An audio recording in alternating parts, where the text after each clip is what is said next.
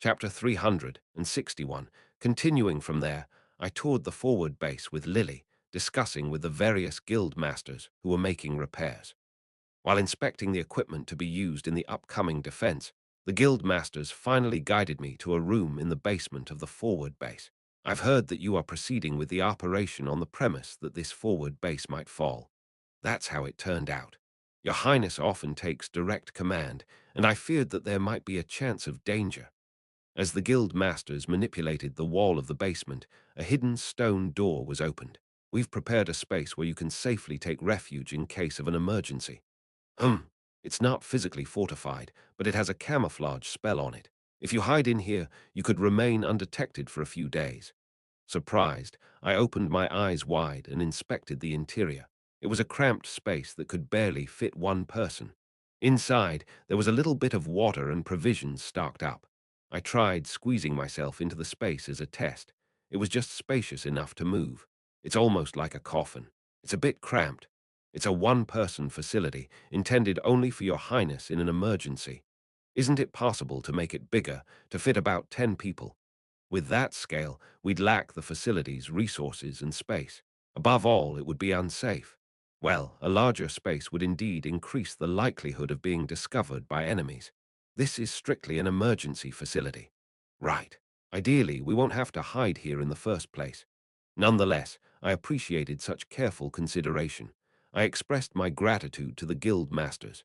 After surfacing to the ground, I gestured to the south. Lastly, let's go check out that damned lake. We teleported to the lake's landing, the entrance to hell from which monsters will surge once the invasion starts. We arrived at the Black Lake. Thud, thud, thud, rat-a-tat. The noisy sound of hammering resonated around us. At the lakeside, more workers than those assigned to the forward base were gathered, sweating profusely as they installed something. It was the trap we had been diligently preparing. Lily swallowed her dry saliva as she looked down at the huge structure. Will this really work? It's worth a shot. With my arms crossed, I meticulously surveyed the construction. If it works as intended, we might win this defensive battle quite easily. It could be a complete cakewalk. All right, everyone, the monster's invasion is imminent.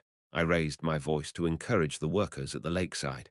You are protecting the world. Let's keep up the strength for just a few more days. And so, time flew by in an instant, the night before the monsters would storm the forward base. I was giving the operation plans, scattered on my desk, a final check. I had drilled various strategies into my heroes and soldiers, but this battle was of an unprecedented scale. Whether everything would go according to these plans, that's when it happened. Knock, knock, knock, knock. There was a knock at the door of my office. 121. There's only one person who knocks like that, I responded. Come in. Creak, it was Lucas who entered through the door. I furrowed my brow. This guy, ever since the Special Forces incident, has been knocking in that peculiar way. It seems to be a secret code that he and young Ash came up with. After I used that pattern by chance during the last incident, he seems to be under the illusion that I am regaining my old memories. No, it was just a pattern that came to mind by chance. How would I know anything about Ash's childhood memories? Anyways, Lucas, who had come in with that knock, gave a sly grin. I put down the documents and gestured with my eyes. Hey, Lucas, we have a battle first thing tomorrow morning. Why aren't you sleeping instead of? The response came from behind Lucas. Senior, what about you? Why are you not sleeping at this hour? Evangeline's petite face peeked out from behind Lucas, followed by Damien and Junior, who also poked their heads out. Good evening, Your Highness. Ha ha, don't be too harsh on us, Your Majesty. They were the main party members. These guys came carrying drinks and snacks. We had a meeting in the reception room to prepare for tomorrow's strategy, and before we knew it, it was already this late. Lucas explained. We were about to have some late-night snacks, but we saw the light on in your office, my lord. So we thought, why not join you? I appreciate the thought, but I'm busy. As I was about to decline, Evangeline had already flung herself onto the sofa in my office. Goodness, you look like you're going to be wrapping your head around work for hours. Instead, play with us for just 10 minutes. You little rascal. Does revisiting your notes over and over again, right before the test, really improve your score? Sometimes taking a break can be more effective. She wasn't making an entirely unreasonable point. We're all tense like a bowstring pulled tight, intentionally trying to relax a bit. Join us, senior. Oh, are you guys nervous too? Of course, wouldn't you be? The monsters are numerous. Suddenly I became a party leader, and then Evangeline pouted her lips and chattered on. It's also the first time the main party with Senior has been officially disbanded, so it's a bit unsettling. It was indeed the first time the main party had been officially disbanded. Since this group became a party, whether I went up to the imperial capital or we acted separately through various events, we had maintained the form of one party. This was the first time all five of us were scattered. Each of us becoming a party leader for the first time was bound to be disconcerting. Moreover, with 50,000 monsters approaching, their feelings must be complex. I smiled wryly and put down the binder I was reading. You'll all do well. They were all talented young people, heroes I could trust and rely on. All right, let's take a break for just 10 minutes. Yay, Evangeline let out a peculiar cheer. As if they had been waiting, the main party members cozily sat down on the office sofa, chattering and starting to eat their snacks. Sipping the hot coffee Lucas handed me, I thought to myself, with these kids by my side, we will be able to overcome this battle and the ones to come. Definitely, we will. The annex of the Lord's mansion, the Shadow Squad's quarters. Lily and Godhand were sitting side by side on the bench by the door. After sitting silently and looking up at the night sky, Lily was the first to speak. Godhand.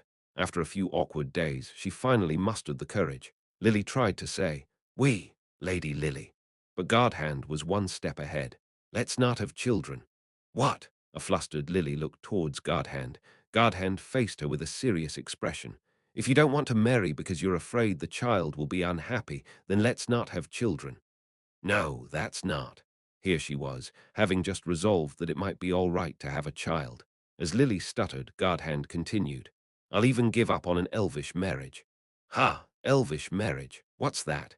"We're supposed to set up our bridal room in the tree. We have to live up there for the first week of marriage. Only then can we receive the world tree's energy. Are we squirrels or something? Oh, and we must only eat what comes from the tree, fruits, nuts, budding leaves, things like that. Is this some kind of nutjob race?" Lily gasped in shock, to which Godhand nodded his head. "I'll give it all up." "Ha! If you're by my side, nothing else matters. I don't need anything else." Godhand reached out and took Lily's hand. "So, please be with me." A bitter smile crossed Lily's lips as she took Godhand's hand in return. "Let's think it over together." "What?" "We have many days ahead of us, right? I'll adjust more to you. Whether it's having children or an elven-style wedding, I'll consider it positively. Let's think it over together." Soon after, Lily shook her head vehemently. "No, even so, setting up a bridal room in a tree is too much. That can't happen. It's supposed to be really fun. There's this magnificent tree I've been eyeing on the southwest side of the city. I said no, not doing it." As Lily vehemently shook her head, Godhand's face fell. Seeing this, Lily couldn't help but let out a laugh and leaned in closer to Godhand. "I like you, Godhand. Lady Lily. I want us to get along well for a long, long time. So you need to be careful in this upcoming battle." Lily exclaimed, "Yah," and clenched her fist tightly. "If you find yourself in danger, call my name. I'll fly to your rescue and burn all the enemies to a crisp." Godhand let out a hearty laugh. "I'll trust only in you, Lady Lily." Lily's head then came to rest on Godhand's shoulder. Godhand gently pressed his cheek against her fiery red hair. The lovers, leaning on each other, quietly gazed up at the stars in the southern sky. Night was passing. Time flowed equitably for everyone. At the forward base's makeshift barracks, even for Quillan, who slept soundly, scratching his belly despite tomorrow's big battle, and the penal squad at the refugee camp in Crossroad, for Dusk Bringer and her knights, who patrolled to ensure their people weathered the late winter night, at the dungeon base camp, for Verdandi and the Holy Grail Seekers, tense about joining the battle on the surface, near the city by Crossroad, for Serenade and her merchant guild, who had arrived here following the refugee caravan, to all the heroes, soldiers, workers, and citizens, and also, oh God, please, at the temple, for Saintess Margarita, who finished her daily routine at dawn and prayed in front of the goddess statue before sleeping, grant me the strength to save as many patients, as many lives as possible. And again, at the leprosy extermination squad's barracks, for Thorkel, who couldn't even remove his helmet before sleep, without offering his usual prayers to the goddess before a battle. Instead, he gazed up at the pallid moon until dawn. Time flows impartially, ruthlessly fair, and far in the east the sun began to rise. Burning away the darkness and the reprieve, the day of war was dawning. Dawn, in the makeshift quarters of the great Goblin Guard King. Great Kali Alexander, a subordinate Goblin Emir, entered just as Kali Alexander had finished dressing in his official attire, cloak and all. The day of invasion is upon us. Hum. Kali Alexander, after fastening his scimitar to his waist, nodded his head. Proceed, Flutter. As Kali Alexander stepped out of the makeshift quarters, he found himself in the central square. There his legion of 50,000 was orderly and ready to march. Thump, thump, thump. The goblins simultaneously slammed their weapons into the ground. The earth trembled as the sounds of their arms striking the ground echoed in unison. It was a chilling spectacle. Suddenly, the faces of the sorcerer couple who had taken him in and raised him flashed through Kali Alexander's mind. A bitter smile flickered across Kali Alexander's lips. Ah, mother, father, it would have been better if back then, when you found me in the field, you had killed me. Then this monster would never have been born to war, slay all humans, and burn their world to ashes. Adjusting the helmet that combined a mask with a crown, the Goblin Guard King uttered tersely, "We were born for this very purpose." And so, the war began. Chapter 362, before the deployment, the greatest obstacle facing the Goblin Legion was none other than Nameless. This faded warrior, proclaiming herself the guardian of the Lake Kingdom, was a disaster to the monsters. For the light of her sword was inherently anathema to the creatures. She was the monster slayer who had single-handedly thwarted the creatures' invasion of humanity for the last 500 years. Ordinarily, other monster legions would throw their lesser creatures as bait to her, allowing only the elite forces, including their legion chiefs, to march out. But the Goblin Legion couldn't use such tactics, being a legion that pushed with sheer numbers rather than having any substantial elites, and being too vast in scale. To safely deploy, they would need a bait legion nearly the same size. If 50,000 were to march, half would be slaughtered by Nameless. Hence, the Orc Legion was instead assigned the task to hold off Nameless, but they betrayed the Goblin Legion, and in the end, all were beheaded. Kali Alexander had to come up with a plan, and so this was the strategy devised. As the Goblin Legion set off, a flicker of interest passed through Nameless's eyes, who had stepped forward to stop them. "Do you intend to face me directly, Greenskin?" "It has come to that, Nameless one." Before her stood the Goblin Guard King, perched upon a mountain goat, a unique helm that combined a crown and a mask, leather armor and a golden cape. Without a single escort, Kali Alexander calmly pulled the reins of the mountain goat before the natural enemy of monsters. "I've wanted to cross swords with you for some time. It seems I have become rusty to believe a mere goblin could cross swords with me. You're not scared of a goblin, are you?" "What?" "Follow if you dare. Then let's go." The mountain goat carrying Kali Alexander bolted into the deep darkness of the Lake Kingdom. Nameless hesitated for a moment. The direction Kali Alexander was fleeing was the opposite of where the Goblin Legion's main force lay. Is he luring me away to separate me from his legion? But Nameless knew well. The strength of the Goblin Legion was wholly reliant on the leadership of the Guard King, Kali Alexander. Removing him would be tantamount to destroying the Legion's core. The Nightmare Legion chief I killed will be revived by the Demon King, but in the meantime, the Goblin Legion won't be able to fight properly. If the deployment is delayed, I can eradicate the Legion in the interlude. The dilemma was brief, and Nameless's action was swift. With a surge, she kicked off the ground and flew after the Goblin Guard King. Clip-clop, clip-clop. Kali Alexander easily drove the goat deeper into the Lake Kingdom. Flash. Nameless, reading the path of the goat, fired a beam of light from her sword's tip, but keying. Just before it could strike the Goblin Guard King, the beam of light bizarrely twisted, veering off to the side. It was the effect of the armor worn by Kali Alexander. Nameless clicked her tongue. Truly, it's no empty boast to say it blocks all ranged attacks. "Ha! If you want to kill me, you'll have to thrust your sword directly into my neck." That was precisely my intent.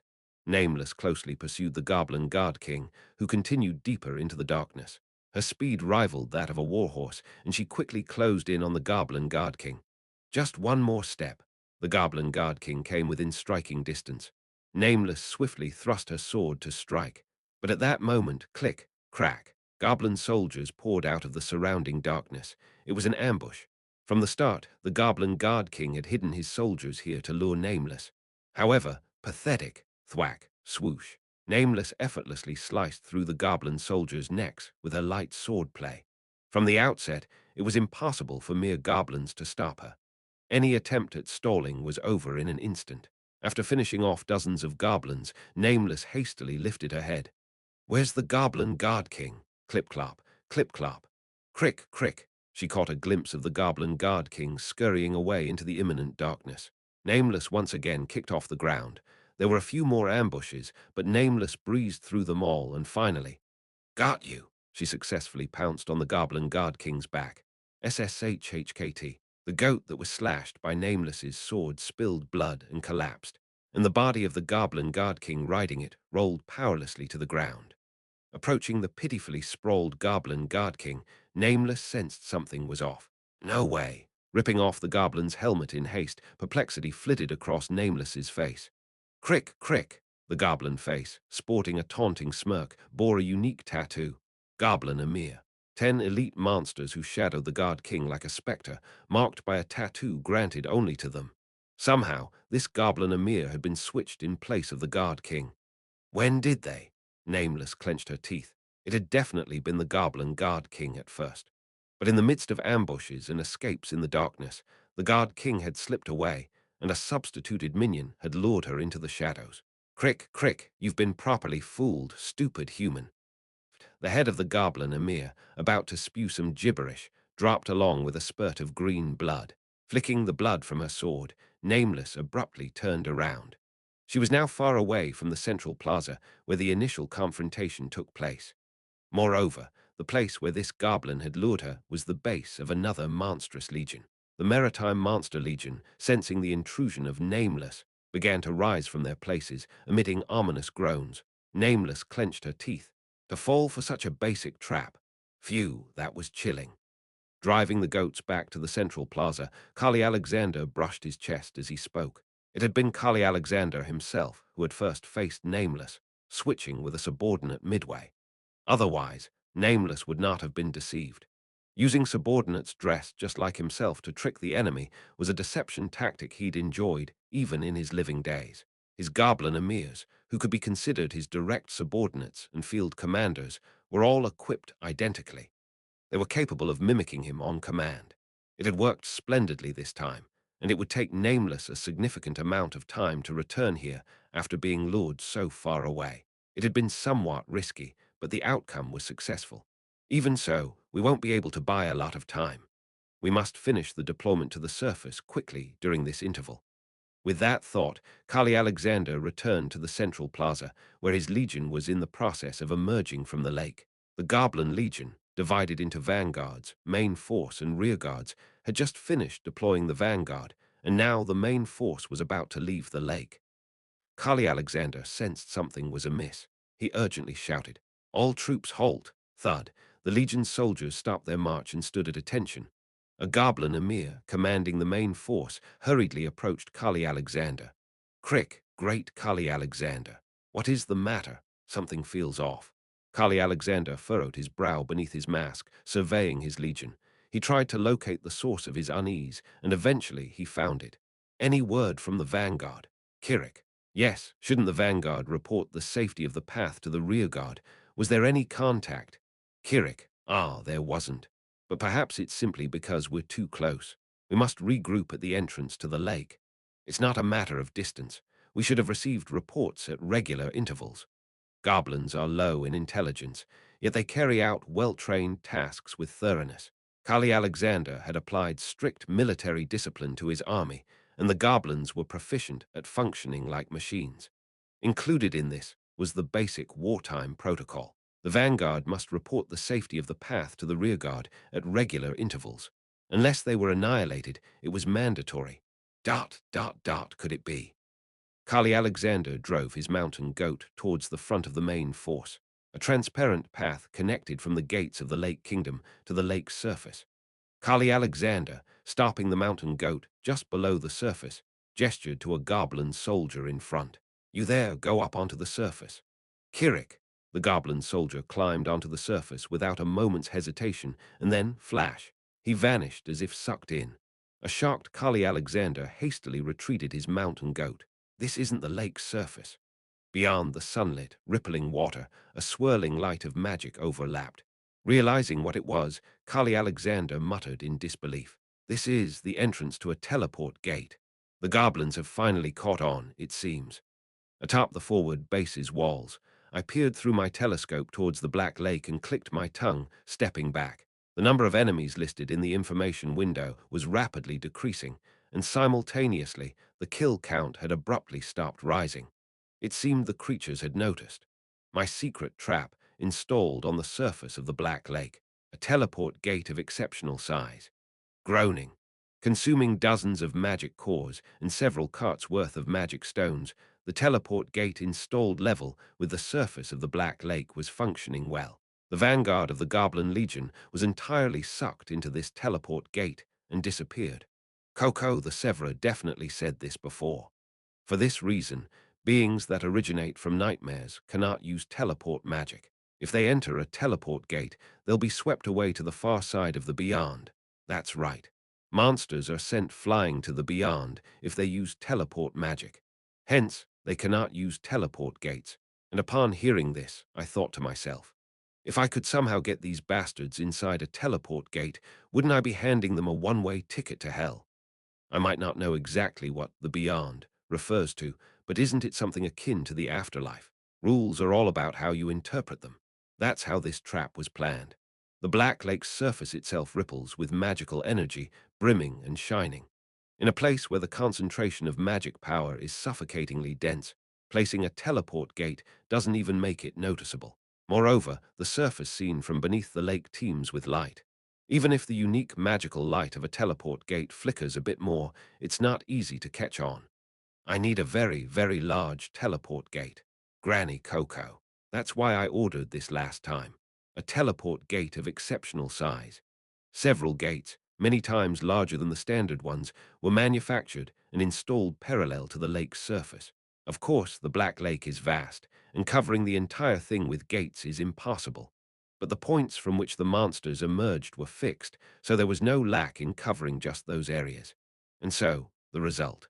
Enemy Information Stage 15, LV. Goblin Guard King, 1 LV. Elite Goblin Emir, 5 kill counts, 1. LV-35 Elite Goblin Janissaries, 1710 kill counts, 300. LV-15 Goblin, 30,360 kill counts, 15,520. Emir, and the Janissaries were somewhat reduced from what the initial enemy information suggested, due to some incident underground, but no matter. What's important is the kill count for the regular goblins. 15,000. One-third of the enemy goblins hadn't even seen the light of day above ground before they were cleanly melted away. It was quite a splendid start to the defense. It's just the beginning, you fucks.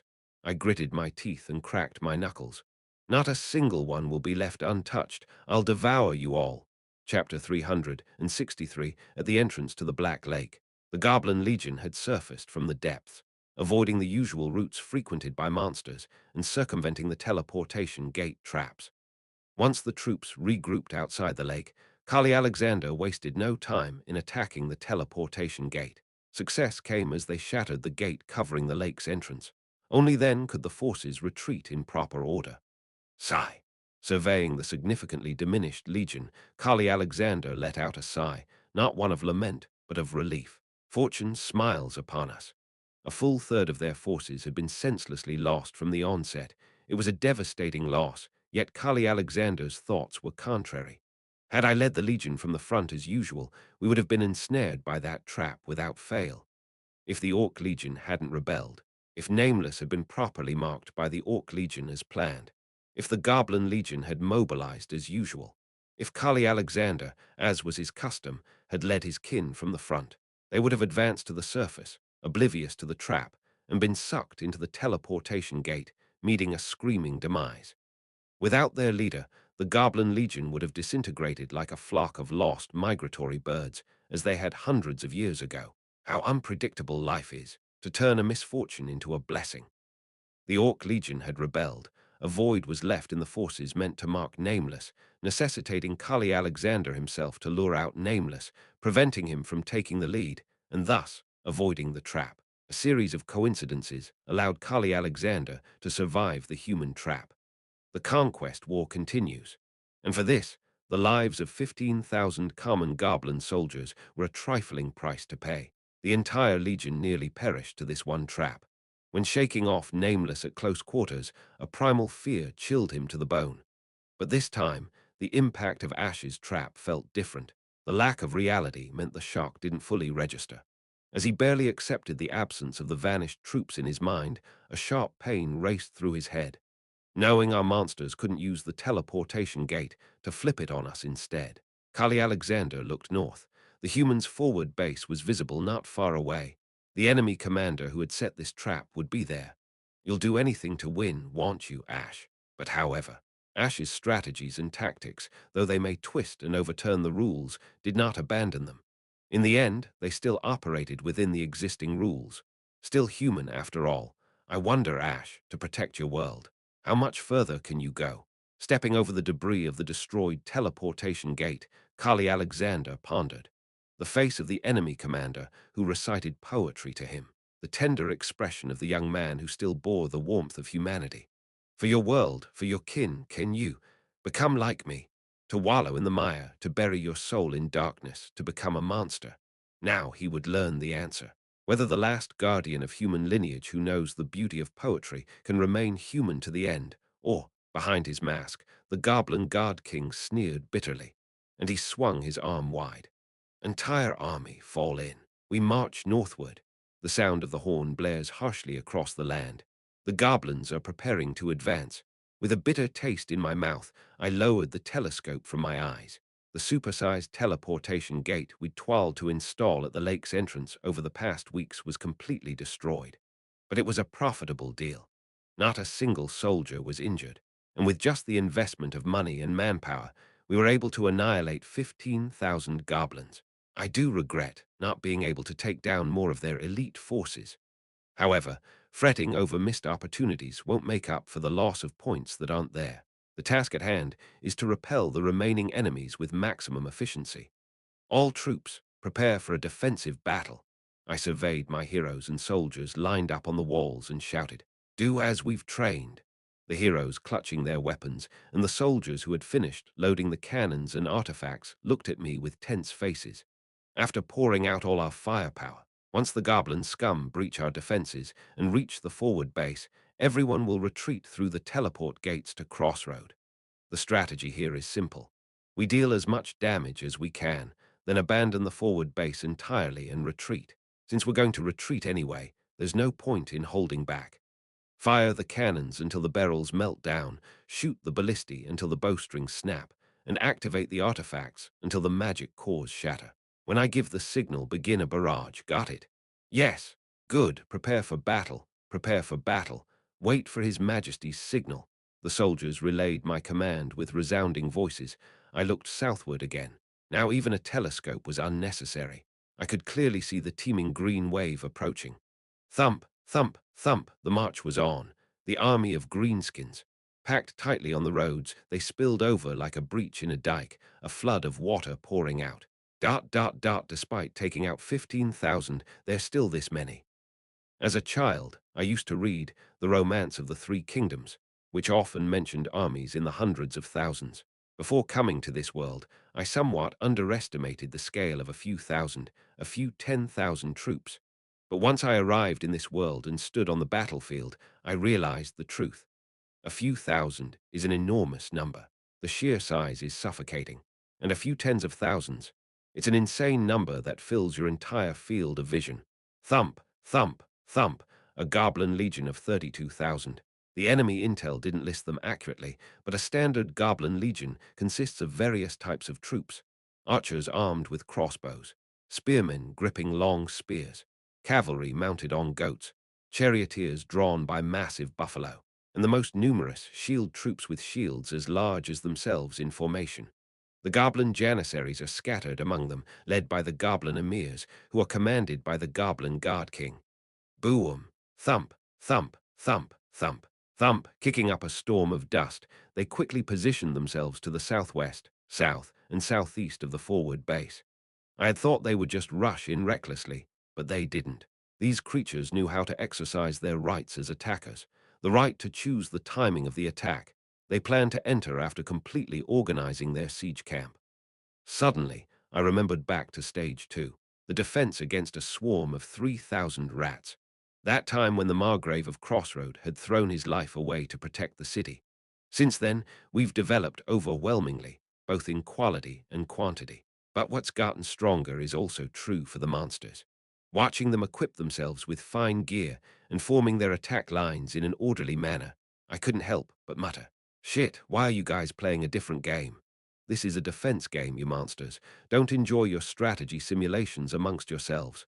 Then, a different sound came from the ranks of the creatures. Dong, dong, dong, the sound of drums. Suddenly, the goblin camp fell eerily silent, then, whoosh, the goblin guard king standing at their center swung his arm. Following this gesture, their flags fluttered, and boom, a horn sounded, longer and more majestic than ever before, filling the battlefield. It was the signal. Kaya, Kayarik, Kiririk. With horrific screams, goblin legions surged from 3 directions in the south all at once. The discipline they had maintained, until now, was not characteristic of goblins at all. This was their true nature.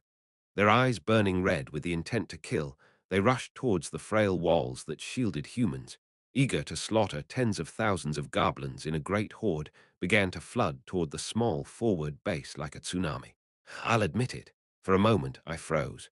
I was struck dumb by the sight of these monstrous bastards creating waves and rushing towards us. Could we really take them down with a normal exchange of blows? That was the first thought that circled my head.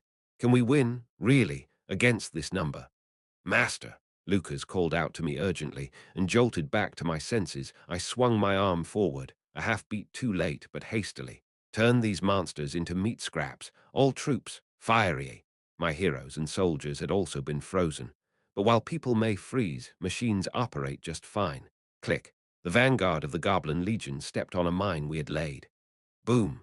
With a spectacular explosion, the green monsters were blown to bits, scattering in all directions. This first blast served as the signal. Fire! Fire! We hadn't brought many regular soldiers to the forward base.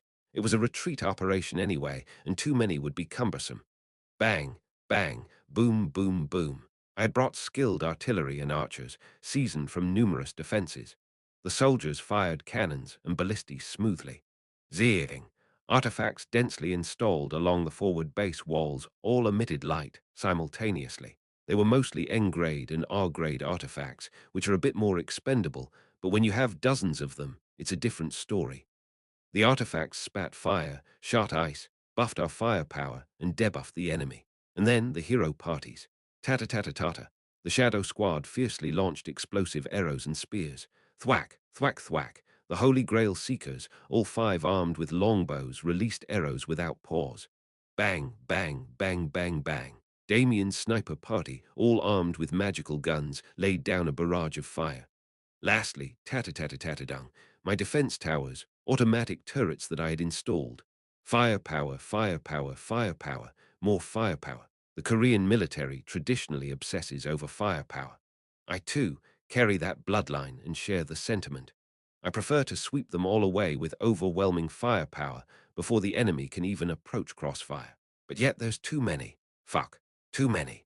It's a mad numbers violence. The goblins' eyes turned a bloody red, drooling from their mouths the meticulously maintained formation, neatly marching towards the forward base walls. Our firepower was tremendous.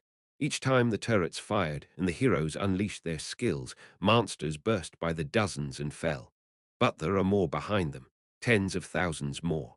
Undeterred by death, scattering red murderous intent, these nimble creatures swiftly surged toward the forward base. These motherfuckers. Biting down hard, my lips trembled slightly before I twisted them into a smile. Do you know one of the greatest thrills of a defense game? There are many thrills in defense games, but one of them is defending the line until the very end with precise hits, you monstrous brats. Just before the monster wave could touch the gates, it was all about breaking them down with sharp damage calculations.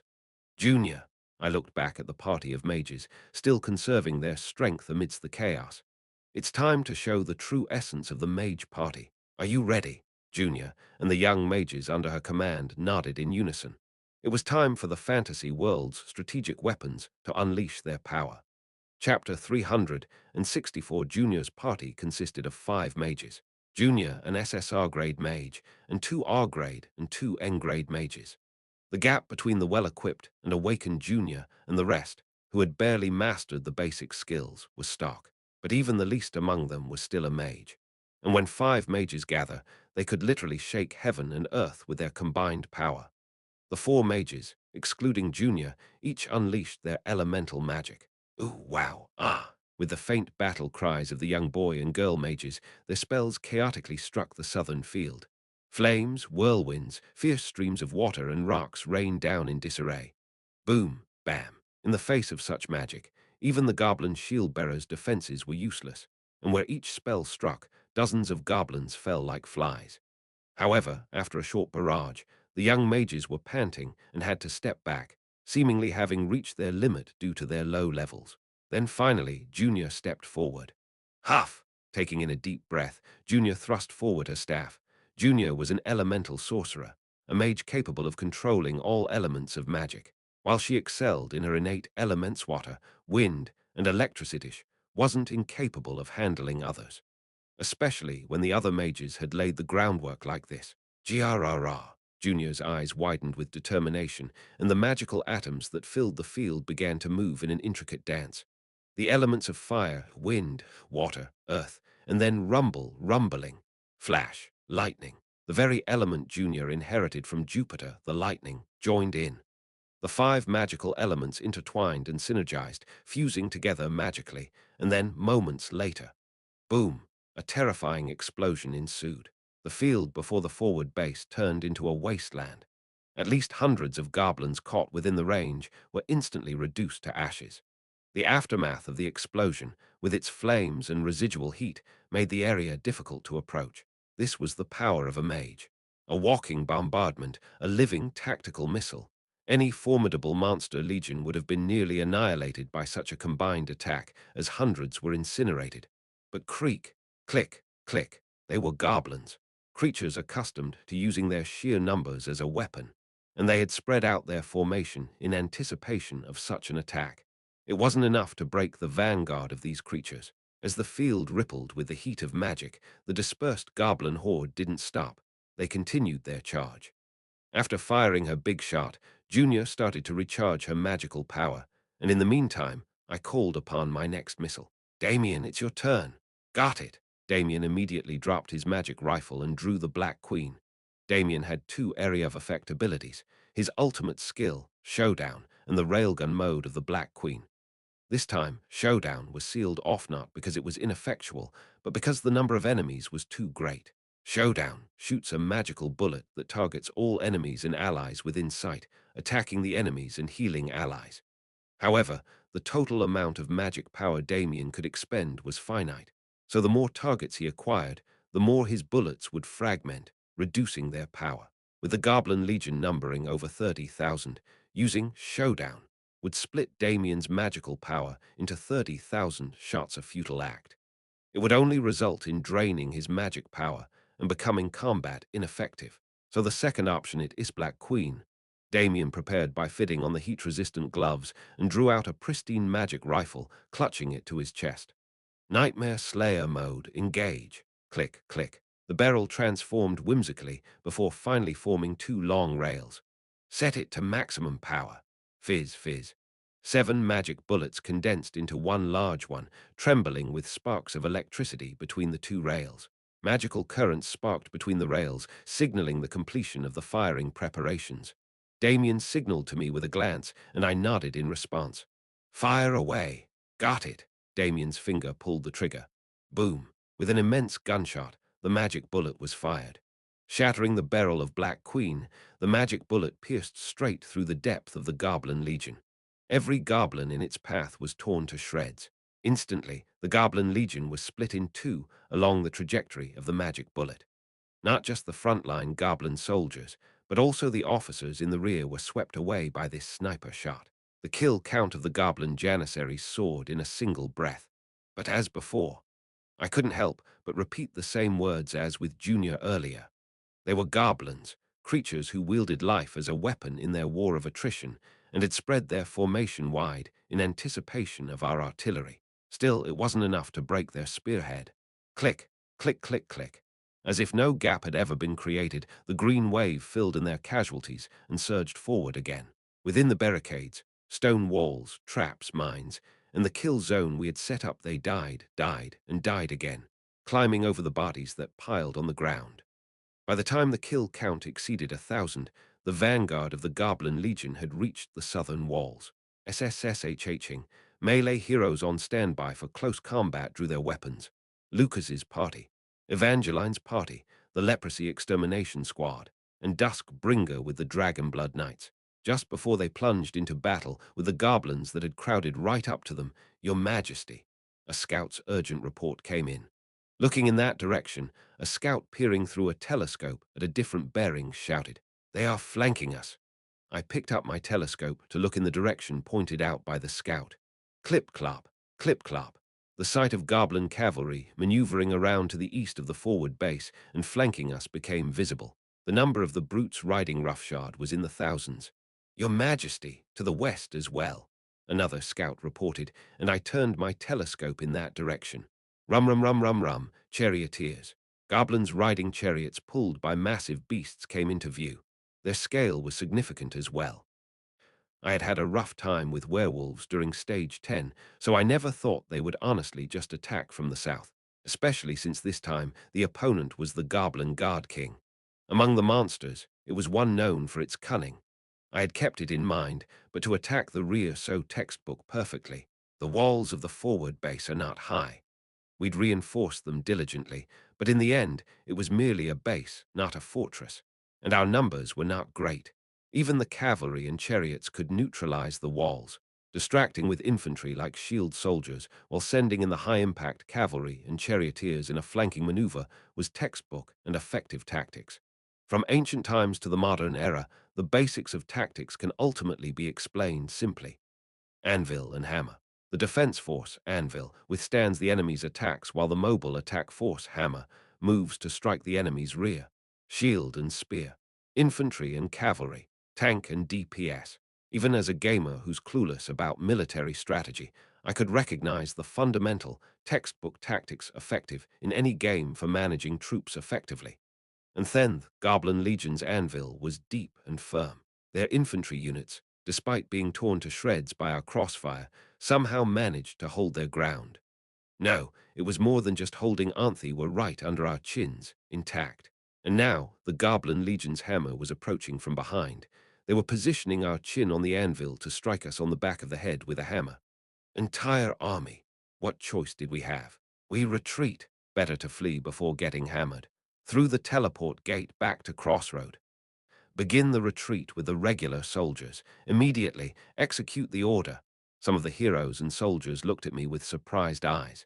A retreat sooner than planned could be confusing, but that was how swift their advance and flanking had been. To escape unscathed as per our initial plan, we needed to start retreating now. Boom, bam, with one last barrage from the cannons and ballistae and firing off the artifacts. Swoosh, whoosh. We poured oil and lit the equipment on fire, ensuring it wouldn't fall into enemy hands, and the soldiers began to rush back inside the forward base. Watching them, I turned my head to the side. Duskbringer flashed her sharp teeth in a grin. "Do you finally need my help?" "Yes, Your Grace, I leave it to you." "Ha-ha, just leave it to me." Duskbringer, standing atop the wall with a smirk, took a deep breath and then, "Lie down, you worms." She let out a thundering lion's roar. Dragon roar, the prerogative of the top predator dragons. Merely with their growling, the victims freeze in terror. Creak, squeak, thud. The goblins within range of the dragon roar dropped their weapons and lay flat on the ground. The effect was undeniable. Good, this buys us more time. I looked back at the heroes and nodded. Let's retreat. The hero parties also started running towards the teleport gate. The teleport gate set up in the central courtyard of the forward base was activated, emitting light. Most of the soldiers had already escaped. Lucas pointed inside the gate. "My liege, please go ahead." "No, I'll be the last to." My liege, Lucas insisted with a stern face. Please go ahead. It wasn't a situation for stubbornness. I nodded and threw myself into the teleport gate. Flash. Once the teleportation was complete, it was the crossroad barracks. Soldiers who had arrived earlier were lined up under their superiors' orders, checking numbers. Flash. Flash. After I passed through, the remaining members kept returning one by one through the teleport. Damien's sniper party and Junior's mage party were the first to return. After them, Duskbringer and the Dragonblood Knights, Evangeline's party, and then Lucas's party returned in order. And then a moment of silence. I furrowed my brow and looked towards the gate. What's going on? Why aren't the remaining people coming back? Crash. Before I could finish, a noisy commotion ensued as bandaged, bulky mercenaries rolled out from the gate. The tank party, the leprosy extermination squad, assigned to the rear guard, had returned. Their leader, Torkel, shook off the green blood and soot from his body. Just barely made it. Right before we entered the gate, the Goblin Legion broke into the fortress. We barely escaped before being caught. Well done, Torkel. All right, does that mean everyone has returned? As I checked the faces of the returned heroes, I suddenly stopped. Wait a minute. Only then did the other heroes notice the anomaly, their expressions hardening one by one. After checking the number of heroes and soldiers once more, I muttered reluctantly, "Where did the Shadow Squad go?" Chapter 365 a moment ago. With Ash's order to retreat issued, the general soldiers began their withdrawal. Phew, does this mean today's battle is over? Seems like it, doesn't it? A female shield warrior and a male hunter looked at each other and grinned. This couple were mercenaries temporarily assigned to the Shadow Squad and happened to be husband and wife. The middle-aged woman was an experienced warrior wielding a large shield and mace, and the middle-aged man was a seasoned hunter, adept with hounds, traps, and bows. The couple chuckled as they watched the rest of the Shadow Squad members follow suit. You three elves really went through a lot today. Do you always unleash such incredible firepower every battle? It's impressive. Promise me you'll give me archery lessons later. Guardhand, Burnout, and Bardybag smiled awkwardly. It was clear they were still getting used to this friendly yet forward couple. The couple lived in a forest right next to the Elven Autonomous Region, which was why they didn't harbor any dislike towards elves. Recognizing this trait, Ash had placed the couple within the Shadow Squad as temporary members, which allowed these five to operate smoothly as one party. Let's hurry back and start with lunch. I'm starving to death. Geez, this lady here, move a little, and it's all about food, always food. Eating heartily gives you strength. Aren't we mercenaries all powered by our meals? Don't you elves think the same? It's true that we're moved by food power, but why am I always the one preparing it? This old man, here he goes again. Didn't you insist on cooking because you said my food was tasteless? While bickering amongst themselves, the two humans addressed the three elves. Right, let's all have a meal together when we get back. Yeah, it's a battle worth commemorating, isn't it? Let's eat together. I can make a meal at least more edible than this lady here. Yeah, my old man may be useless at night, but he's a genius when it comes to meals. Ha ha ha. This, this woman, there's nothing she won't say in front of others. The elves looked at each other awkwardly as the couple bantered back and forth. Guardhand, with a forced smile, spoke on behalf of the elves. Then let's have lunch together. That's right, that's right. Fighting together and eating together, that's how you build camaraderie. Isn't that right? So dear, please grill some meat. It's been a while. It's been a while, my foot. We had it just yesterday. Ah, don't worry about it, elves. I'll only feed this lady meat. I'll prepare a delicious salad for you. The couple laughed good-naturedly. The elves, who had been a bit standoffish, were making a significant step towards friendship with the offer of a shared meal. The Shadow Squad was preparing to retreat in a much more relaxed atmosphere. That's when it happened. Get down, you vermin. A resounding young girl's cry shook the battlefield. It was Duskbringer's dragon roar, used to intimidate the Goblin Legion and buy time for the retreat. They had been forewarned of its use, and thanks to Ash's passive skill, unyielding commander, the heroes were completely immune to the dragon roar's fear-inducing effects. But an entirely unexpected problem arose. Squeak, squeak. The hunting dog that the hunter husband had brought along panicked from the dragon roar. It wasn't affected by fear status, but the call of a top predator instinctively made the hunting dog bolt in fright. The movement was so sudden that the husband inadvertently let go of the leash. Oh dear, Bucky, the poor thing must have gotten a fright. Bucky! The hunting dog crawled under the stone wall at the corner of the advance base, shivering uncontrollably. The husband rushed toward the dog in haste. Cradling the large dog as if it were a child, the husband lifted it. Watching this, the wife shook her head in disapproval. Why would you bring such a dog all the way here? Hey, my Bucky is one with me. What's more precious to a hunter than his hunting dog? Cherishing a dog more than your wife, really. I wish you'd care for me even half as much as that dog. Well, why don't you act as cute as this dog half the time? The husband, a hunter, grinned while embracing the dog.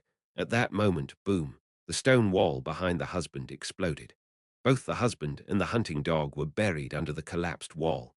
The situation unfolded so suddenly that both the wife and the elves from the Shadow Squad were momentarily stunned, watching the spectacle. Creak, creak. Goblins began to crawl one by one through the rubble of the fallen wall. Goblins do not use siege weapons. They're too heavy and, more importantly, too complex for goblins to operate. Instead, goblins have a specialized corps of soldiers to conduct sieges more simply and efficiently. This corps was known as the suicide bombers. They would strap bombs to themselves, approach the walls, and then ignite themselves. It was a cost-effective and efficient way to destroy gates and walls compared to siege engines. Given the disposable nature of the Goblin legions and their disregard for life, it was a tactic they could afford to employ. Bang! Boom! The suicide bombing began around the gate, and various sections of the wall started to crumble. The bombs were crude, but as their numbers grew, the walls quickly sustained damage. The husband had been caught in the first wave of these suicide attacks. Honey! Amid the echoing explosions, the wife ran towards the fallen wall a beat too late. These bastards! Thump, thud. Her mace sprayed green blood as she crushed the goblins that were scaling the wall to infiltrate the advance base, then turned around and shouted, "Help me!" At that moment, Godhand looked back. The advance base, now bereft of its defense forces, was rapidly being overrun by goblins. The gate had been breached by the suicide bombers, walls had collapsed, and the green monstrosities were pouring in. A few remaining hero parties could be seen escaping through the teleport gates. Time was running out. Please save my husband. The wife's plea was desperate. Godhand clenched his eyes shut. We'll extract him from the debris quickly and retreat immediately. Understand? Yes, Bardybag responded sharply, and Burnout nodded as well. The three rushed to the wall and frantically cleared the debris. Thanks to Bardybag being a psychokinetic, the rescue progressed swiftly. Fortunately, the hunting dog was bloodied but not gravely injured, and while the husband's arm was crushed, his life was not in danger. Thump, thud. After swinging her mace mightily, crushing a few more goblins, the wife helped her husband to his feet. You fool, get up, hurry. Ow, go gently, gently. No one died, at least. If we don't escape now, we'll all be dead. Run even if it hurts. Flash. The last party was seen escaping. By now, the area around the teleport gate was swarming with goblins. Let's go, the wife roared mightily as she charged. She paved the way forward, swinging her mace and shield, followed by three elves who unleashed a barrage of arrows and javelins. Whiz! The husband, staggering yet following, whistled commands to the hunting dog, which, despite being bloodied, agilely tore at the goblins with its teeth. Crushing the goblins, Shadow Squad reached the teleport gate. The first to arrive was a wife who turned back with a bright smile and began to speak. Thank you so much. Thanks to you, I've survived. Boom. She couldn't finish her sentence. A cannonball from the ramparts had struck the gate directly. With a terrible explosion, the gate shattered into pieces, and the wife was left bloodied, rolling on the ground. Guardhand, shocked, looked up at the ramparts, where goblin archers were stationed. They had redirected the cannon on the ramparts to fire in this direction. Despite pouring oil and setting them ablaze to prevent the goblins from using them, a few cannons were still operable. Even ablaze, the cannons continued to spew cannonballs. Boom, the thunderous explosion. The teleport gate in the central courtyard was utterly destroyed. Ah! Through the haze of smoke and dust, Guardhand quickly made a decision. He ran into a corridor leading to an interior building of the forward base and hid, with Bardybag and Burnout closely following him. The three elves concealed themselves in the shadows.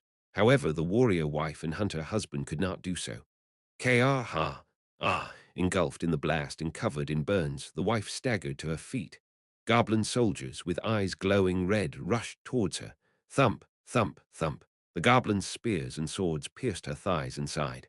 The wife swung her mace, spewing blood, but the speed and power she once had were gone. Creak, creak.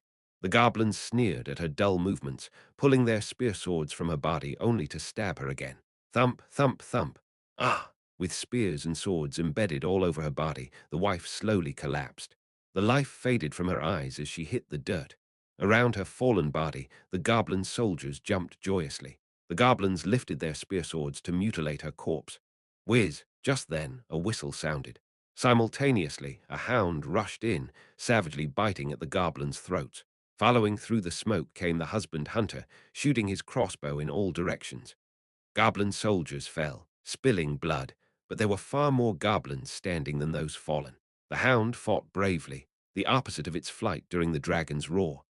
As the partner of a hero hunter, it was faster and stronger than the average wolf. However, injured by the collapsed stone wall, it was slower than usual, and there were simply too many enemies.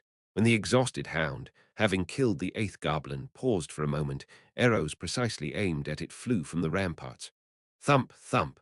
The dog, though wearing a leather armor, couldn't block all the arrows. It was filled with arrows. The husband, with his good arm, continued to shoot the crossbow, threw smoke traps, scattered caltrops, and stabbed approaching goblins with the dagger in his mouth, making his way to his wife. Damn woman! But the wife had already bled out and died. You asked for lunch, and now you're sleeping again, always oversleeping. Kneeling beside her, the husband with a crushed hand gently closed her staring eyes. He murmured in a choked voice, always oversleeping. Creak. At that moment, the hound limped up beside the husband, whimpering softly. The husband, looking at his dog, noticed the arrows lodged all over its body. I'm sorry, Bucky. Daddy's sorry. The husband, sitting down to face his suffering dog, clenched the dagger in his hand. Thump. The husband embraced his dog, thrusting a dagger into its neck. It was to hasten the end of its pain. The hound passed away in peace, without a sound. After surveying the bodies of his wife and dog, the hunter slowly lifted his head. Clip-clop, clip-clop. A goblin riding a mountain goat had entered the now silent forward base, wearing a helmet that was a combination of a mask and crown, and a golden cape billowing. Kali Alexander, without a word, drove the goat to the hunter's side and drew a scimitar from his waist. Clang! And cleanly severed the head. The hunter's body, now without a head, collapsed limply to the side. Kali Alexander, who had flicked the scimitar to rid it of blood, spoke up. Damage report, a goblin aide quickly replied beside him. Kirik, 100 janissaries, 1,800 regular soldiers. We lost 2,000, and they only 2. After a fleeting glance at the 2 fallen human heroes, Kali Alexander whipped his head around. It seems humans are making active use of the teleport gates. Destroy any of these stone structures on sight. Kirik, yes. Good, and Kali Alexander's masked helmet fixated on the deeper parts of the forward base. Take complete control of this facility and search it thoroughly. The shoulders of the 3 Shadow Squad members, crouched in the darkness and holding their breath, witnessing this scene, twitched. ... It seems there might be more rats hiding. Chapter 366. Before my eyes, the magical portal that had been spinning around abruptly glowed red and then collapsed shut. It meant the gate on the other side had been destroyed. I clenched my teeth. Who was the last to see the Shadow Squad? That is. Damien stepped forward hesitantly. I looked back right before I boarded the gate. They had broken away from the retreat and were running towards the walls. It was Damien's report, so it had to be accurate. A headache began to pound, and I pressed my temples with my fingers. Then Torkel approached me, stuttering an apology. My apologies, Your Highness. The situation was so urgent that, focusing only on the end of the column, we thought we were the last. I had entrusted the rear guard to the leprosy extermination squad. It was also their duty to confirm the retreat of all other allies. But they had failed to notice the departure of the Shadow Squad. It's not your fault. But how could I blame them when 30,000 goblins were overwhelming the fortress and rushing in? To look out for another party that had willfully broken away from the column was perhaps too harsh a task for the rear guard. Yet, as cruel as it may be, the Shadow Squad must bear the responsibility for their own desertion. I said this. Wait, Lord Ash. You don't mean to abandon the Shadow Squad like this. It was Verdandi who asked this urgently. As an elf herself, it wasn't strange for her to feel a strong camaraderie towards the three elves of the Shadow Squad. There is another emergency gate installed inside the forward base. We can send a rescue party through there. Verdandi was right. There were three gates installed in the forward base. Two in the courtyard had just been destroyed. As an emergency measure, to be used if necessary, the last one was hidden and installed somewhere else within the base. We could deploy a rescue team through this gate. Yes, it was possible to send one. But what then? Should we form a rescue team now and send them into the heart of enemy territory? One had to think rationally. The goblin army of 30,000 had seized the fortified base. Should we send a rescue party to search for the Shadow Squad, not even knowing if they're alive or where they might be? Chances are the rescue team would be annihilated as well. The occupation by the enemy is not yet complete. This is our only chance to save them before the enemy fully secures the base. Verdandi pressed her point, but I shook my head. No, it would be wiser to wait until the enemy leaves the base and marches north towards Crossroad. Then we can send a search party. At least then, the safety of the search party can be guaranteed. Then the Shadow Squad will all be dead. I closed my eyes tightly at Verdandi's cry.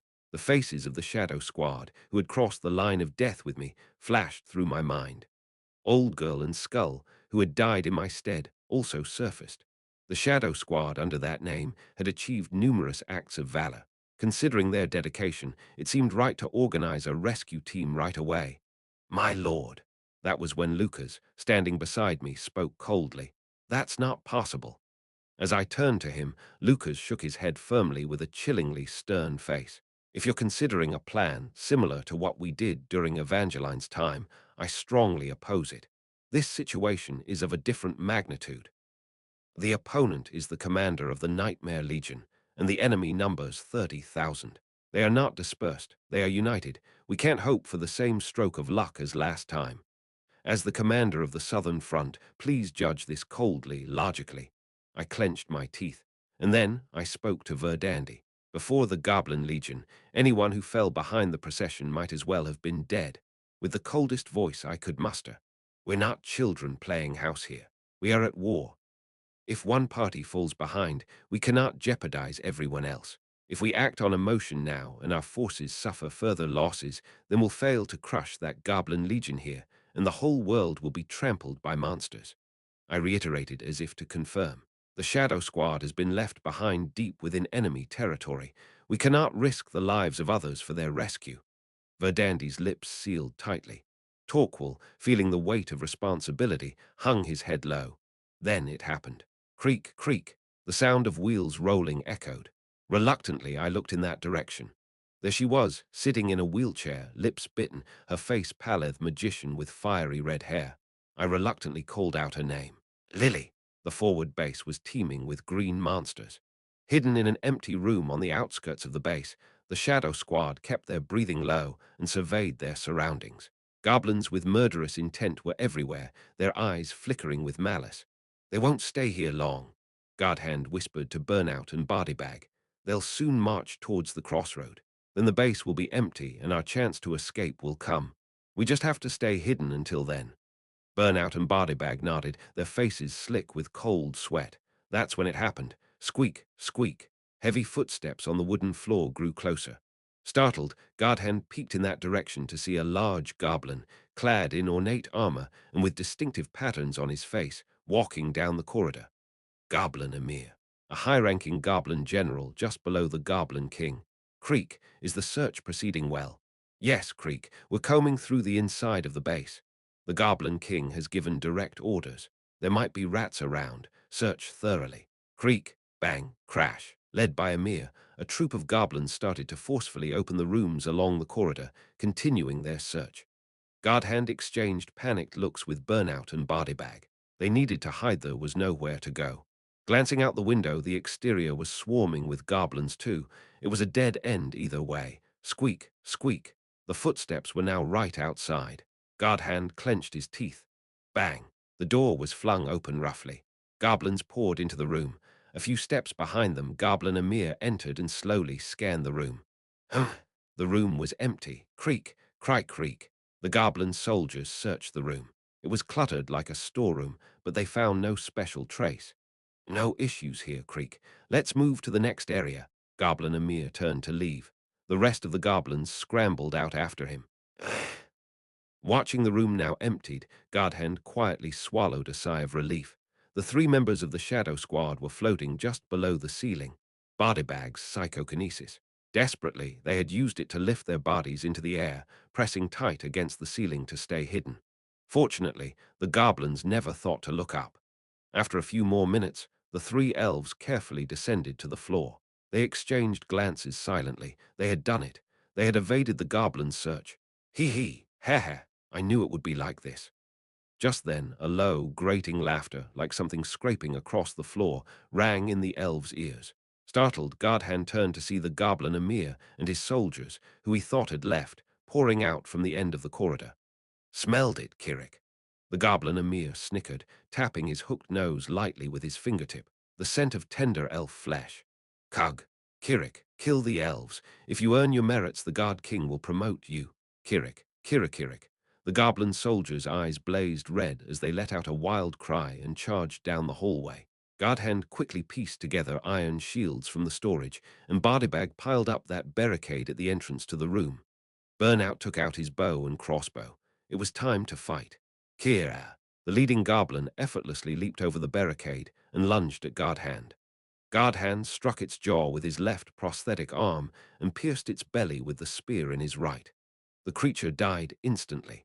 The next one that followed was flung away by Bardybag's telekinetic magic, and the two behind were taken down by Burnout's arrows, spilling their blood as they fell. During the brief battle, the goblins couldn't even get close to the Shadow Squad. For a moment, the three members of the Shadow Squad thought they could hold out easily like this. But that thought quickly changed. Thud, cock. After dispatching over 20 goblins, a spear thrown from beyond the piled corpses pierced Godhand's shoulder armor. As he killed that goblin, the next ones rushed in, swinging their swords wildly, and when they fell, goblin archers from the end of the corridor started firing arrows indiscriminately, not caring whether their own were hit. Bardybag deflected the arrows with her telekinesis, but a few still pierced through, wounding the members of the Shadow Squad. Clang, crash. Simultaneously, the windows on both sides of the room shattered, and more goblins began pouring in. Not only from the front, but from three directions, goblins grasped their weapons and leaped into action. Goblins are often depicted as the weakest of monsters, and indeed they are. About half the size of an adult human male with even less strength. They may be quick on their feet, but that's not saying much compared to humans. They're similar to human children under 10 years of age, but this is in a one-on-one comparison. They move in packs and are instinctively skilled at slaughter. Even if they're like human children of about 10, if dozens swarm you, especially with knives and spears in their hands.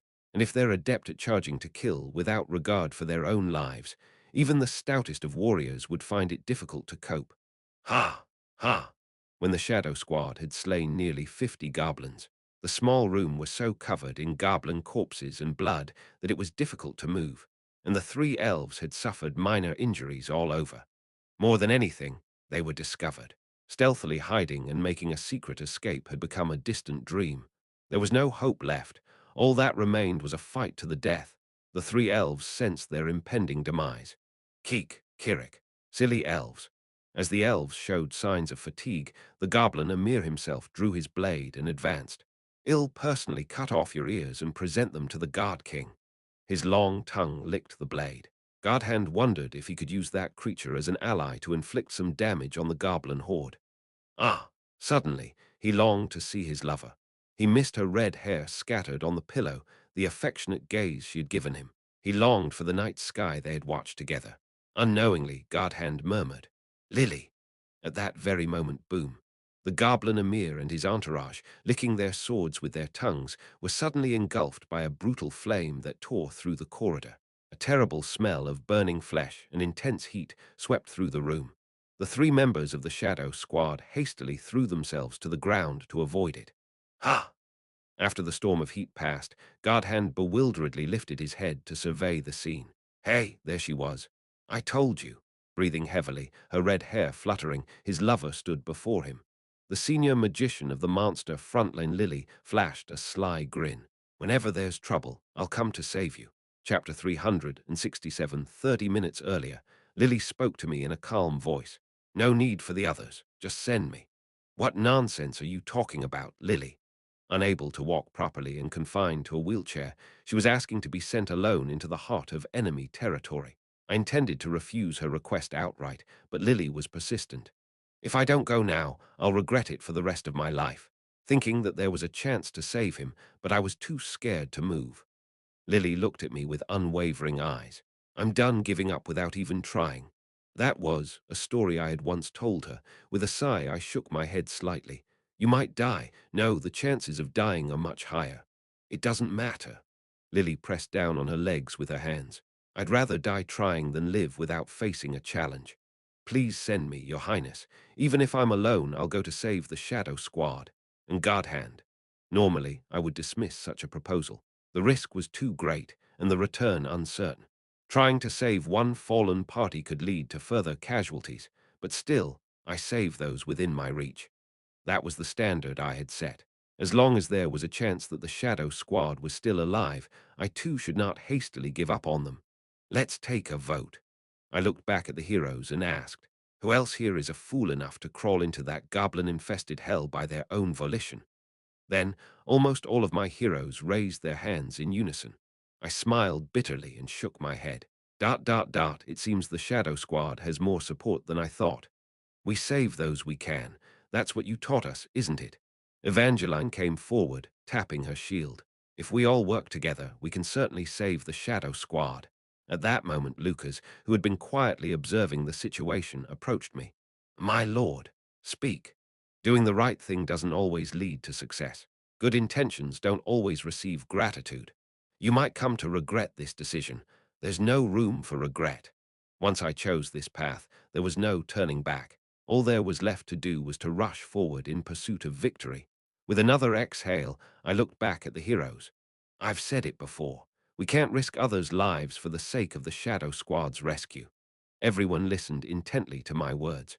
I nodded. So, we'll throw in every resource we can to minimize the chances of us taking any damage. Time was running out. I spread the map on the table and quickly explained the plan. There's another teleport gate built within a 15-minute horse ride from the forward base. From the forward base to the crossroad, teleport gates had been densely installed along the 3 days' journey to accumulate damage on the Monster Legion through guerrilla tactics. I pointed to the gate closest to the forward base. We dispatch a decoy unit there. All hero parties except the rescue team will join the decoy unit. There was no need to overthink it. It was time to initiate the guerrilla operation we had planned. The decoy unit will rush to the forward base, pouring in attacks, and when the goblins are thrown into confusion by the counterattack, my fingertip tapped the emergency gate drawn at the forward base. The rescue unit enters through the emergency gate inside the forward base. They search for and rescue the Shadow Squad. Then I pointed to the two parties in turn. The rescue unit is you, the Leprosy Extermination Squad, and the Holy Grail Seekers. Torkel and Verdandi, the leaders of each party, nodded their heads. The Penal Squad should secure the emergency gate after their insertion. The Holy Grail Seekers will scour for the Shadow Squad. You must buy time until they can escape. Understood.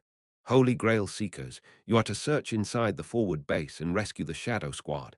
Leave it to us. The Holy Grail Seekers themselves are proficient in prayer chants, and Verdandi, their leader, is an assassin class. Moreover, the ones they need to find this time are 3 of their own kind, elves. It said they are the best suited for this search. Lastly, I have something to entrust to you. This is also a command. After ordering the soldiers to bring the horses for the heroes, I said, do not endanger your lives in an attempt to save our allies. If we suffer a loss of strength here, it will shake the main event, the defense of Crossroad. Your lives are chess pieces I must use wisely. I took a deep breath and looked over the heroes. Don't take your lives lightly. Ensure I won't have to plan another rescue mission.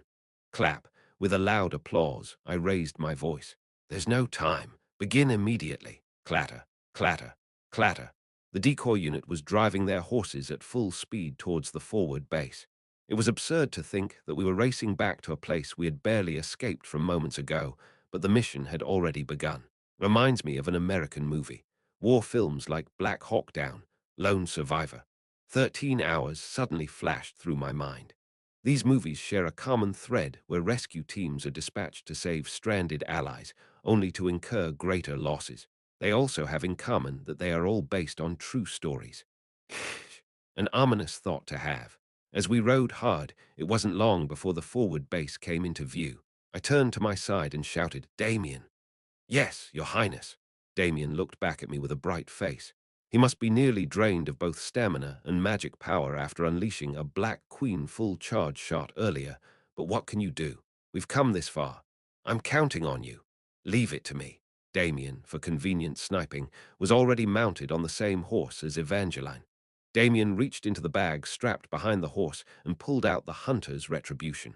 Click! The long barrel of the magic gun rested on Evangeline's shoulder. Evangeline, who had put on earplugs beforehand, sweated as she looked at the magic gun next to her face. "This sparking isn't good for my skin, is it?" "Don't worry, you're a tanker with high health regeneration. Besides, you're still young. When you're your age, just sleeping can repair any skin damage. Trust in the power of youth. A scarred skin is a warrior's honor. I don't mind if my porcelain skin gets a little cracked." Evangeline's green eyes sparkled as she glared at the forward base. "I hope everyone's safe." I thought the same. Sincerely. Sigh, Damien exhaled as he attached the scope he had adjusted before and peered through it. On top of a wildly galloping horse, with diminished stamina and magic power, and a target far in the distance. Despite the unfavorable conditions, nothing was a problem for Damien. Bang! With the sound of the gun firing, a magic bullet shot forth like a beam of light. A goblin clad in armor on the walls of the forward base was hit, blood spraying as it fell. Watching the forward base through binoculars, I whistled. "Nice shot, Damien. Keep it up." Bang, bang, bang. Damien did not stop. He began indiscriminate firing at the goblin officers that came into view. Magic bullets flew in strange trajectories, piercing through the heads, necks, and chests of the goblins. By the time Damien had used all 12 rounds in the Hunter's Retribution magazine, the forward base was already in chaos. It would be chaos indeed when 12 perfectly healthy officers lay dead. Through the open gates of the forward base, the Goblin legions began to pour out en masse. They were quicker to respond than expected. Everyone, prepare for battle. Everyone except for Evangeline's party and Lucas's party had come equipped with ranged weapons. The plan was to keep our distance while luring them in, inflicting as much damage as possible from our superior range. The mage corps began casting spells, and the rest of the warriors, armed with bows, prepared for ranged combat. Huilan and the penal squad took out boomerangs, the ranged weapon of choice for the Bringer Duchy's tribes. When I give the signal, everyone attack. As I surveyed the surroundings, I noticed something odd. Ha! Where did Lily go? Lily, who should have been fervently conjuring flame magic with Junior's mage party, was nowhere to be seen. Turning to Junior, I found her just as clueless. "Weren't you with her?" "What? No, she hasn't been here from the start." I clenched my teeth. That rascal Lily could she have? Atop the highest level of the forward base, on the battery. The rescue team comprising the Leprosy Extermination Squad and the Holy Grail Seeker stared at the 11th member in bewilderment, having just come through the hidden emergency gate. It was Lily. She had insisted on coming this way, wheelchair and all. "Lily, I'll be blunt." Verdandy's voice was intentionally harsh. "You can't use your legs, which makes you a liability to our rescue team. Go back immediately. But I can still use area of effect magic." Lily slashed her palm with the dagger she had brought along, the skin flickering like flame, easily deflecting an attack. Her trait, Flame Skin, was immune to physical attacks. The presence or absence of a mage changes the capacity for situational response entirely. "You know that, right?" Verdandi hesitated, for all her correctness. After all, one who can't walk. Lily spoke earnestly. "Godhand is my lover. Please let me help. If there's a price to be paid for taking a risk, I'm willing to pay it." Verdandi, cracking a smirk, shrugged.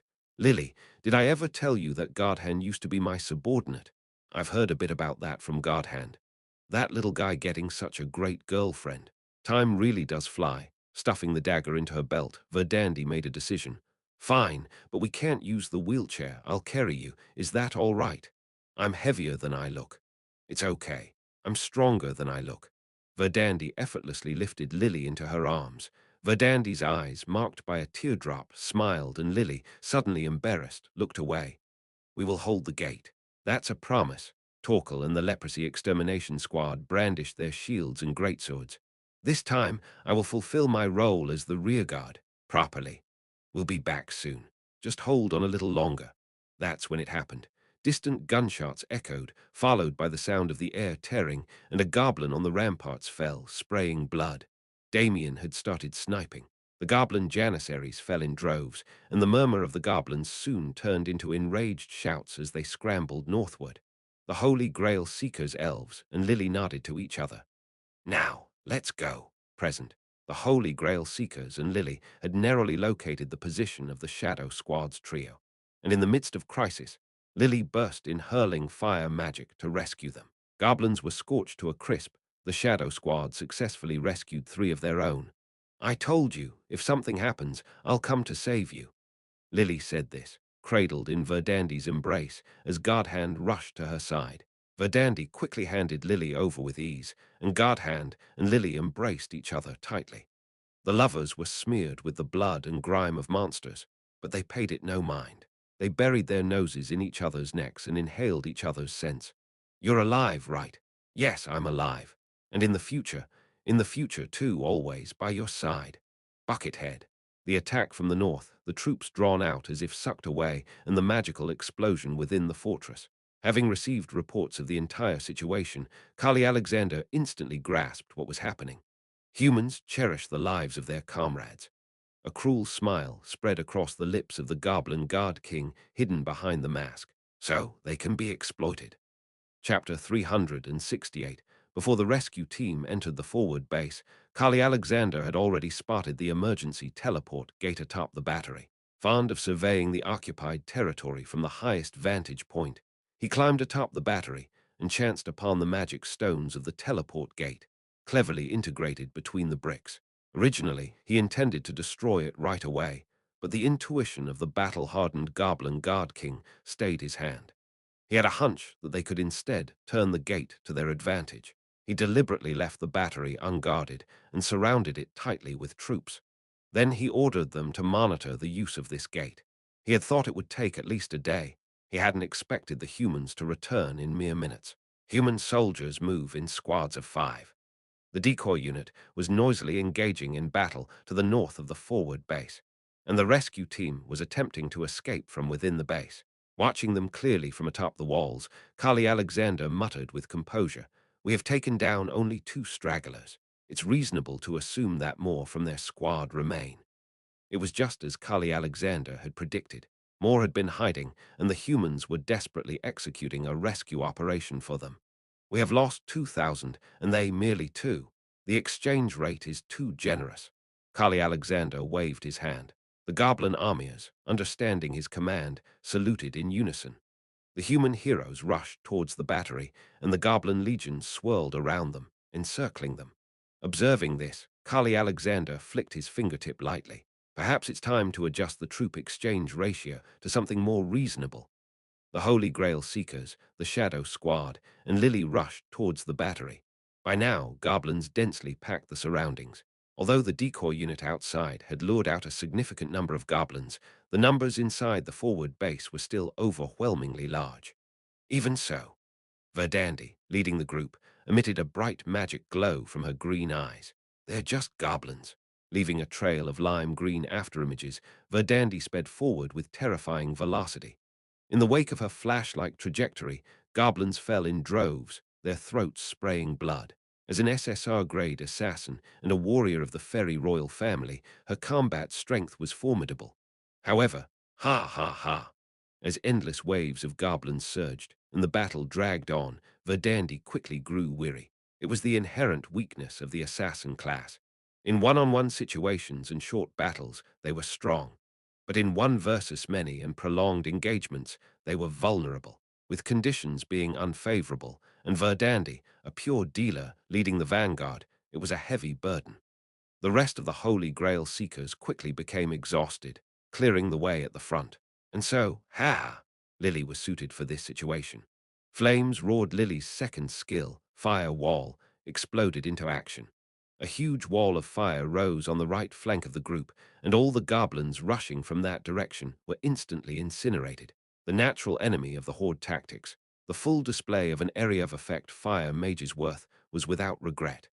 As goblins burned to death with unbelievable efficiency, Verdandi whistled without even realizing it. Your girlfriend's pretty badass.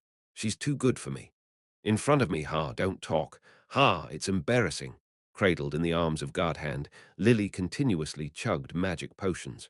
Being a flame mage with terrible fuel economy meant that in situations like this, she had to keep drinking without stop. The party finally reached the battery.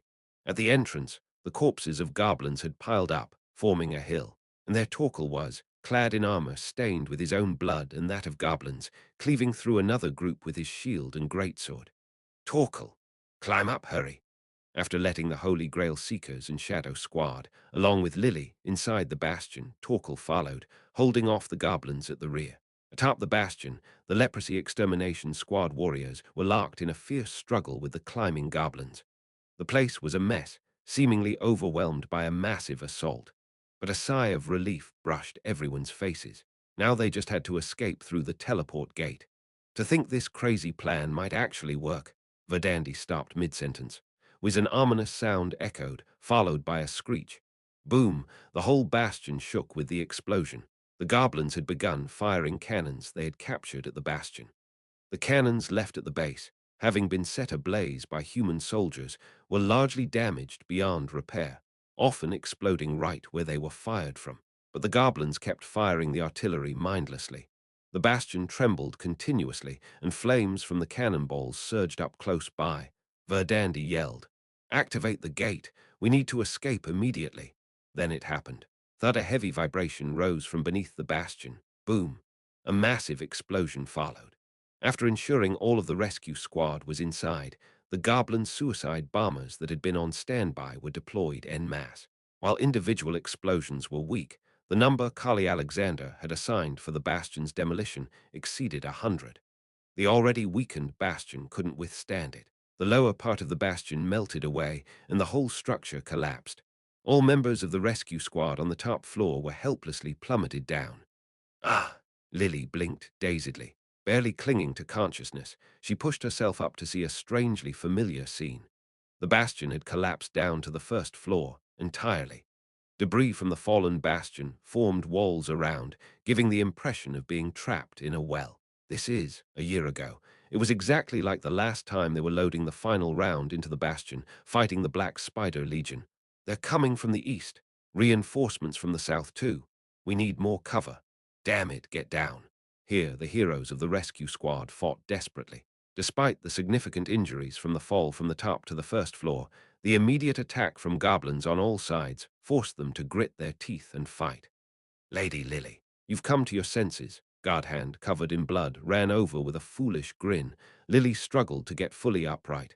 Why is everyone fighting? We should escape through the gate. That's... Godhand trailed off, looking aside. Lily followed his gaze. The magic stones that formed the teleport gate were shattered to pieces. To a flustered Lily, Godhand muttered bitterly, "It seems the gate broke during the fall. It won't work. Everyone is fighting, but if this continues..." The goblin onslaught continued from all directions. Hope drained from the heroes' faces in an instant. Lily felt suffocated. Was this the price of a futile challenge?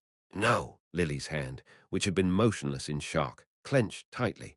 She was one of the 8 who had survived the battle with the Black Spider Legion. She remembered fighting alongside Ash to defeat the Black Spider Queen. In a similar situation back then, Ash had said, "Even if I'm burned to death, I have to throw the dice." Right. She was an ordinary human, but even such an ordinary human had rights. The right not to give up the challenge. It was still too early to give up. "I'll try to fix it." Lily raised her voice deliberately. The surrounding heroes turned to look at her. "I am the senior magician of Crossroad, in charge of the alchemy workshop artifacts. I was also involved in the gate installation." Tying her hair tightly at the back, Lily gathered the scattered shards of the magic stone in front of her. "Just buy me some time, just a little." The heroes, who had hesitated for a moment, looked at each other and then nodded. Thud, thud, thud, thud. Arrows in terrifying numbers flew from all directions. The battery was in the center of the forward base. In other words, it was in a spot visible to all the surrounding goblins and the most vulnerable to attack. The goblins surrounding them fired their arrows all at once. A literal rain of arrows poured down. Take cover. Knock them away. Godhand conjured a shield on the spot, and Bardiback swept them away with telekinesis, but it was to no avail. The arrows fell like a downpour. Goblin arrows weren't fatal due to their poor quality, but the problem was their number. Soon, several arrows were embedded in each hero. However, arrows were the least of their concerns. The rank of goblin soldiers surging over the broken battery wall had changed from infantry to cavalry. The mobility and power of a goblin mounted on a mountain goat were several times that of infantry. One by one, the heroes of the leprosy extermination squad, standing in the front to block the goblins' charge, collapsed, unable to bear their accumulated injuries. The Holy Grail seekers also fell to their knees, fighting hard with stamina long since depleted. Arrows, potions, even barricades used for cover had all run out. It was then that everyone felt the shadow of death looming. Keying. With a distinct operational sound, the crumbled magic stones rose up, creating a magical gate in midair. The repairs are done. Surprised, everyone looked in that direction. Lily was smiling brightly. The connection to the magic core was severed, cutting off the power supply. I temporarily linked it to my own magic power. Lily, everyone, escape now. Hurry, Lily urged them on. Indeed, no one had the strength left to hold out any longer. Verdandi, supporting an injured party member, came to the gate and asked urgently, "What about you, Lily?" "I have to maintain the gate, so I'll escape last." For a moment, Lily and Verdandi's eyes met. Verdandi, biting her lips tightly, bowed her head deeply and then flashed a smile. "Okay, I'll see you in a bit, okay." One by one, the heroes retreated through the gate. Now only Torkel, Guardhand, and Lily remained. Torkel, taking the brunt of the ongoing barrage of arrows with shield and body, gestured to the two of them. "I'll be the last. Go ahead inside." "I've told you. I'm the last because of the gate. I'll follow soon, Torkel." "I can't go before you do. I no longer wish to leave someone behind me." In a swift motion, while Torkel was saying that, Guardhand pushed him. Torkel, eyes wide, was sucked straight into the teleport gate. Flash! Now only the two of them were left. A brief silence passed. Lily spoke with a trembling voice. "Go, Guardhand. I'll follow right behind." "Go. Can't you see how hard this is for me?" "Lily, do you know?" Guardhand, who had slowly squatted down in front of Lily, smiled. "Lily, you're terrible at lying." The magic core of this teleport gate was broken, and now it operates on Lily's magic power. The moment Lily removes her hand, the gate will also close. So, Lily couldn't have escaped from the beginning. Guardhand had realized this fact a long time ago. Closing her eyes tightly, Lily blurted out, "You know I'm doing this to save you, Guardhand. Please, just go. It's my last request, so." "I don't want to." Guardhand's hand, which replied effortlessly, slowly came to rest on top of Lily's. It was the hand that was operating the teleport gate's magic stream. "Call me selfish. Curse me for being a fool who tramples on your dedication and care. But in front of you, I don't want to lie to myself. Guardhand, rather than surviving alone and living with regret forever." Guardhand firmly grasped Lily's hand and slowly pulled it away from the magic stream of the gate. With a rumble, the magic stones that made up the gate crumbled away like a lie. Guardhand held onto the speechless Lily's hand tightly. "I'd rather it be for a moment. I want to be with you." "Lily." In this place, where monsters swarmed from all around, and they stood covered in blood and ash, Guardhand gazed into the trembling eyes of his lover and asked shyly, "Will you marry me?" Chapter 369, north of the advance base, in the open fields, a decoy unit was deployed. "We can't hold them off any longer, Senior." At the head of the party, Evangeline, who had been crushing goblins with her shield, cried out in urgency. "They're starting to pour out in full force. If we don't start retreating soon, we'll be surrounded too." I gritted my teeth and surveyed our surroundings. We had to draw the attention of the Goblin Legion as much as possible for the rescue squads, and as a result, our decoy unit had to push much further forward than originally planned. Goblins were already swarming all around us. The heroes at the vanguard had been crossing swords with the creatures for some time now. "My liege!" After slashing through the goblins with a flashing sword strike, Lucas yelled out, "We must retreat." I knew that. I knew it, but the reason I couldn't easily order a retreat was simple. at the center of the advance base, on the artillery platform. Just moments ago, I had seen the heroes who had climbed up for escape plummet down with the collapse of the platform. There had been an accident, and to ensure their survival, we needed to buy them as much time as possible. But there was a limit. The Goblin Legion, set to obliterate us, was slowly encircling. If things continued this way, we would be surrounded and devoured. After glaring at the goblins swarming from all sides like bees, I turned to look at Damien. Damien, can you see what's happening inside the advance base? The inside of the artillery platform is out of sight, so I can't be sure. Damien's round brown eyes were ringed with dark circles, probably from overexertion. But without a single complaint of pain, he calmly reported, "They're still fighting. I can see the goblins pouring their attacks toward the collapsed platform." "My liege," Lucas cried out once more. "If this continues, even the rescue squads will be annihilated. We must retreat now." Closing my eyes tightly, then reopening them, I commanded. "After laying down our last fire support, we all break away. Junior party, prepare for the magical bombardment." "Got it. And, Antire, give us a big one." "Hoorah!" Despite being drained to their limits of magic power, the junior party's mages cast their joint spell without complaint. At the same time, Duskbringer drew a deep breath. Flash! Boom! The junior party's magical bombardment and Duskbringer's dragon breath consecutively struck down into the heart of the advance base. Hundreds of goblins assaulting the platform were shredded by the attack.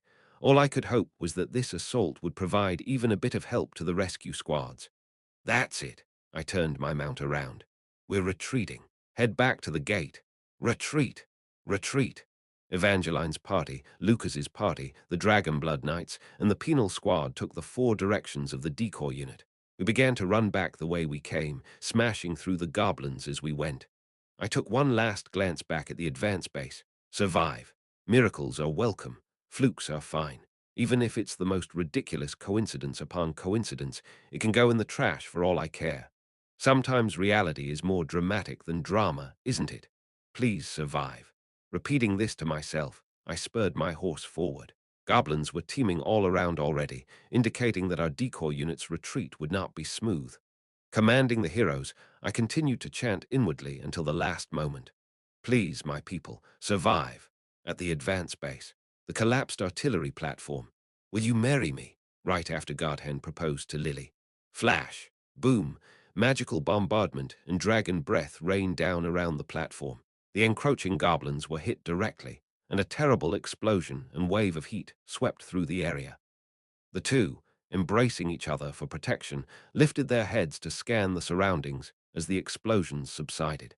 The aftermath of the explosions had turned everything around them into a sea of flames, and since both the magic explosions and dragon breath were attacks accompanied by magic power, a distinctive luminescence lingered in the air. Blinded by the soaring flames and the dazzling magic power, the goblins were momentarily disoriented, plunged into chaos. Now was their only chance to escape. "Let's go," Lily said, and Godhand effortlessly picked her up and charged into the flames. Lily absorbed the flames, allowing Godhand to dash safely through the burning forward base. But oh where? They were running, but there was nowhere to flee. If they left the base, they'd be chased down and killed, and inside there was nowhere to hide. "Let's head underground. There's a place we can hide there." At Lily's words, Godhand turned their path downward without a moment's hesitation. Underground was just below the surface base, in a stone foundation resembling a storage cave. Fortunately, there were no goblins guarding this placity, were all out on deployment. Upon entering the underground, Lily quickly manipulated a hidden mechanism in the stone wall. A secret stone door opened, revealing a cramped space. "Get inside, Godhand. What is this place?" When they repaired the forward base, the guild leaders built this emergency facility. It's meant for commanders to take refuge in case of an emergency. Ash had been there during the inspection of the forward base repairs, and Lily had been at his side. That's how she knew of this room's existence. It was only after stepping into that cramped space that Godhand realized. The space was meant for one person. With him inside, it was filled to capacity. It was impossible for two to enter. Godhand turned around, puzzled. "Lily, this place is—" Godhand stopped mid-sentence. Lily was outside, smiling. One hand still rested on the stone door's mechanism. "It's tight, isn't it?" It can't be helped. It's an emergency shelter built for a commander, using whatever little space was left. Just hide here for a few days. His Majesty will come to rescue you. Godhand realized that if he made even the slightest move, Lily would close the mechanism. Carefully, he gestured her inside. Come in with me, Lily. We'll embrace and stay here for days. If we both disappear, the goblins will search for us. It's less suspicious if at least one of us draws their attention. Lily's hand, which was on the mechanism, tensed up. With a simple twist, the stone door would close again. Thank you for your proposal, Godhand. I truly was happy, but it just can't be. Lily smiled bitterly. Elves love only one person for their entire life. I'm not worthy of such love. In the long span of your life, I was just a brief smudge that passed by. That's enough for me. Lily, just remember me from time to time. Remember there was a woman in that battlefront. We fought often, loved a little, and even considered marriage for a moment. Remember with a smile. In silence, Godhand extended his hand. All right, Lily, but may I hold your hand one last time? Hesitant, Lily extended her unoccupied hand. Godhand gently took her hand and brought it to his nose, breathing in its scent. Lily, do you know something? What? You are far more incredible than you think. Suddenly, Godhand pulled Lily's hand toward him. Unable to steady her lower body, Lily was sucked inside with a gasp, and as they spun around, their positions were reversed. Godhand, don't do this.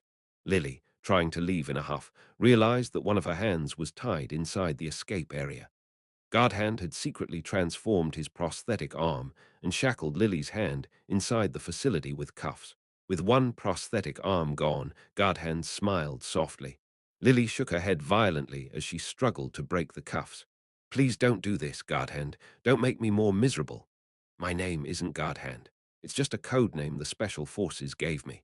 For the first time since the fall of the Elf Kingdom, Godhand revealed his real name. My real name is Khalil. It means chaser of light in Elvish. Khalil. As Lily murmured, Godhand, Khalil smiled gently and bowed towards her. Say my name once more. Khalil. One more time. Khalil. Their lips met. The kiss felt eternal and yet fleeting. As they slowly parted, Godhand caressed Lily's red hair softly. In a life full of lies, my feelings for you were the only truth. No, Khalil, you can't. You just can't. You're not just a passing scorch in my life. You are the sun that shone upon it. Khalil's eyes crinkled with a slight smile. And elves look only at their sun for a lifetime, like sunflowers. Live a wonderful life, Lily. Don't give up and keep challenging yourself. Meet many people, love, laugh, and sometimes think of me. Don't worry. No matter how you live, you will shine brighter than anyone else in the world. The shouts of goblins were getting closer. The brief respite was coming to an end. Khalil stepped back and placed his hand on the control device.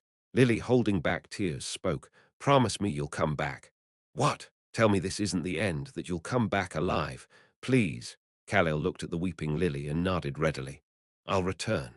I promise I will come back. When will you come back? After a moment's hesitation, Khalil said, before the end of winter for sure. With that, Khalil operated the control device, and the stone door began to close. Until the door was fully shut, Khalil was smiling. Thud, the door closed. Liar! Leaning her forehead against the closed door, Lily sobbed. Liar! You fought well. Beside the ruined battery, Kali Alexander spoke as he received the report on the battle's outcome. The Goblin Legion had incurred an additional loss of 1,500. In contrast, the humans had no additional deaths. But Kali Alexander knew well. The humans who had fought were the cream of the crop, and many of them had sustained injuries that would be hard to recover from during the remaining battles. 1,500 lives spent as bullets was not too bad an outcome, but still it's a bit disappointing. Where's the rat that's hidden here? Carrick, yes, we're narrowing the search now. We'll find it soon, Goblin Amir, reporting, was unable to finish his sentence. Swoosh. An elf running along the collapsed building suddenly leaped towards Kali Alexander. Found you. It's that elf. Kill him. The goblins immediately responded, their spears and swords aimed at him, but Khalil didn't care. His eyes were fixed on the enemy commander from the start. SSSK. The remaining prosthetic on Khalil's hand transformed into a long iron spear.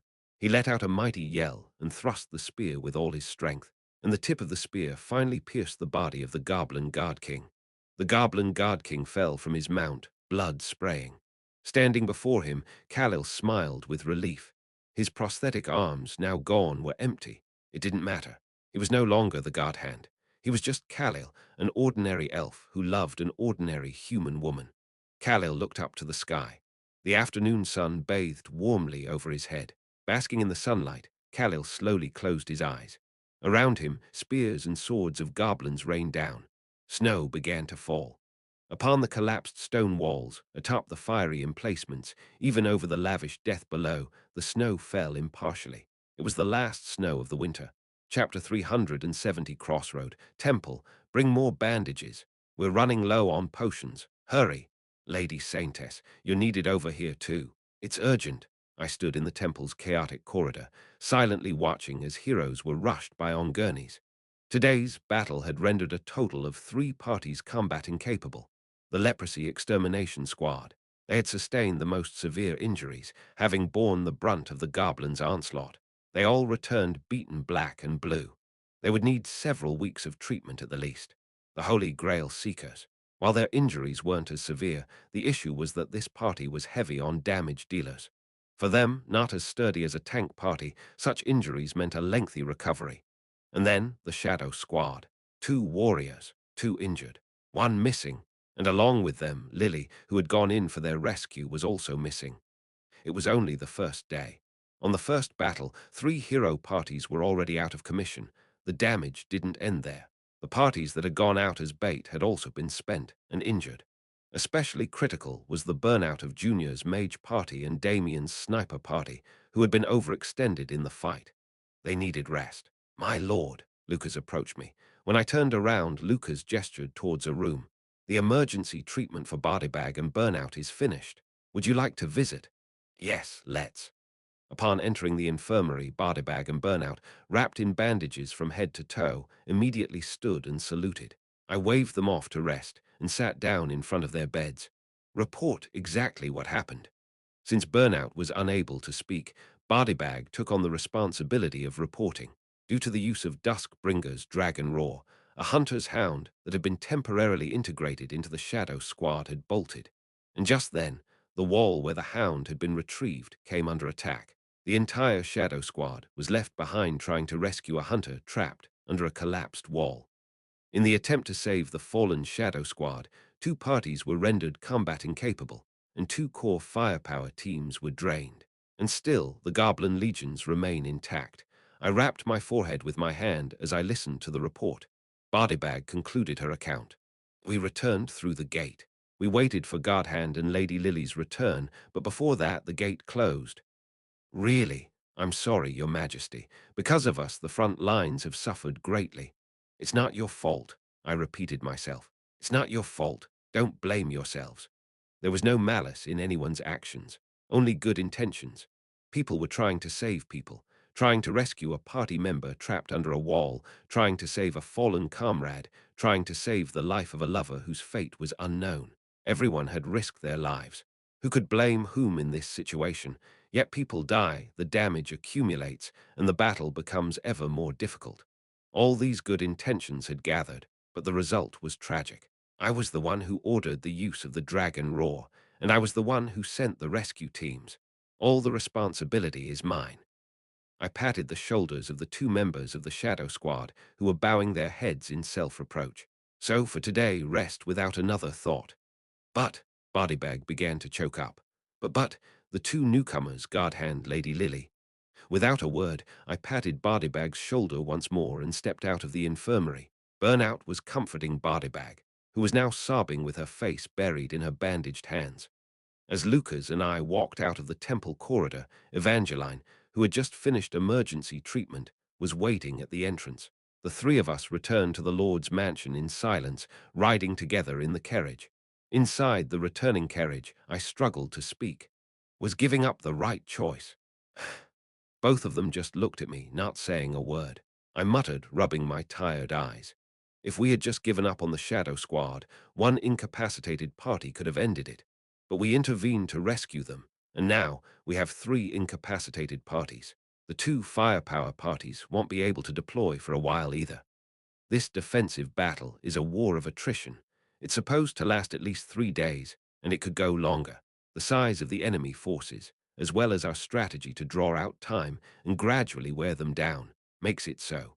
But we've started on the wrong foot on the very first day, and I have no idea how big of an impact this snowball will end up having. Starting tomorrow, we'll have to completely overhaul all guerrilla tactics. Did I make a mistake? A sigh came naturally. Caught up in a sense of righteousness that shouldn't have constrained me, have I endangered the entire front line? To win, to conquer, one must be bold and ruthless enough to cut losses when necessary. During the 742 attempts, throwing lives away like bullets, I regretted becoming a monster that only aimed for victory. Maybe trying to protect those within my reach was, in fact, a mistake. Senior, Evangeline spoke calmly. Senior, you came alone to rescue me when I was surrounded by the Golem Legion. That was because I was certain that I could safely save you. Stop bragging again, just stop. Suddenly, Evangeline reached out and grabbed my left arm tightly. Ouch, what are you doing? That hurts. You think I don't know that you've been having trouble using this left arm since that day? Back when I went to save Evangeline, I suffered a terrible injury that shattered all the bones in my left arm. It moves somewhat normally now, thanks to the temple's advanced healing, but it's not as free as it used to be. Even now, when it rains, you complain about your left arm aching. Look now, it's starting to snow, and you've been sore since earlier, haven't you? It's not like I'm an old man. It doesn't hurt that bad. Enough with the bravado. Ow, ow, ow. I eventually admitted the truth because, in fact, it was throbbing, and Evangeline finally let go of my arm and nodded. If you really had been considering efficiency that day, you shouldn't have come to rescue me with such a risk. But you did save me, even risking your own life. Evangeline's emerald eyes were steady.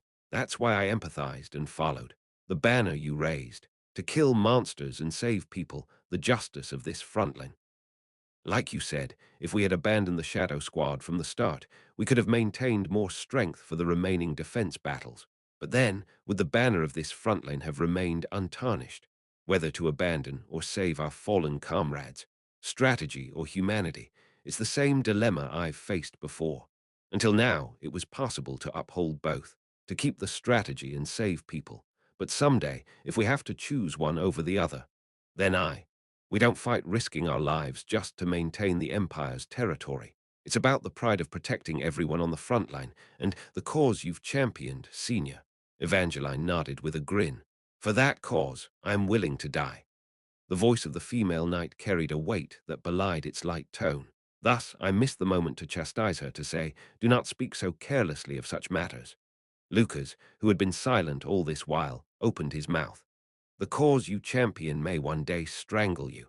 Maybe that day is today. Right after, Lucas shrugged his shoulders. But what of it? What? Just as Evangeline said, isn't it a front to kill monsters and save people? So, do not regret your decision, my lord. Walk proudly on the path you've chosen, even if it torments you. We will follow you silently. Lucas had opposed sending a rescue squad, but after I made the decision, he was there to support me. Evangeline patted my knee as I sat silently lost in thought.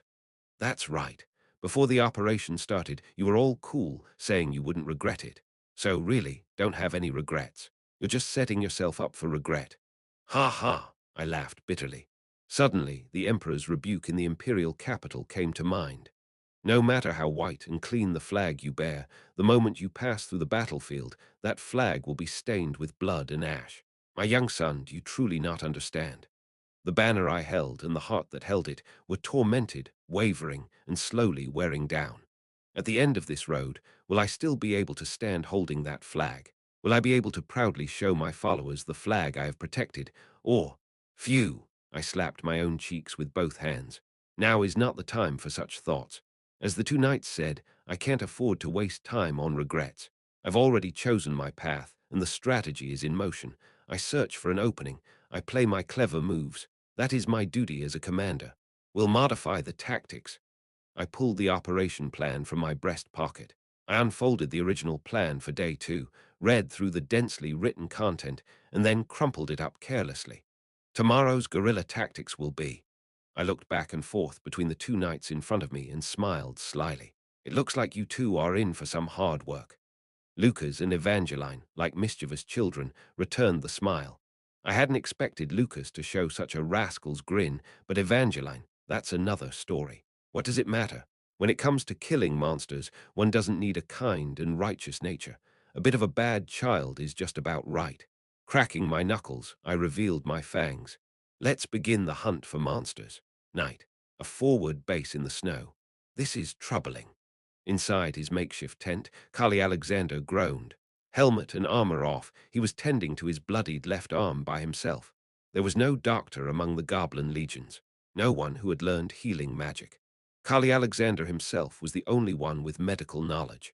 Sitting in front of a mirror, he laid out a knife, hot water, a heated branding iron, and began to operate on his injury by himself. An elf's thrown spear had pierced his left shoulder. The spearhead had shattered inside his shoulder, scattering fragments of broken metal throughout his left arm. He had extracted the large fragments by making an incision, but the smaller pieces could not be removed. As he looked down at his left arm, which refused to move properly, Kali Alexander clicked his tongue. I took a proper hit from that elf. The goblin aides attending him let out low groans. Kali Alexander wiped the cold sweat from his brow and looked back at the remaining goblin emirs. My injuries are secondary. How many emirs are left now? Kirik, just the three of us. So many have perished. It was quite the anticlimax for the highest officer under the Guard King, the sheer number who had died. The goblin janissaries had fared no better. The casualties for the day had been tremendous, the losses staggering. The damage suffered by the monster front was as significant as that endured by the Goblin Legion. Sort through the janissaries and call the seven with the highest merits. Covering his injured left arm with a cloak, the Goblin King rose from his seat as if his injury was of no consequence. Also, sift through the regular Goblin soldiers and gather the 500 with the highest merits by tomorrow morning. The war was far from over. The necessity to hide his injury, the gap in his officers, was apparent. Finally, pressing the helmet that combined a mask and a crown onto his head, he returned to his unwavering demeanor and declared, "Promotions are in order." Chapter 371, the following day. Dawn of the second day of the war. Dong, dong, dong, amidst the sound of drums, a ceremony was being held at the front of the Goblin Legion, arrayed before the forward base. 7 chosen Goblin janissaries kneeled before the Goblin Guard King, who personally drew special patterns on their faces with red pigment. Now, you are emirs. The Goblin Guard King declared this after finishing the patterns on the faces of the 7 janissaries. Then, whoosh, intense green light emanated from the bodies of the 7 janissaries. Gradually, their physiques grew larger, and their eyes became more lucid. The Goblin Guard King nodded and approached the 500 goblin soldiers lined up behind. In front of these soldiers lay the armor worn by the janissaries, stripped from those who had perished. Wear it. Immediately, the goblin soldiers donned the armor. Shortly after, the Goblin Guard King looked at the 500 goblins, now clad in armor, and proclaimed, "Now, you are janissaries." The pattern engraved on the janissaries' armor glowed green, and the newly minted janissaries roared in unison. This was the power of the Goblin Guard King and the special ability of the Goblin Legion, promotion. Given the Legion's nature of trading lives for bullets, the loss of officer units was severe. This ability was what sustained them. Merely by drawing magic-infused patterns, the Goblin Guard King could forcibly promote a goblin to the next tier unit. From ordinary soldiers to janissaries, from janissaries to emirs. Though these forcibly promoted units were definitely weaker in several abilities compared to their counterparts, what did it matter? They were destined to die on the battlefield anyway, and another one could simply be promoted in their place. Such was the way of the goblins. Let's go. After surveying the snow-covered path throughout the night, the Goblin Guard King, his breath visible behind his mask, uttered, "We have a long way to go." As the Guard King mounted his goat and fluttered his cloak, the leading soldier blew a long horn. Woo, thump, thump, thump, the march of the Goblin Legion resumed. And now it would never stop again. Who? Watching their advance through a telescope, I let out a long, white breath. Winter was spewing its last bout of cold, and the snow that fell overnight still scattered white powder in the air. And through this terrible weather, the Goblin Legion passed calmly, showing no signs of difficulty. The snow-soaked path was solidly frozen in the sub-zero weather. If it had been muddy, their advance might have slowed, but unfortunately it wasn't, and they were disgustingly fast. I wish they would just freeze to death. The ecology of these monsters is far from that of normal creatures. They might receive buffs or debuffs depending on the weather, but they won't freeze to death just because it's snowing. And since they are not normal creatures, there's another aspect where this war differs from conventional ones, namely supply. Supply is a basic element of war. Replenishing food, equipment, and ammunition is essential. Soldiers can't fight without sleeping, eating, or drinking. That's why I also pay special attention to logistics. But the monsters are different. They are not naturally born creatures, but beings conceived in the nightmares beneath the darkness of the Lake Kingdom. They don't need supplies like food or sleep. Sure, there are exceptions, like the Blood Clan Legion, which needs to eat meat or drink blood to sustain themselves. But that's because cannibalism is the most efficient way for them to replenish magic power. I've said it at length, but in the end, tactics like striking the supply line of the most efficient methods in war don't work well against these monsters. But that only means they're relatively ineffective, not completely ineffective. I smirked to myself, and Lucas and Evangeline, standing beside me, also grinned. Huilan, rubbing his muscular forearms as if the falling snow was cold, belatedly opened his eyes wide in surprise. Ah, what's so funny? Let me in on the joke. Look over there, Huilan. I pointed towards the rear of the Goblin Legion. Our prey is coming. In the very back of the winding hordes of greenskins, there were dozens of wagons covered in white cloth, pulled by a unit, the supply unit. No matter how much the Monster Legion doesn't need food or sleep, other elements still require supply. For instance, equipment. From arrows to bows, swords, spears, saddles for horses, and even replacement wheels for chariots, including the goats ridden by the cavalry and the giant oxen used by the chariot troops. Previous monster legions fought with their own bodies and abilities. Therefore, they didn't need to operate a supply unit to carry equipment. But the Goblin Legion is different. They overcome the frail bodies of goblins with tools and fight according to the strategies commanded by the God King. Their strength lies in being an army. That's why they have a supply unit. Fundamentally, guerrilla warfare prioritizes striking the enemy's supply units. I smirked as I eyed the appetizing Goblin Legion's supply unit.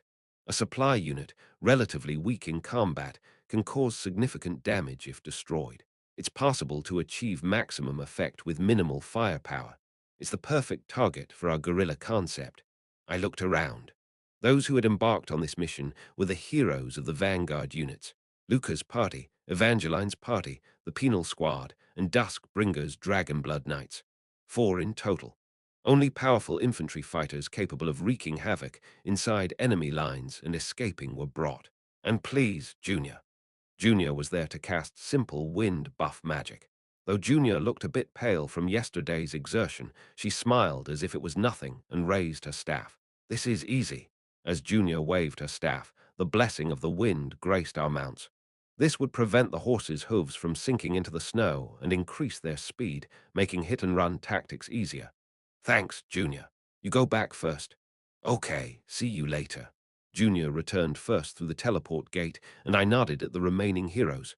Let's create utter chaos. The Vanguard heroes hadn't been able to fight properly until now.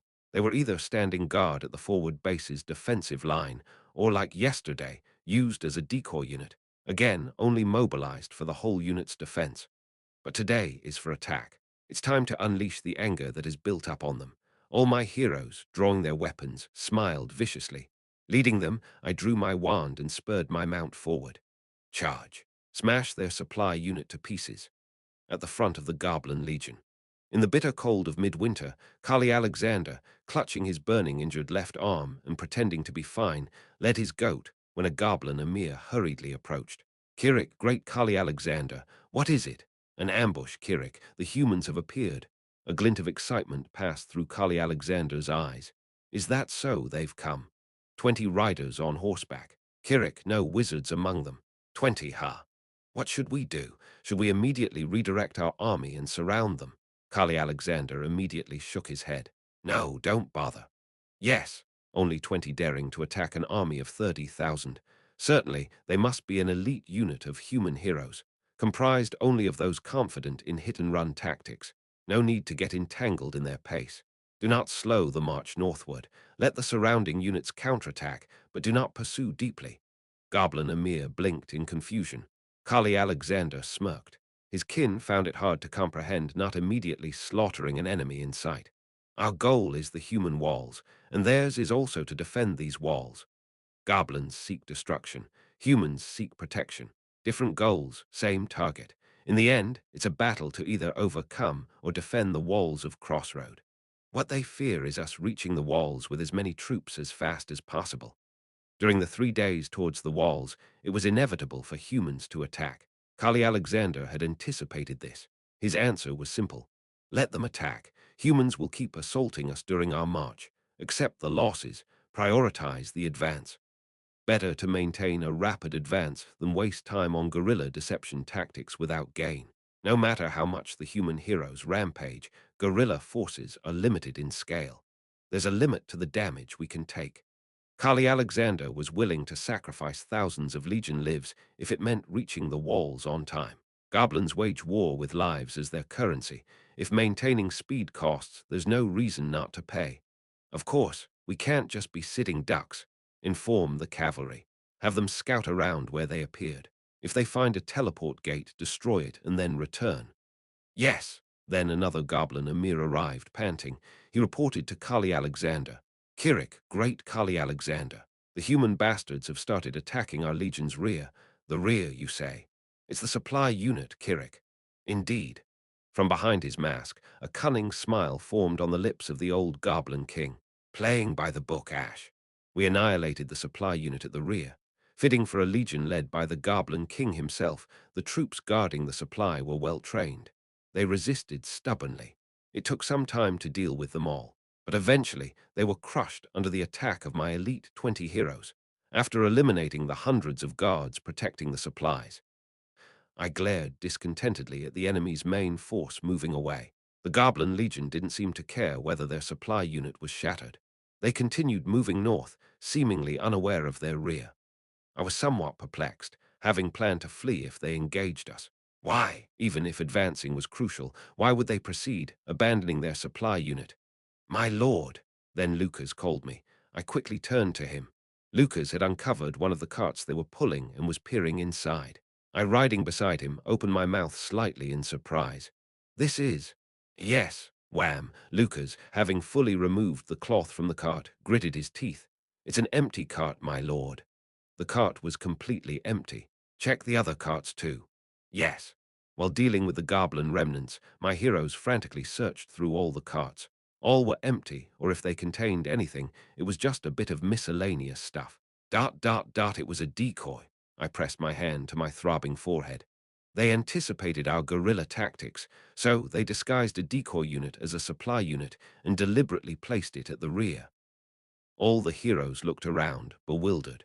The bodies of the hundreds of goblin soldiers we had fought and killed were scattered horribly across the snow. Are all these numbers just expendable? Watching the goblins, calm as lizards that tail off and effortlessly escape, I suddenly felt it more acutely. The opponent in this defensive battle is truly formidable.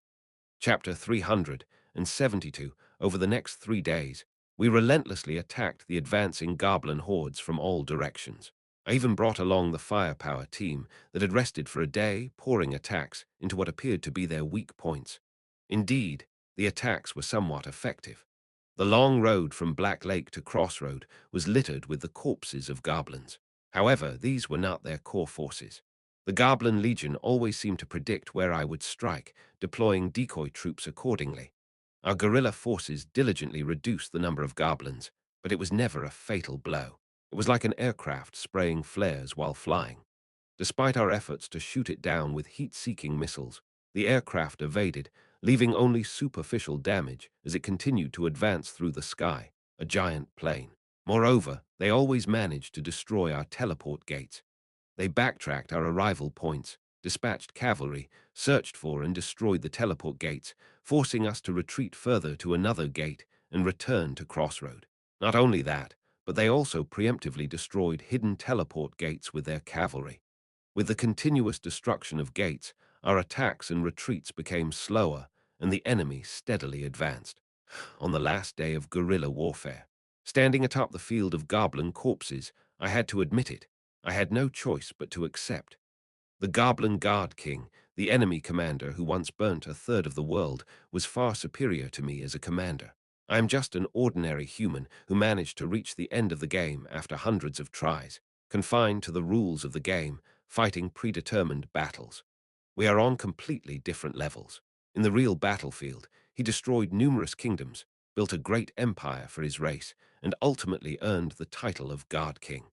Kali Alexander and I were worlds apart in terms of tactical ability. As if my movements were in the palm of his hand, he deceived me and successfully achieved his goal of advancing. But I gritted my teeth. It's not over yet. No, it's far from over. It hasn't even started yet. We are still within the rules of the game. And in this game, even against a god of war, I have a chance to win. Let's go back, I told the heroes around me.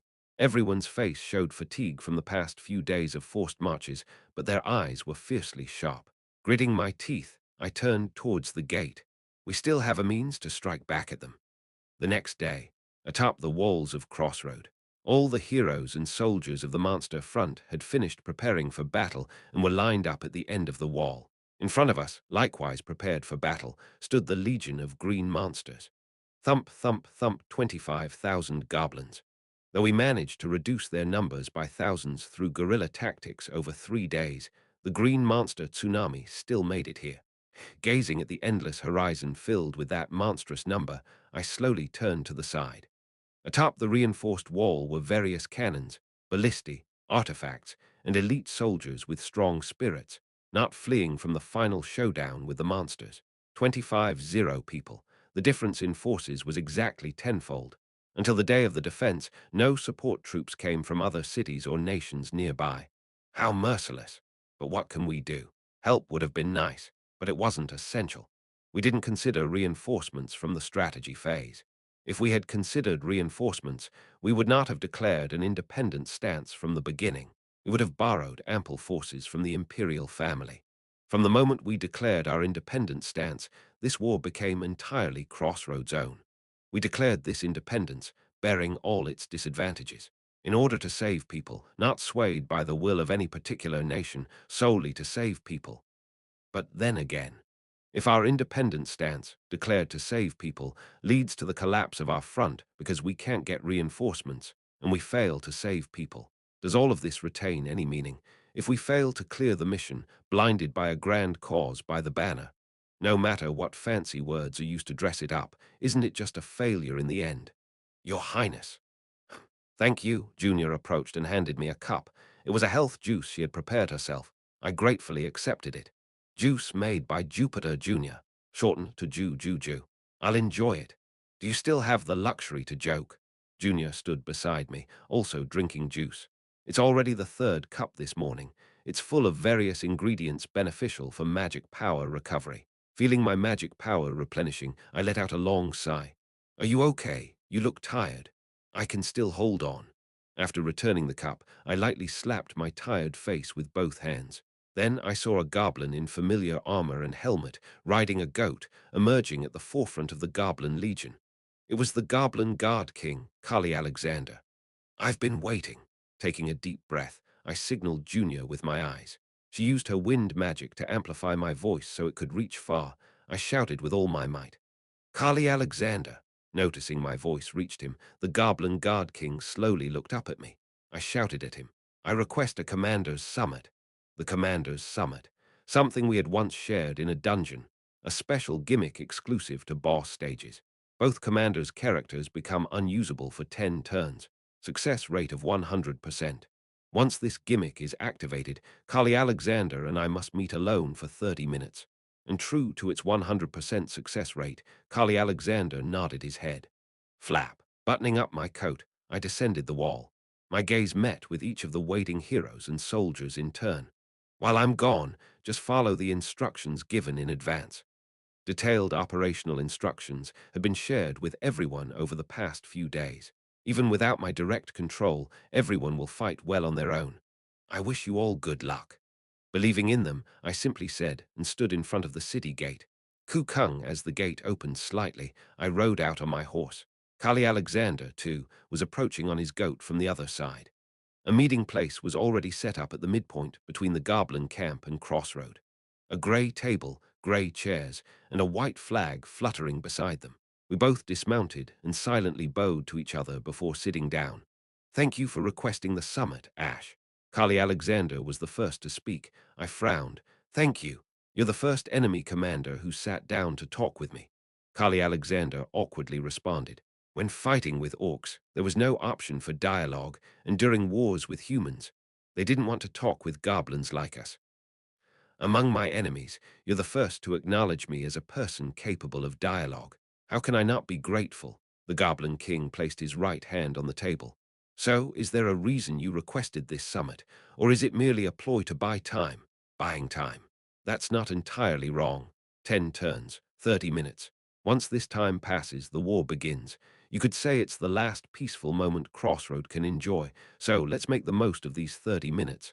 First, I want to acknowledge something. What's that? As a commander, Kali Alexander, you are superior to me. I admitted it frankly. In the past 3 days attacking your army, I felt it. You seem to know exactly how I would move. For all that, your attacks inflicted considerable damage on our forces, but only manageable damage. In the end, you brought all your forces intact for the siege here. Kali Alexander didn't deny it. I smiled bitterly. In this battle, too, you've already thought of all the tactics to bring down my walls. Ha ha. Surely you're not asking me to reveal those tactics, Ash. Would you tell me if I asked? Of course, I can't discuss specific tactics. However, Kali Alexander hesitated briefly before looking me squarely in the eye. As a commander, I can share my basic philosophy. Reluctant as I am to say this, I've been fighting for centuries longer than you as a senior commander. I'm all ears. As I nodded, Kali Alexander nodded back. Firstly, my tactics are solely because I am a goblin, sacrificing our lives without hesitation, even if the exchange rate is horrific. It's fine as long as we achieve our goal. That's very goblin-like. On the other hand, Ash, you are the complete opposite. The Goblin God King's eyes sparkled heavily from behind his mask. You cherish each of your soldiers' lives. Except for the inevitable sacrifices, you try not to waste a single life. Even in the forward bases, you retreated early to avoid damage, and you even dispatched rescue teams for stranded allies. Is that wrong? I'm not talking about moral judgments, Ash. It's about efficiency. Value or efficiency, people or strategy. Of course, the resources and time to create a single human soldier are vastly different from those of a goblin. To say it plainly, a human life is more expensive than a goblin's. But even considering that, you seem too reluctant to sacrifice your soldiers. For a commander, you're too kind-hearted, Ash. Regarding the lives of his own kind as mere bullets was the goblin way. A true ruler should be able to sit calmly atop the blood, tears, and corpses of his subordinates. It was also the mindset of rulers. Do you plan to win at chess without losing a single piece? If it's not a necessary exchange, why lose them needlessly? That's true. But sometimes you need to boldly throw a piece into the enemy's mouth. And from what I see, you lack that courage. A commander should be able to calculate the loss and damage of his forces coldly, even if it brings tears at the graves. But you seem to be pained even amidst the battlefield. Kali Alexander shook his head. That way, you won't last long in battle, Ash. You must become a heart of steel down to the very core. If you truly desire victory, you must engage in real warfare. Real warfare? How is that done? Cross the line. The Goblin Guard King, leaning close to the table, whispered softly. Become a monster who can willingly sacrifice the lives of subordinates, who can sit untroubled on a throne built on death. Real warfare begins there. The path to becoming a true ruler opens from that point. The ancient and legendary Goblin King, a veteran commander from the annals of history, said this. To become a king, first become a monster. Become an entity that can willingly sacrifice human lives. If you insist on remaining human to the very end, you will ultimately not achieve victory. Aren't you trying to protect more people? Isn't your goal to save every life in this world above this frontline? Is this the orthodox view? For that noble goal, someone must die. Then who will decide who dies? Who will command death? Who will bear that burden? Is this the ultimate answer I'm confronted with at the end of the path I've chosen, banner in hand, in order to save the world?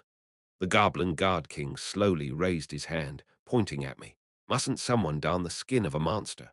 Chapter 373. Before Stage 10, I was just a naive player. I played by the game's rules, within the allowed parameters, just an ordinary player trying to clear the game. But during Stage 10, after being struck by the Werewolf Legion and the Wolf King, I realized this world, while following the rules of the game, is ultimately reality. There's no need to be bound by the narrow fence of rules. So I decided to go beyond the rules, to trample them, and to use every means outside the rules to win the game. I decided to be a tyrant who defines the principles and rules on this front line. But in truth, I was still bound by rules. I twisted and applied other rules, yet I was strangling myself with the ultimate rule. That rule is the principle of killing monsters and saving people. I thought I should never abandon this principle, but Kali Alexander said, even throw away that last rule. Whether inside or outside the rules, to even argue about this is to always be conscious of the line of rules. Only a monster who completely breaks free from these rules and lines, only a true ruler, can ultimately win. The time for the Commanders' Summit was drawing to an end. Kali Alexander slowly rose from his seat. I've spoken at length, but in the end, this is just my theory of sovereignty. He adjusted his helmet habitually. You must have your own theory, Ash, and we'll see which one is stronger in the battle about to unfold. Let's have a good match, Ash. Then he extended his right hand. I looked in bewilderment at the goblin's outstretched hand. Kali Alexander seemed embarrassed. Ah, don't humans of this generation use this form of greeting? No, it's not that. I was just startled for a moment. Slowly, I extended my hand in return. The hand of the Goblin Guard King and the human commander clasped in midair. His leather glove stamped with a sigil, and my black leather glove gripped tightly before releasing. Thanks for the advice, Kali Alexander, I spoke. I still don't know the path I should take. Whether I'm still a naive player trapped within the rules, a tyrant standing outside the rules, or if I'll become a monster completely transcending the rules. What I'll become, I do not know. But there's one thing I'm sure of. What's that?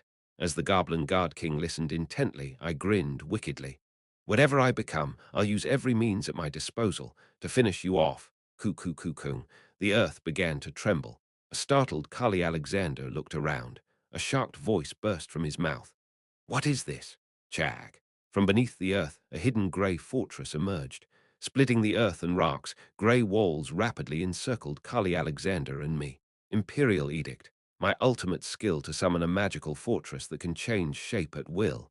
Your fortress summoning technique. But when did I? I laughed nonchalantly. From the very beginning. Before the Goblin Legion reached the gates of Crossroad, from the dawn before sunrise, I had already activated Imperial Edict. I then transformed the shape of the fortress to hide it underground, leaving part of its walls as a table and chairs. The fluttering white flag beside them was just an addition. Afterwards, drinking magic potions and the magic juice Junior made, I endured the magical drain from summoning the fortress, until the goblins walked right into my trap. When Kali Alexander appeared, I activated the commander's summit and successfully lured him here. Goo goo goo goo. Eventually, my grey fortress that rose was somewhat reminiscent of a prison. It was similar to when I had confined the Aegis Special Forces before. The difference this time was that I was inside, along with the enemy commander. The duration of the commander's summit ended. The state of non-aggression between the two commanders was lifted. Now we could attack each other. Kali Alexander looked at me in confusion, and I belatedly rose from my chair. What's the most terrifying aspect of the Goblin Legion? Their numbers, their aggressiveness. All are scary, but what makes the Goblin Legion truly powerful, in my opinion, is... I slowly extended my hand and pointed at the enemy commander. You, Kali Alexander. Without you, your legion is like a headless beast. Ash, I've been pondering how to kill you. Long-range attacks and magic are all nullified by you, so I have to draw you into close combat, but you rarely expose yourself at the front line. I slowly drew a green dagger from my waist. Goblinch, the greenskin slayer given to me recently by Nameless. But then I thought there was a time when you willingly came into my reach. During the previous dungeon's free exploration, Kali Alexander appeared of his own volition, requested a summit with me, and conversed within arm's reach. So I set a trap. I couldn't capture or kill him then due to circumstances, but this time was different. From the start, I planned to trap and kill him by requesting the commander's summit, and he fell for it, unaware of the trap. Now, pointing the green dagger forward, I grinned. Let's dance a dance of blades in this prison, Guard King. You've underestimated me, Ash. SSHH Kali Alexander drew a scimitar from his waist. Though I am a goblin, I'm a warrior who personally slaughtered the 7 orc lords of my era. Do you really think you can defeat me alone? Sorry to say, snap, I flicked my finger. I never said I was alone. He is a boss monster, and a boss requires a raid. Flash. A spatial rift opened behind me, and my captured monsters poured out. Captured monster. Summoned LV-30 Skeleton Knight, R. Captured monster. Summoned LV-35 Scorpion Warrior, R. Captured monster. Summoned LV-40 Troll Royal Guard, SR. Captured monster. Summoned LV-45 Hawk Bear Assassin, SR. Skeletons, scorpions, trolls, and finally a hawk bear appeared. Including me, we were 5, a full party. Don't call it cowardly. My captured monsters slowly encircled Kali Alexander. I too adjusted the grip on my dagger and murmured, "After all, you guys attacked us with forces many times our number. Isn't this what war is?" "Ha ha," Kali Alexander laughed. I sneered. "Why, feel betrayed because I called for a summit and set a trap? Thought we became transcendental friends after exchanging a few words and verses? Or are you disappointed that I resorted to such tactics instead of a fair fight? You expected honor and ethics from a monster." "No, Ash, not at all. Quite the opposite." Kali Alexander laughed heartily again, his red eyes blazing from behind the mask. "Yes, this is how war is done. Pouring out all the means at our disposal, fighting and killing to survive. The one who remains is the victor. War is this inherently savage. Traps, tricks, what does it matter? They are just means to victory, morals, honor. I've never sought such things in my life." The tip of the Goblin Guard King's sword was aimed at my throat. "Ultimately, we are bound to kill and be killed. The method doesn't matter. In the end, only the victors and losers remain in history." "How splendidly you've cornered me, Ash. The Goblin Guard King is the most powerful entity among the goblins, and he also receives a boss buff. But after all, he's just a goblin. Their inherent potential is inferior. Even the strongest amongst them has clear limits. Moreover, Kali Alexander's weakness is close combat. He won't be able to survive here. He knows it too. Come, try to kill me. Kill me and stand over my corpse to prove it. Prove you are the stronger one, that you deserve to survive more than I do." "But why?" There was a faint sense of enjoyment in the Guard King's voice as he gripped his scimitar and assumed a battle stance. "Of course it won't be easy." Tad, my captured monsters charged at him all at once. The Goblin Guard King, too, swung his scimitar and charged into battle. The defensive battle began, and with it, the boss monster raid. Suddenly, a grey fortress rose in the center of the battlefield. The rising fortress engulfed the commanders of both armies. The human soldiers, forewarned, did not panic, but the goblins reacted differently. Kairak, Kirik, Kiririk. The goblins were extremely disoriented and simultaneously excited. In the sudden absence of their supreme commander, the Goblin Legion lost control in an instant. Do. They began to charge toward the grey fortress that had swallowed their king. Simultaneously, around the fortress, as many as 50 turrets sprang up. Clank, clank, clank. Dra-ra-ra-ra-ra-ra. The shield turrets that provoke enemies in an area. The magic turrets specializing in area CC and slow. The automatic defense turrets firing magic bullets automatically. Within the range of Imperial Edict, there's no limit to the number of summons. Ash used this to pour all his remaining mana cores into summoning them. The shield turrets, aligned in formation, provoked the goblins, while the magic turrets doused the enemy, slowed by their spells. The slowed goblins flailed as the bullets from the automatic defense turrets tore them to shreds. At first glance, it seemed like a successful defense, but the limitations were clear. The durability of the shield turrets was steadily decreasing, and the automatic defense turrets required long reload times. If the Goblin Legion continued to swarm at this pace, the Grey Fortress would not hold out for long. So Ash had laid another trap. Whoosh! Blue mana particles swirled like flames in the air, drawing a formation before gradually taking shape. It was a summoning spell, and what was summoned was Kaihat, a giant troll in a jewel-encrusted turban, Troll King. Summoned using a scroll obtained after defeating a troll legion, a one-time use boss monster summon. Kaihat ha. Laughing in a manner uncharacteristic of a summon, the Troll King charged. Quagwang. Plunging into the heart of the enemy lines, the Troll King began battling the goblins. As a boss monster with one of the strongest tanking abilities in the world, it would hold the line for the duration of the summon. Soldiers on the human side, watching this spectacle from the walls, tensed their shoulders. While the central force of the Goblin Legion's army charged at the Grey Fortress, the wings took a different course. They charged straight towards Crossroads walls. All forces, Lucas, drawing the blade of light from his bestowed sword, commanded. Prepare for battle, chapter 374 Guardi's Blessing. A defensive buff that the human side can use, conceptually countering the monster's dark event. Among various options, I pondered and finally narrowed it down to two choices. Guardi's Blessing. Invincible walls during this battle, the walls will not be destroyed. Guardi's Blessing. One-way assault. During this battle, enemies will only attack from the southern wall. There were many buffs directly affecting combat, but considering the enemy commander, I deliberated over these two for a tactical counter. In the game, the Goblin Legion's main siege tactic was to use suicide bombers to blow up the walls. Thus, initially, I considered invincible walls to make the enemy's siege difficult. However, feeling consistently outmaneuvered tactically by the enemy commander during the Goblin Legion's advance, I leaned towards one-way assault. I had already suffered significant damage from the Werewolf Legion's flanking maneuvers during Stage 10. With the Goblin Guard King, known for strategically collapsing numerous human walls, I was certain he would employ far more complex tactics. He would definitely have secured other siege means besides suicide bombers. And frankly, I lacked confidence in countering his wider array of tactics, given his experience. So, the better strategy was to limit the battlefield. Concentrate our forces at the southern wall and crush them. Thus, the day before the defense began, I activated Guardi's Blessing, one-way assault. The goddess bestows her blessing upon your battlefield.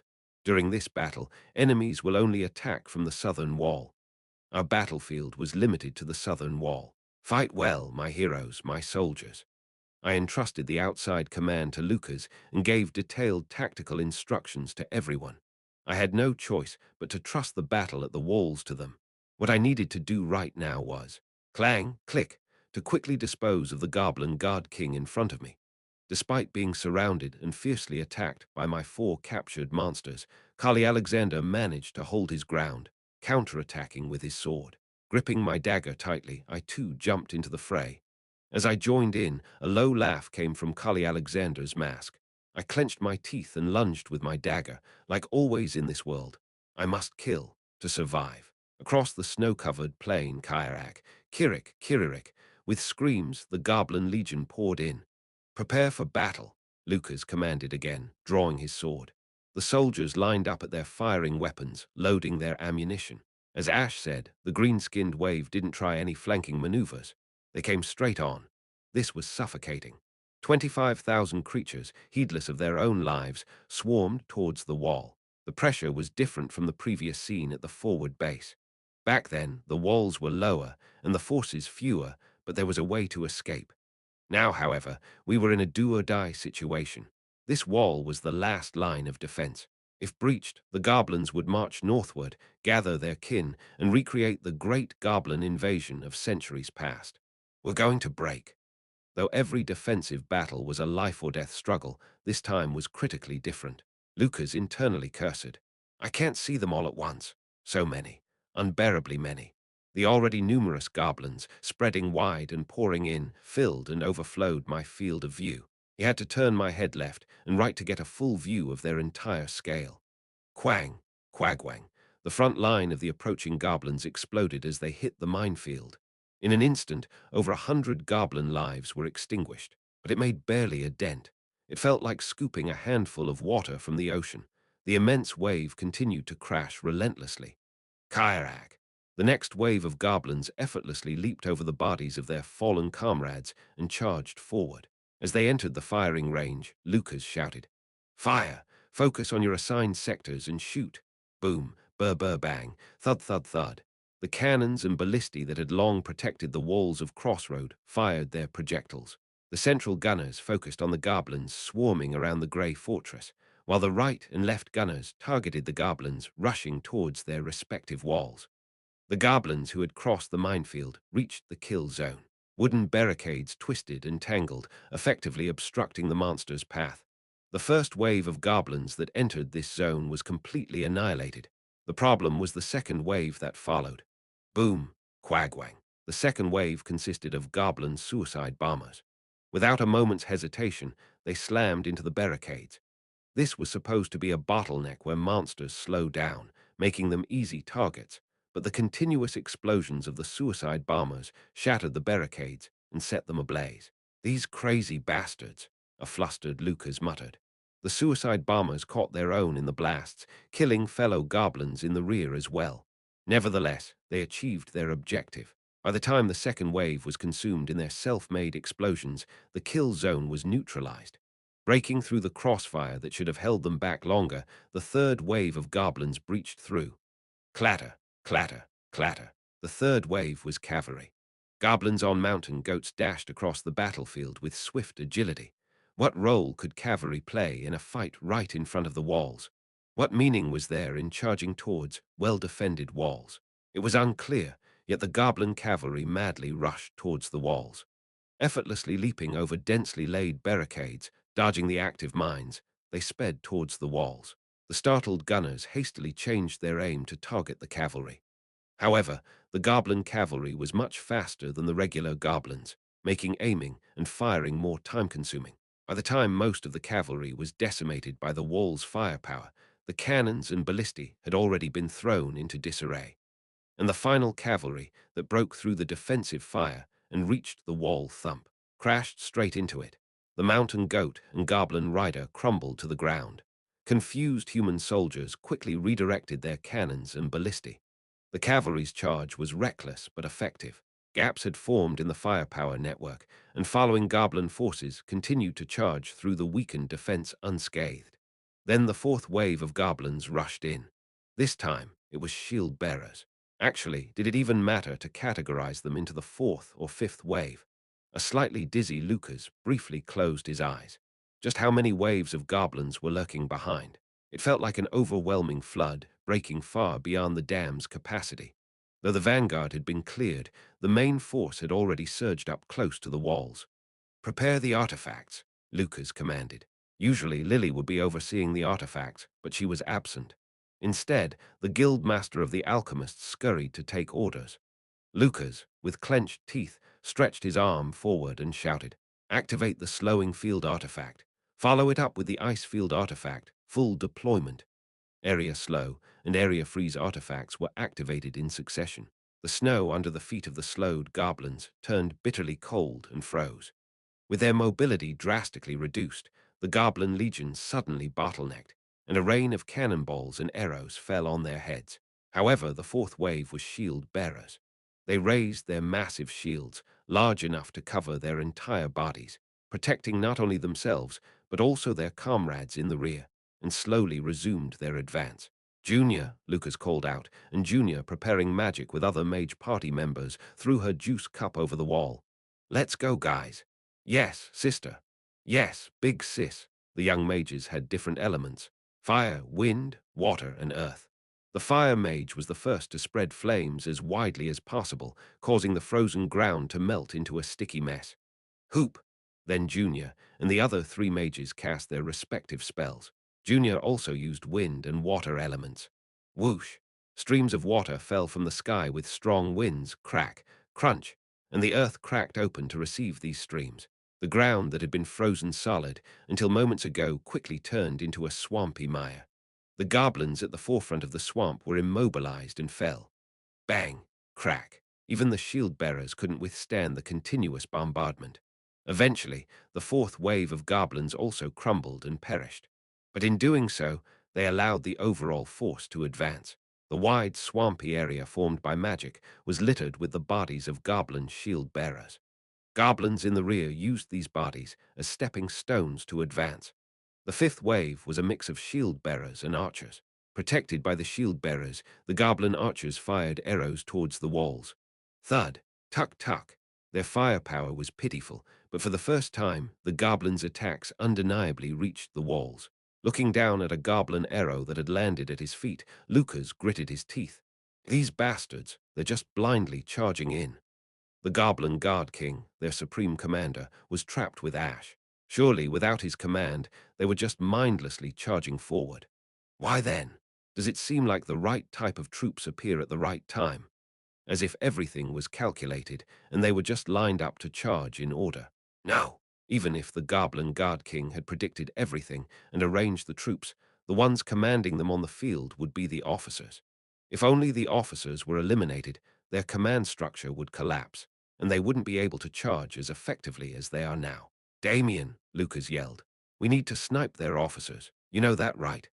Yes, Damien had been sniping officers he spotted since long before.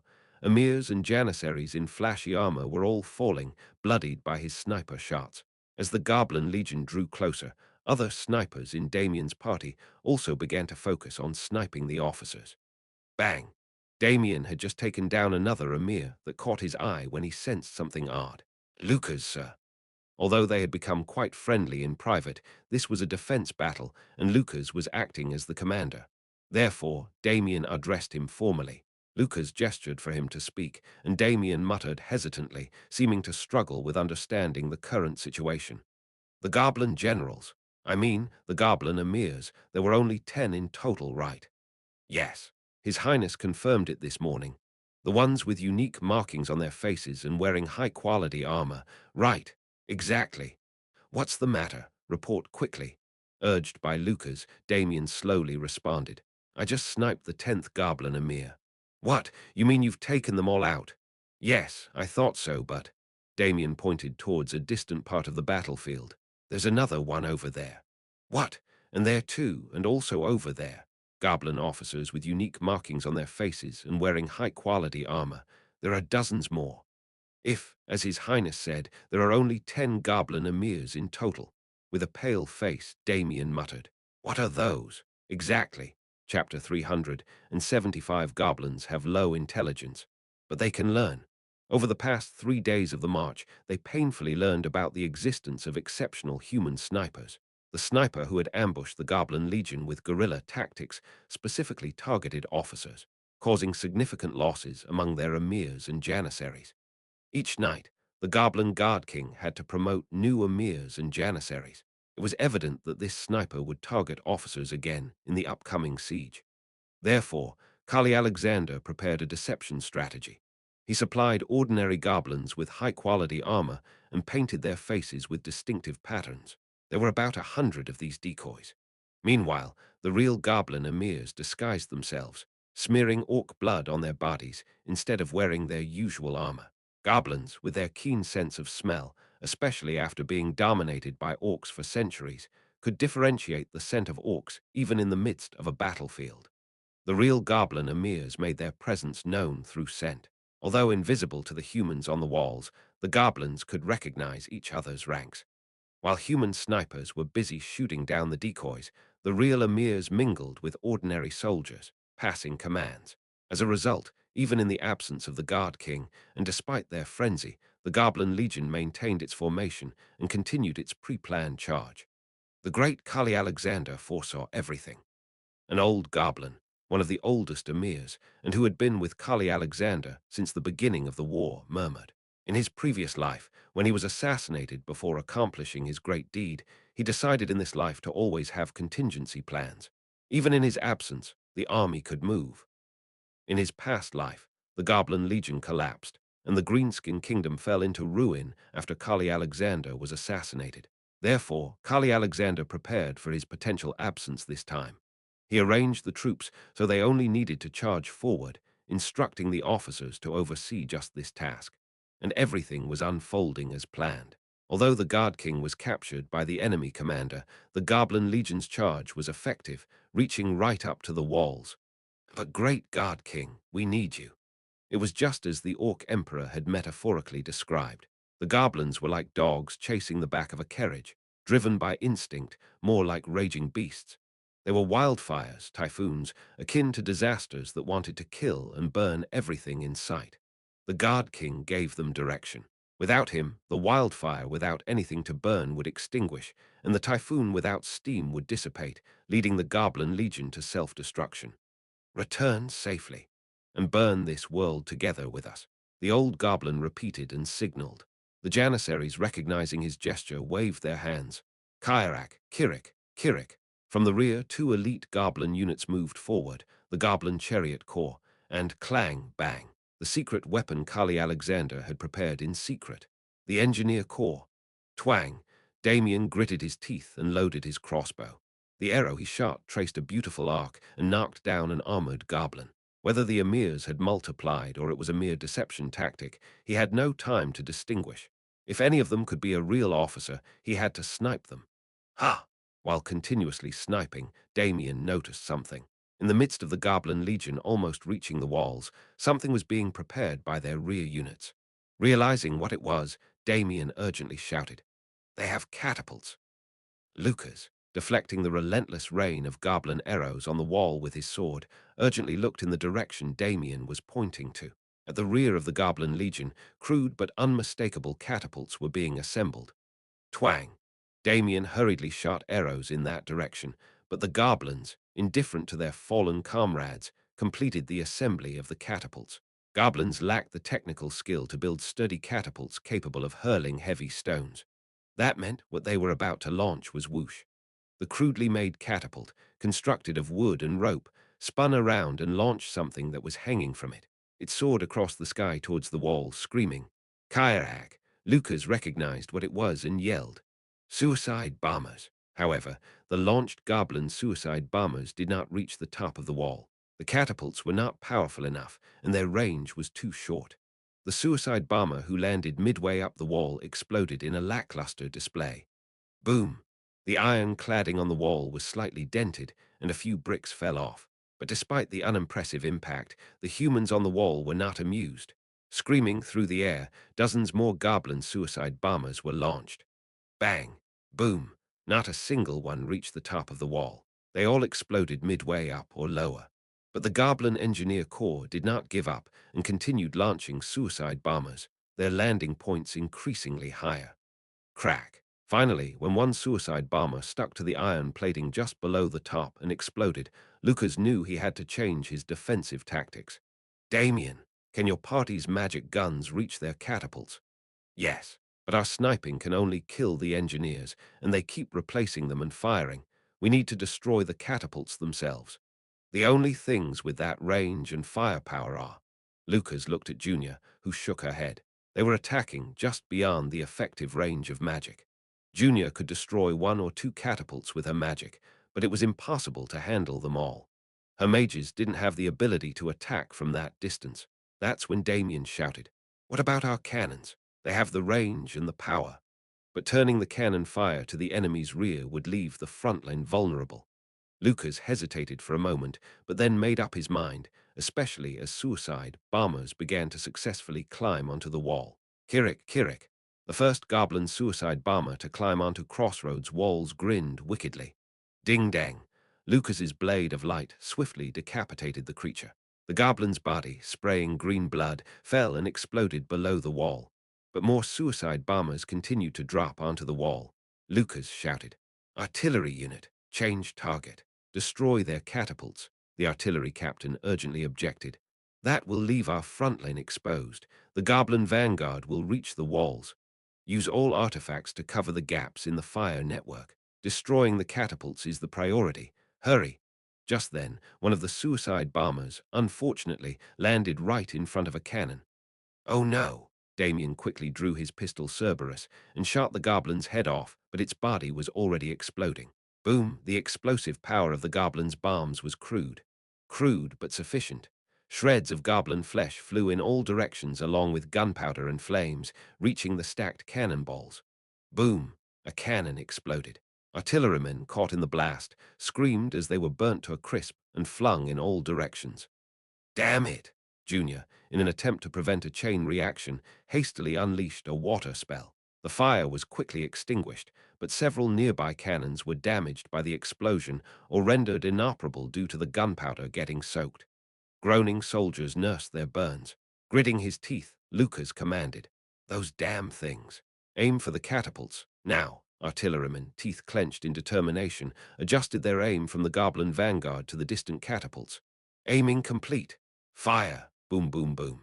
The cannonballs, launched by the most experienced among the human soldiers, struck true. Their crossfire, honed over 14 defensive battles, swiftly demolished the Goblin Legion's catapults. However, the front line's defensive fire weakened in the meantime, and the Goblin Legion's vanguard eagerly pushed forward. "Deploy all artifacts. Don't hold back. Use everything we've got." At Luca's order, the alchemists activated every available artifact. Beams of magical light scorched the enemy lines, flames and whirlwinds erupted, magic cannons spewed fire, and various magical devices tossed, repelled, or teleported enemies away in a desperate struggle. Yet the Goblin Legion kept advancing. Thud, thud, thud, the long-awaiting chariot brigade charged forward, taking the lead. Chariots incoming. Block them. But the means to stop them were lacking. Despite being pummeled by arrows, sniped, and toppled by magic, the chariot brigade relentlessly reached the wall. Boom! A chariot, upon hitting the wall, exploded magnificently. The chariot was loaded with explosives, not the crude bombs used by the suicide bombers, but high-grade explosives amassed by the Goblin Legion. "Insane," Lucas muttered, watching the goblins crash into the wall and explode one after another. The chariot brigade represented the highest class of goblin military, capable of handling fierce beasts and driving chariots. They were the elite among their kind. Yet they were used as kamikaze weapons, thrown without hesitation. In exchange for hurling massive amounts of explosives at the wall, the lives of these elite soldiers were also burnt away. As a result, the wall, a scout shouted. "There are cracks forming in the wall." Most of the wall, a culmination of the Empire's technology, withstood the explosions. However, a clear crack had formed in the right end of the wall. The problem was that the Goblin Legion noticed this crack, and their vanguard had already penetrated the defensive fire network, reaching the base of the wall. Kirik, a group of goblins, their exact wave indistinguishable, clung to the cracked right end of the wall. And then, boom, they exploded. The end of the wall, engulfed in flames, trembled violently, and the edge crumbled, falling below. Soldiers screamed, scrambling away from the collapsing section. "Damn it all," Lucas ground his teeth. "How much of their entire force are suicide bombers? Here they come again. Cannoneers, restore the fire network." Now, the cannons once again targeted the enemy lines, and the restored fire network began to pulverize the goblins. But the defensive line was showing clear signs of fracturing, shaking along with the wall. "My lord," Lucas bit his lip, looking towards the grey fortress where Ash was conducting a solo operation. "We can't hold out much longer, hurry." The next operation, the counter-offensive that the human side had prepared, needed to be initiated. "My lord," the grey fortress, into which Ash had voluntarily locked himself with the enemy leader, was now covered in the bodies of goblin soldiers. It was no longer grey, but overwhelmingly green. Clank, clank. Turrets smeared with goblin blood and corpses were desperately operating, grinding down the goblins. Kyahat. The Troll King, standing alone in front of the grey fortress, continued to fight despite being impaled by hundreds of goblin spears and swords. And within that fortress, thump, with a clear sound of flesh being punctured, Ash's thrown dagger embedded itself in Kali Alexander's chest. Chapter 376 a moment ago. Clang, slash. Kali Alexander and my captured monsters were launching attacks at each other. Despite being outnumbered 5-1, the Goblin God King maintained a standoff, continuing the fight. No matter how weak goblins are regarded, he was still a boss stage Legion commander. A regular party might stand a chance, but my party of captured monsters, weaker than human heroes, was struggling. However, I had already planned how to exploit Kali Alexander's weaknesses. Kali Alexander's magic and ranged attack nullification ability isn't inherent to him. It emanates from his legendary armor, the cloak and armor he wears. In other words, if I could just damage his cloak and armor, magic and ranged attacks would become effective. Charge. My captured monsters, Skeleton Knight and Scorpion Warrior attacked simultaneously from both sides. Up! Kali Alexander, swinging his scimitar rapidly, shattered the skeleton's neck and crushed the scorpion's carapace. But this opened up an opportunity. Swoosh! The troll, who had circled to the back, lunged at Kali Alexander from behind. The troll, dropping its weapons and spreading its arms wide, grappled the goblin guard king and rolled on the ground. Kali Alexander repeatedly struck down with his scimitar, but the robust troll endured the blows. Seizing the moment, the skeleton and scorpion clutched their weapons and charged. Ah! Kali Alexander twisted to evade, but my captured monster's real target wasn't him. It was his cloak. Rip! The cloak tore apart. The blessing of ranged attack disruption vanished, and a magical shield seemed to peel away from the goblin guard king. Well done, trio of dismantlement. As I praised them, Kali Alexander's scimitar brutally slashed, tearing apart the three captured monsters. No time to assess their condition. I had to move to the next phase of the tactic. Charge, newbie! Upon my command, the hawk-bear assassin, who had been hiding, dropped from the shadows. Roar! The giant creature, with the head of a bird of prey and the body of a bear, equipped with wings under its arms, plummeted onto the goblin guard king. My assigned task for the hawk-bear assassin was to damage Kali Alexander's armor. Clatter. Feathers, sharp as blades, shot from the hawk-bear assassin's body like thrown daggers. They were powerful enough to be considered throwing knives. Usually, Kali Alexander would nullify ranged attacks with his cloak. Now, with the cloak damaged, could he handle this barrage of ranged attacks? Clang, clang. He managed it. Kali Alexander skillfully deflected most of the feathers with his scimitar. No doubt, he was a master of the sword. However, defense with a sword has its limits. Ah! A few feathers, which he couldn't deflect, embedded into various parts of the goblin guard king's body, eliciting a muffled groan from behind his mask. Simultaneously, the hawk-bear assassin's massive frame slammed into Kali Alexander. The hawk-bear roared wildly, swinging its arms ferociously, while the goblin guard king wildly swung his sword in response. The two beasts rolled across the ground, furiously attacking each other, and then thump.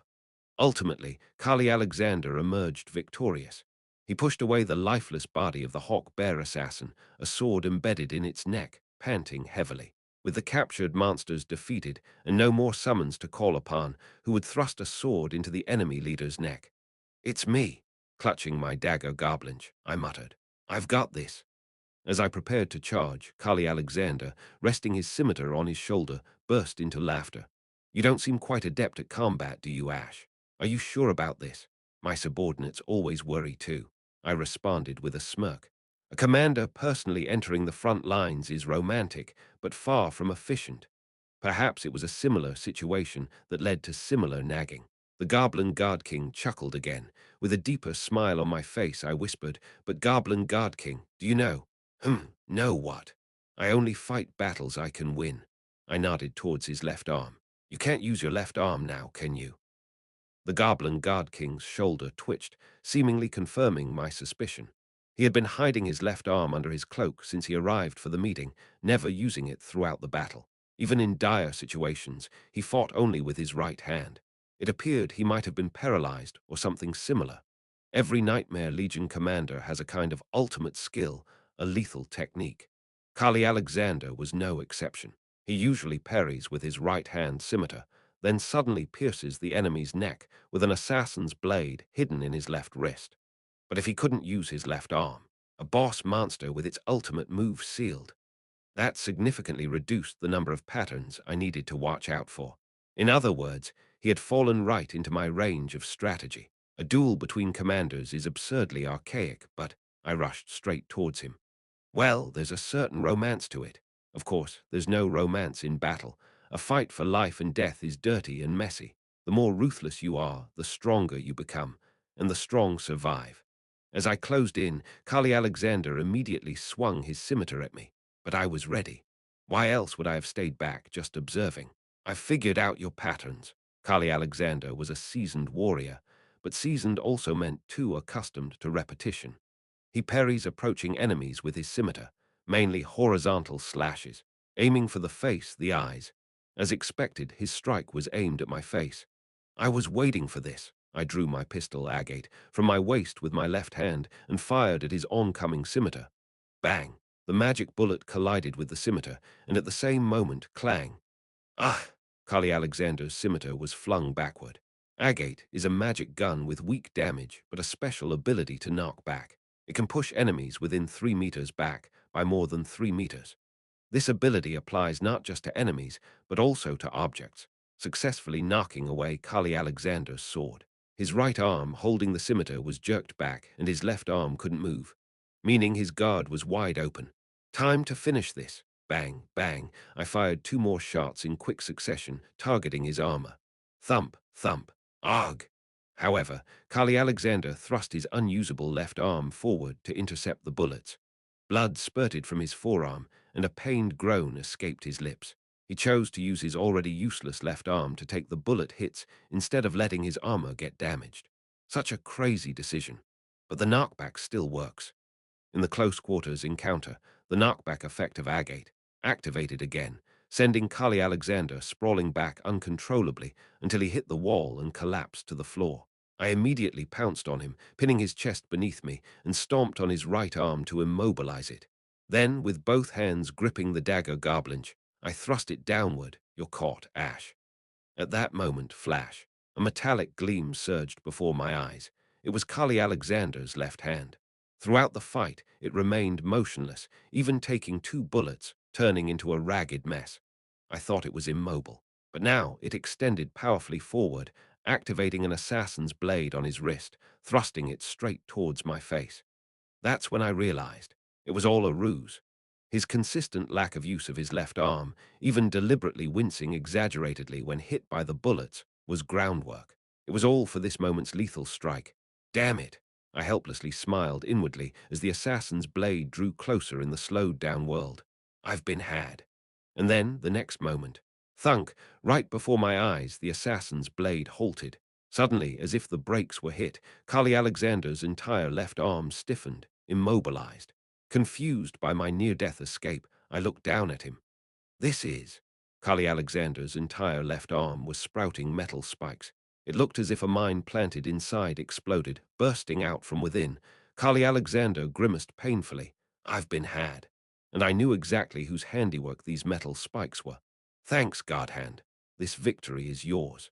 Muttering, I drove Garblinch down with all my might. Thump, the dagger pierced Kali Alexander's chest. And then, shredding sound.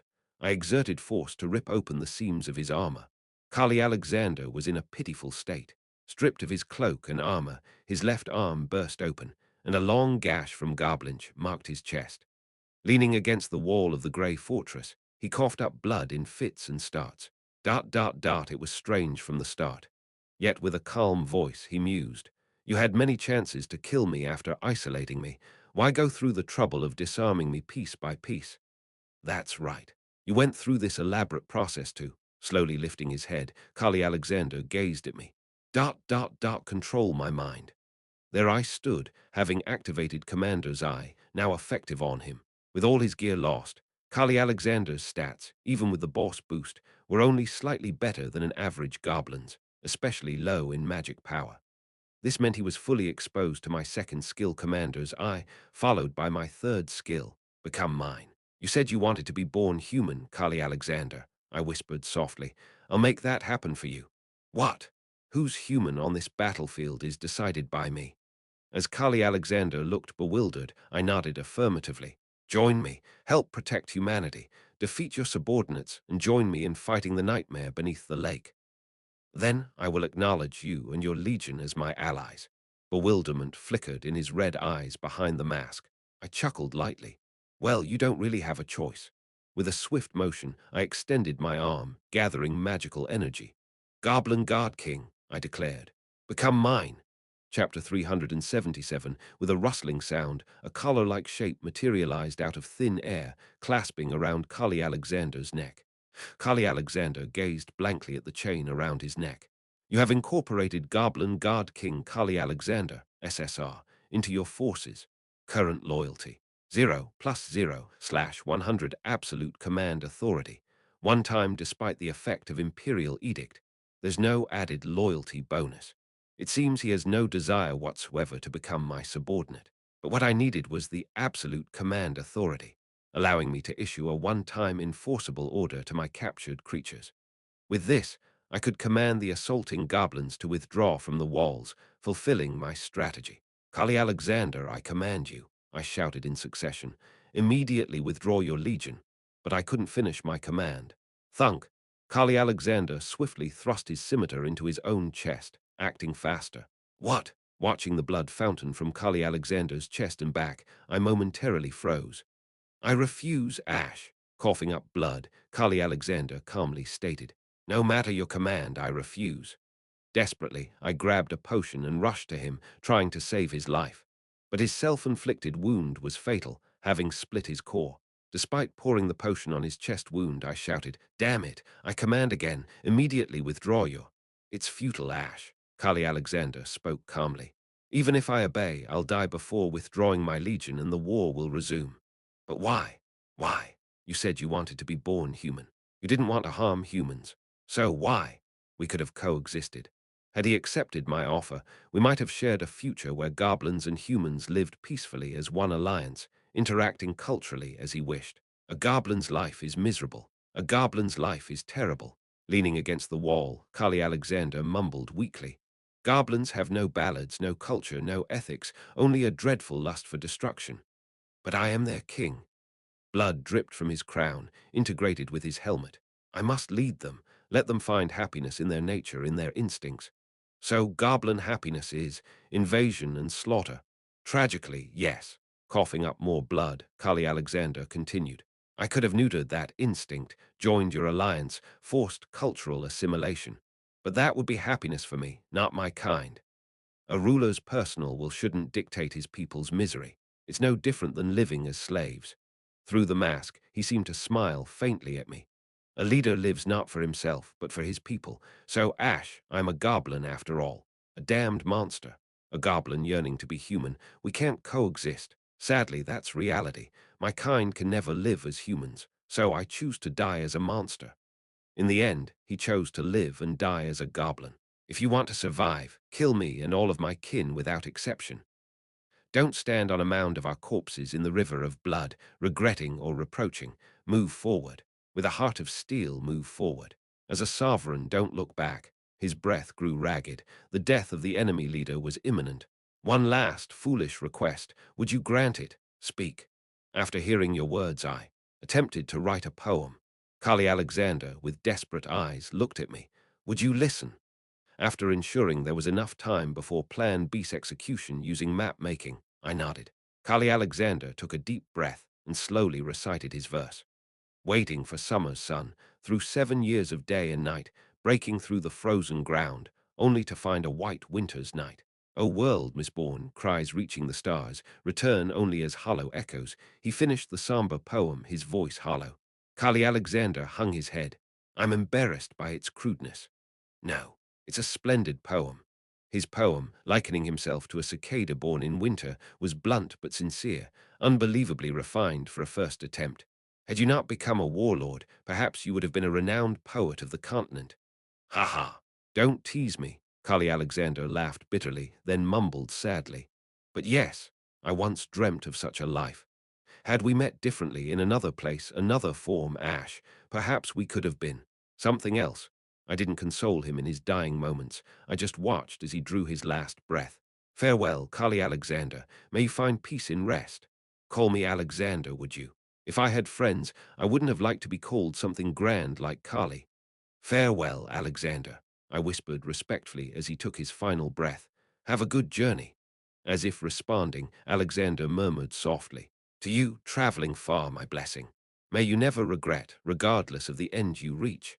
The Goblin Guard King breathed no more. He was dead. Approaching, I removed Alexander's helmet. His goblin face, hidden behind a mask, was scarred by years of battle. His nose was sliced off, one eye mutilated by a sword, and one cheek pierced, resembling an arrow wound. It was the face of a warrior. After a long gaze at his peaceful face, I took only the helmet and turned away. Plan A had failed, using the enemy leader to force the Goblin Legion's retreat. Now, Plan B must be initiated. A much harder path ahead. Plan B was straightforward, to physically annihilate the Goblin Legion using all available means. I had already strategized for this eventuality. Activating map making, still active from earlier, I checked the remaining enemy count.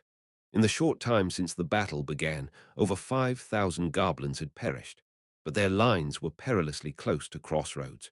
Ascending to the top of Grey Fortress, manipulating the walls at will, I surveyed the surroundings. Crack, crunch.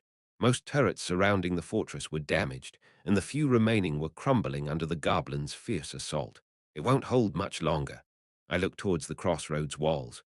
Boom, crash. The walls of Crossroads were engulfed in flames, and one section was seriously damaged and collapsing. Goblins, clinging to the walls, began their ascent, utilizing their light bodies to climb without ladders. The walls and the creatures have merged enough. Perhaps out of impatience, the Goblin Legion's formation leaned forward. Having bypassed my grey fortress, most of the Legion had crowded right in front of the walls of Crossroads. It was time for Plan B. I pulled out a blue-flamed torch from my inventory and waved it high. My subordinates on the walls recognized my signal and waved their flags. Simultaneously, rumble the eastern and western gates of Crossroads began to open. I had activated the one-way traffic option with Guardi's blessing for this defense. The Monster Legion only attacks from the south, meaning troop deployment through the east and west gates would face no hindrance. What's the essence of tactics from ancient to modern times? As I said before, it's the anvil and hammer. The defense anvil withstands the enemy's attack, while a mobile attack force, hammer, moves around to strike the enemy's rear. In the current situation, the wall enduring the goblins' onslaught is the anvil. My hero parties, capable of striking the goblins' flanks and rear while they are occupied with the wall, are the hammer. Clip-clop, clip-clop, clip-clop. Hero parties mounted on horses emerged from the open eastern and western gates. They began to rally towards me at the grey fortress. I cracked my knuckles, readying for action. Plan B is simple in concept. While the wall holds, guerrilla units comprised of hero parties obliterate the enemy from the sides and rear. If we annihilate them before the wall falls, it's our victory. If the wall is breached first, it's the monster's triumph. Guerrilla tactics are different now. Back then, there wasn't a robust anvil like the wall. It was like hammering air. But now, the monster frontline, the best anvil, has conveniently lined up the goblins for us. Our hammer is also exponentially more powerful. Before the hero parties arrived, I organized the Grey Fortress. It was time to dismantle it. My 4 captured beasts were severely injured but not dead. I patched them up with potions and stored them back into the void. Crash, rumble.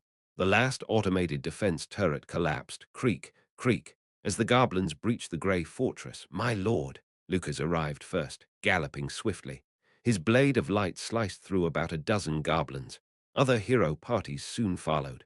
Lucas's party, the Penal Squad, Dragonblood Knights, Holy Grail Seekers. Each party was accompanied by 50 skilled soldiers, all mounted. The Holy Grail Seekers, not fully recovered, insisted on participating. In total, 221 close combat experts capable of breaking through goblin encirclements. They were the hammer unit of this battle. Mount up, my lord. Right. I mounted the horse brought by Lucas and then deactivated Imperial Edict. Whoosh, the grey fortress, covered in goblin blood and corpses, vanished like an illusion. Ah! I felt a wave of nausea from maintaining the fortress for too long, but desperately held it back. Handing over the Goblin Guard King's helmet to Lucas, I said, "Take care of this, Lucas." "Understood, my lord."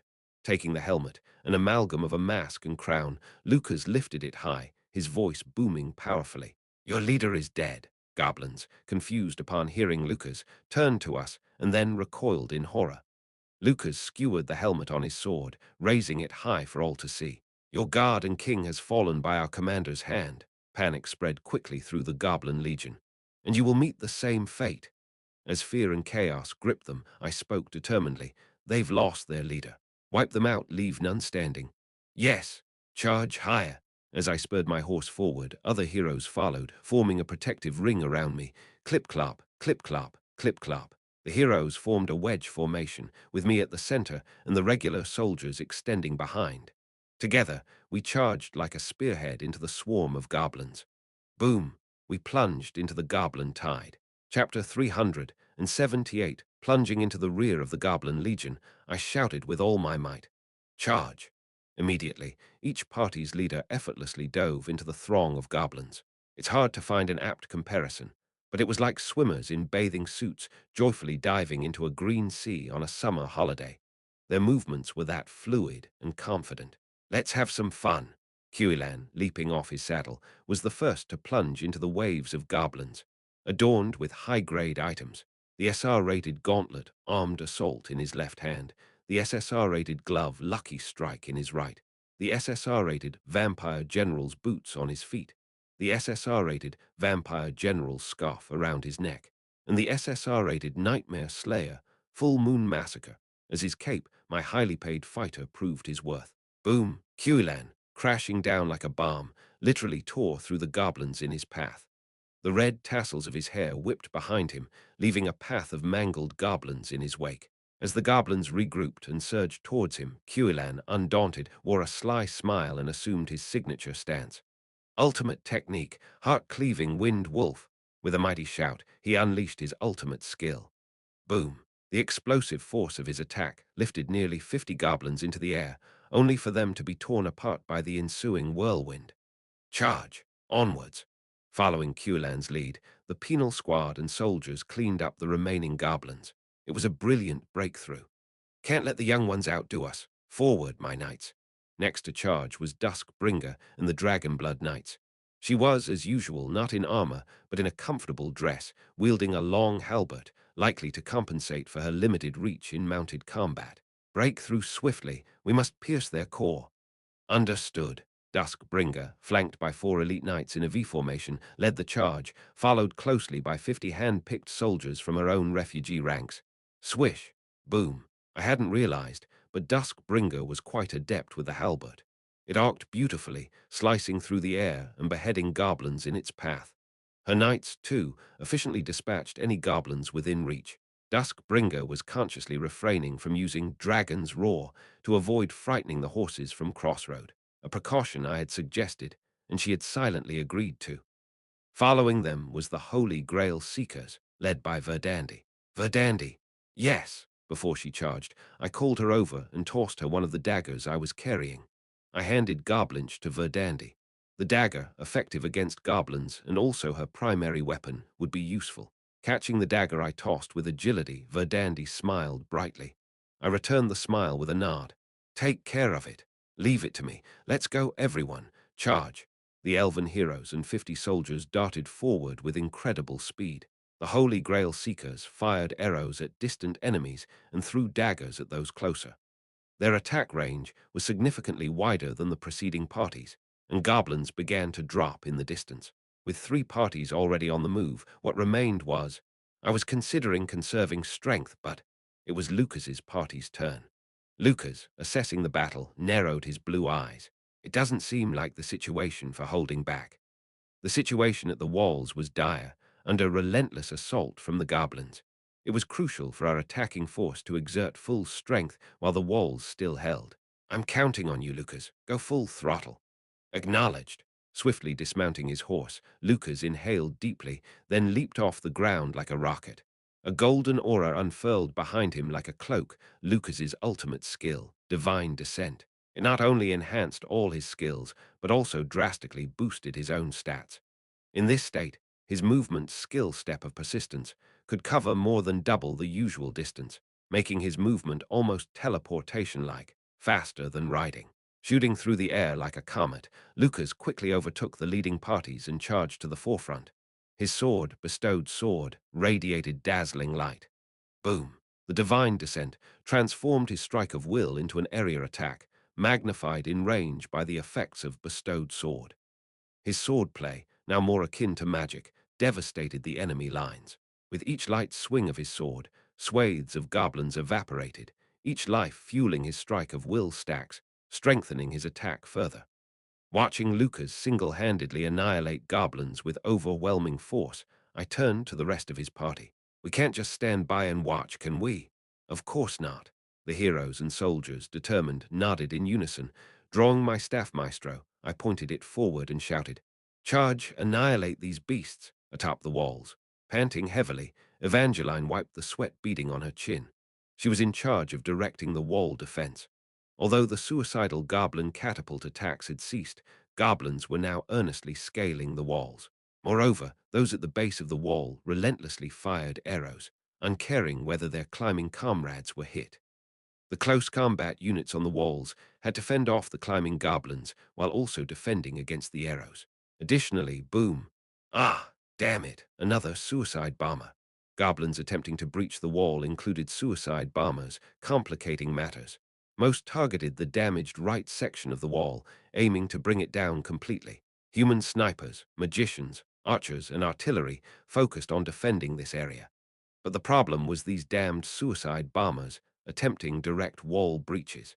Just killing and eliminating these leech-like monsters would have been easier, but even in death, they caused explosions. This constant threat led to unceasing injuries. Minor injuries, apply potions and return to the front. Seriously wounded, transport them to the temple now, Evangeline commanded, while pushing back 3 goblins with her shield, gritting her teeth in frustration. Her armor was splattered with black blood from intercepting numerous goblin suicide bombers with her body. It's okay, still manageable. By current results, the human side held an overwhelming advantage. They had killed thousands of goblins without significant human casualties. The exchange was so lopsided that the term exchange rate hardly seemed appropriate, as they crushed the goblin legion at the walls. Despite the endless waves of greenskins pressing forward steadily, Evangeline felt confident in the situation's sustainability. Heroes and soldiers prepared for melee combat stood atop the walls, with archers and artillery still pouring out attacks. Attackers like Damien and Junior, though tired, remained effective. Above all, your leader is dead. Your guard and king have fallen by our commander's hand.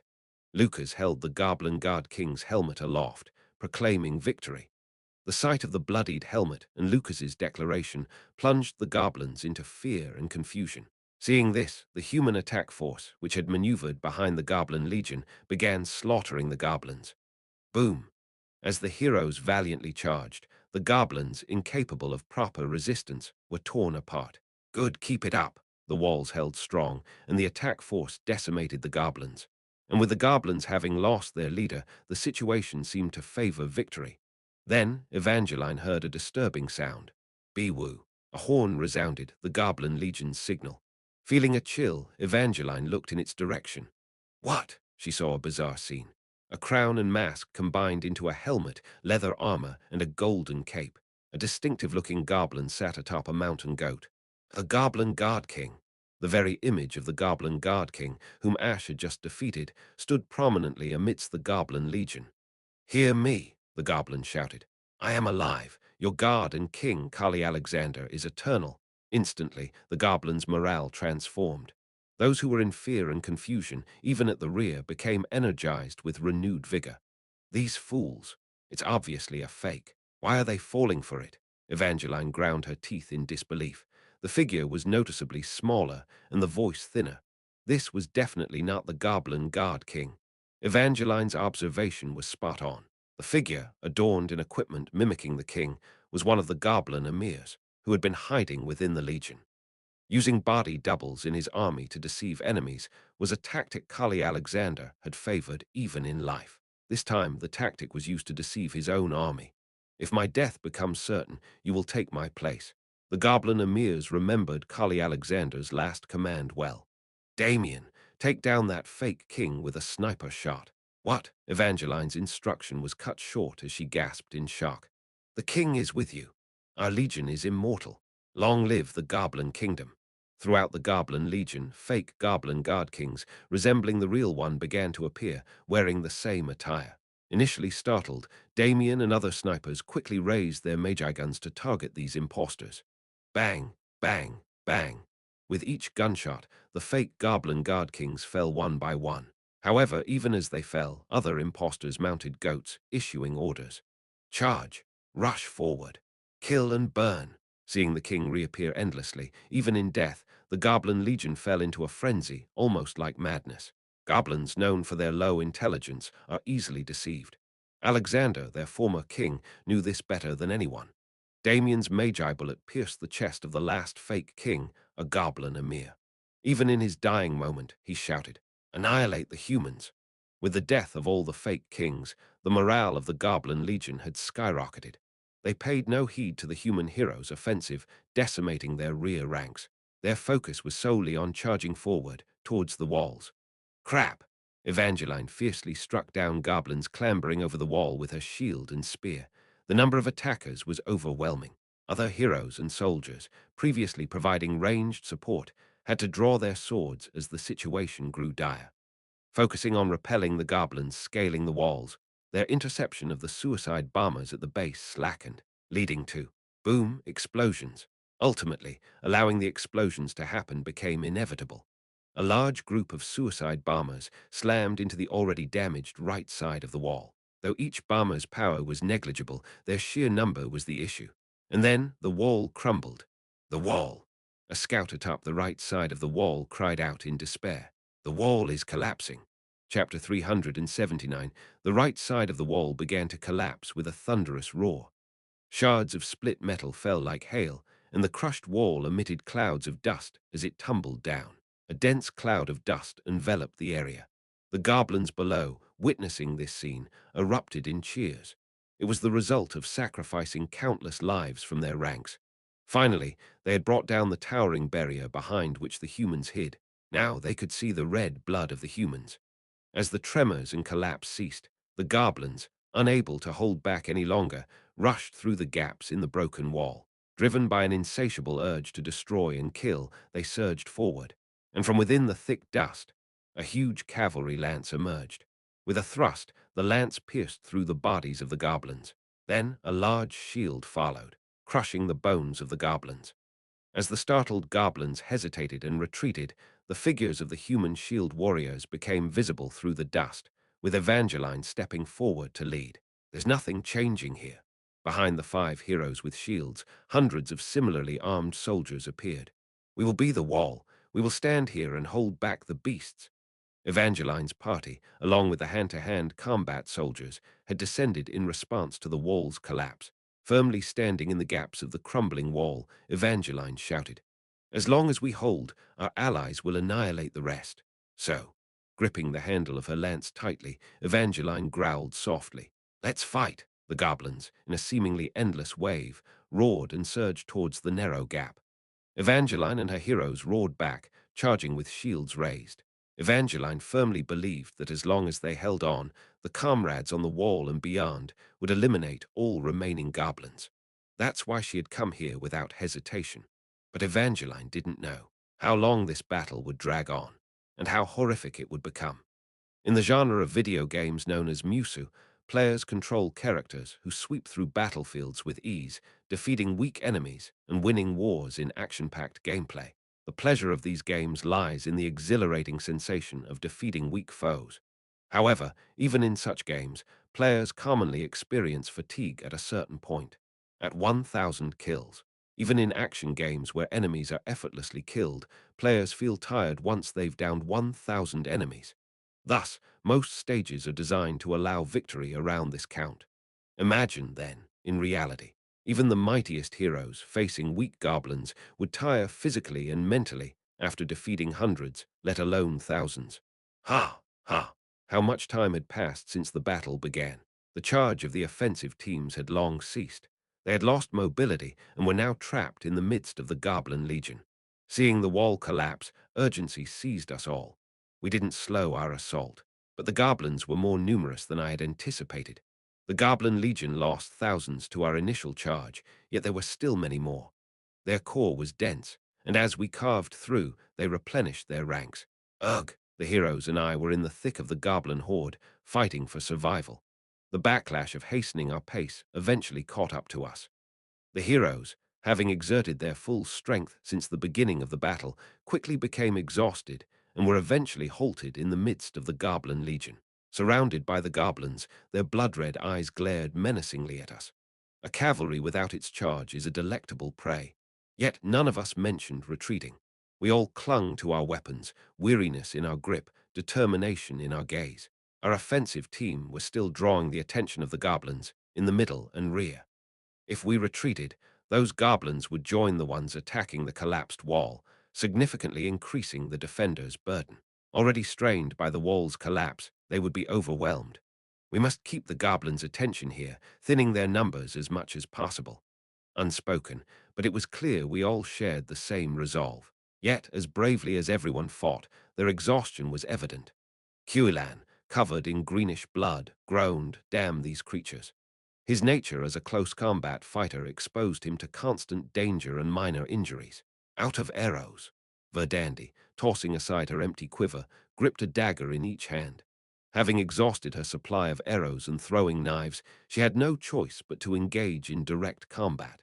Insufferable vermin, Duskbringer growled, her teeth bared in frustration. Notorious for poor stamina, her power waned as the battle dragged on. Even her knights, accustomed to harsh battles, struggled to keep up. And lastly, Lucas. Even after his divine descent ended, he continued to fight fiercely. His kill count was astonishingly high, fitting for a protagonist. But even a protagonist has limits. I noticed his fatigue and waning magical energy, despite his efforts to conceal it. Would it have been different if the battle had gone as planned? Originally, the Leprosy Extermination Squad and Shadow Squad were to join the offensive. Their presence would have improved the efficiency and versatility of our attack, but they weren't here. The Leprosy Extermination Squad was severely injured during the Shadow Squad rescue mission and hospitalized, while the Shadow Squad was decimated. Where did I go wrong? As I contemplated past decisions, the goblins began their unified attack. Our movements had noticeably slowed, and sensing vulnerability, they surged forward. Even with our group of hand-picked close combat experts, prolonged exposure to relentless assaults in the heart of the enemy would inevitably lead to significant casualties. So, clenching my teeth, I muttered a decision. I proclaim it. Unfurling a foldable flag in my hand, I prepared for a decisive action. Lucas, noticing this, shouted in alarm, "Lord, no." But my hand holding the flagstaff was already thrust into the ground. Declare this land as the territory of the Empire. Whoosh. The Imperial Edict was activated. Boom. The magic power emanating from me constructed a grey wall around us. Instantly, our attack force was under the protection of a magical fortress. This would allow for more efficient combat. Cough. My vision turned alarmingly red. A ringing in my ears, a burning sensation in my stomach, blood trickling from my nose and mouth. Perhaps I had overexerted myself, using this technique twice in one day. My heroes and soldiers rushed to my side, but I bit down hard and bellowed. "Fight on." They hesitated. "I'm fine. Keep fighting. I'm not a perfect player. My moves are marred with flaws. There are undoubtedly countless oversights and missed opportunities. But now isn't the time for regrets. One by one, we must reduce the enemy's numbers. If they cease only when the last one is annihilated, we must keep battling one at a time. We move forward. Somehow we advance. Fight on. Gritting our teeth, the heroes and soldiers positioned themselves at the edge of the magical fortress. Monsters poured in from all sides like a waterfall. Gasping for breath, I opened the stage information window. Thanks to our attack team and the firepower above the walls, the remaining goblins barely exceeded 10,000. If only the wall defenders can hold out, we can gradually reduce the remaining enemies. Then it happened. Boom, kaboom. A terrifying explosion resounded, and I turned to look. Towards our defense team, trying to seal the breach in the wall, a swarm of goblin suicide bombers was rushing in. Additional sections of the already weakened wall collapsed. Ha! Buried in rubble, Evangeline blinked dazedly. Her body ached as if beaten, and after a violent cough, she slowly realized why she was in this state. Damn those suicide bombers. Despite the wall defenders' prioritization of ground-level suicide bombers, a group had managed to reach them and exploded spectacularly. Not only heroes with shields, but also ordinary soldiers were caught in the blast. Having been thrown far away by the explosion, Evangeline was lucky to be mostly intact. No limbs lost. Despite the bruising, all her limbs were functional, a testament to her extraordinary defensive capabilities. Struggling to her feet, Evangeline immediately felt her legs give way under her. Damn. Despite her impressive defense, the accumulated damage was overwhelming. Gritting her teeth, she forced herself up using her spear. Move, damn it. Move. Scattered around her were the bodies of soldiers and fellow heroes who had been at the forefront with her. Tears stung her eyes, but she forced them back, focusing on the task ahead. If the front line has fallen, the goblins will push through. I must hold them back. As she feared, the sound of countless goblin footsteps approached through the dust cloud.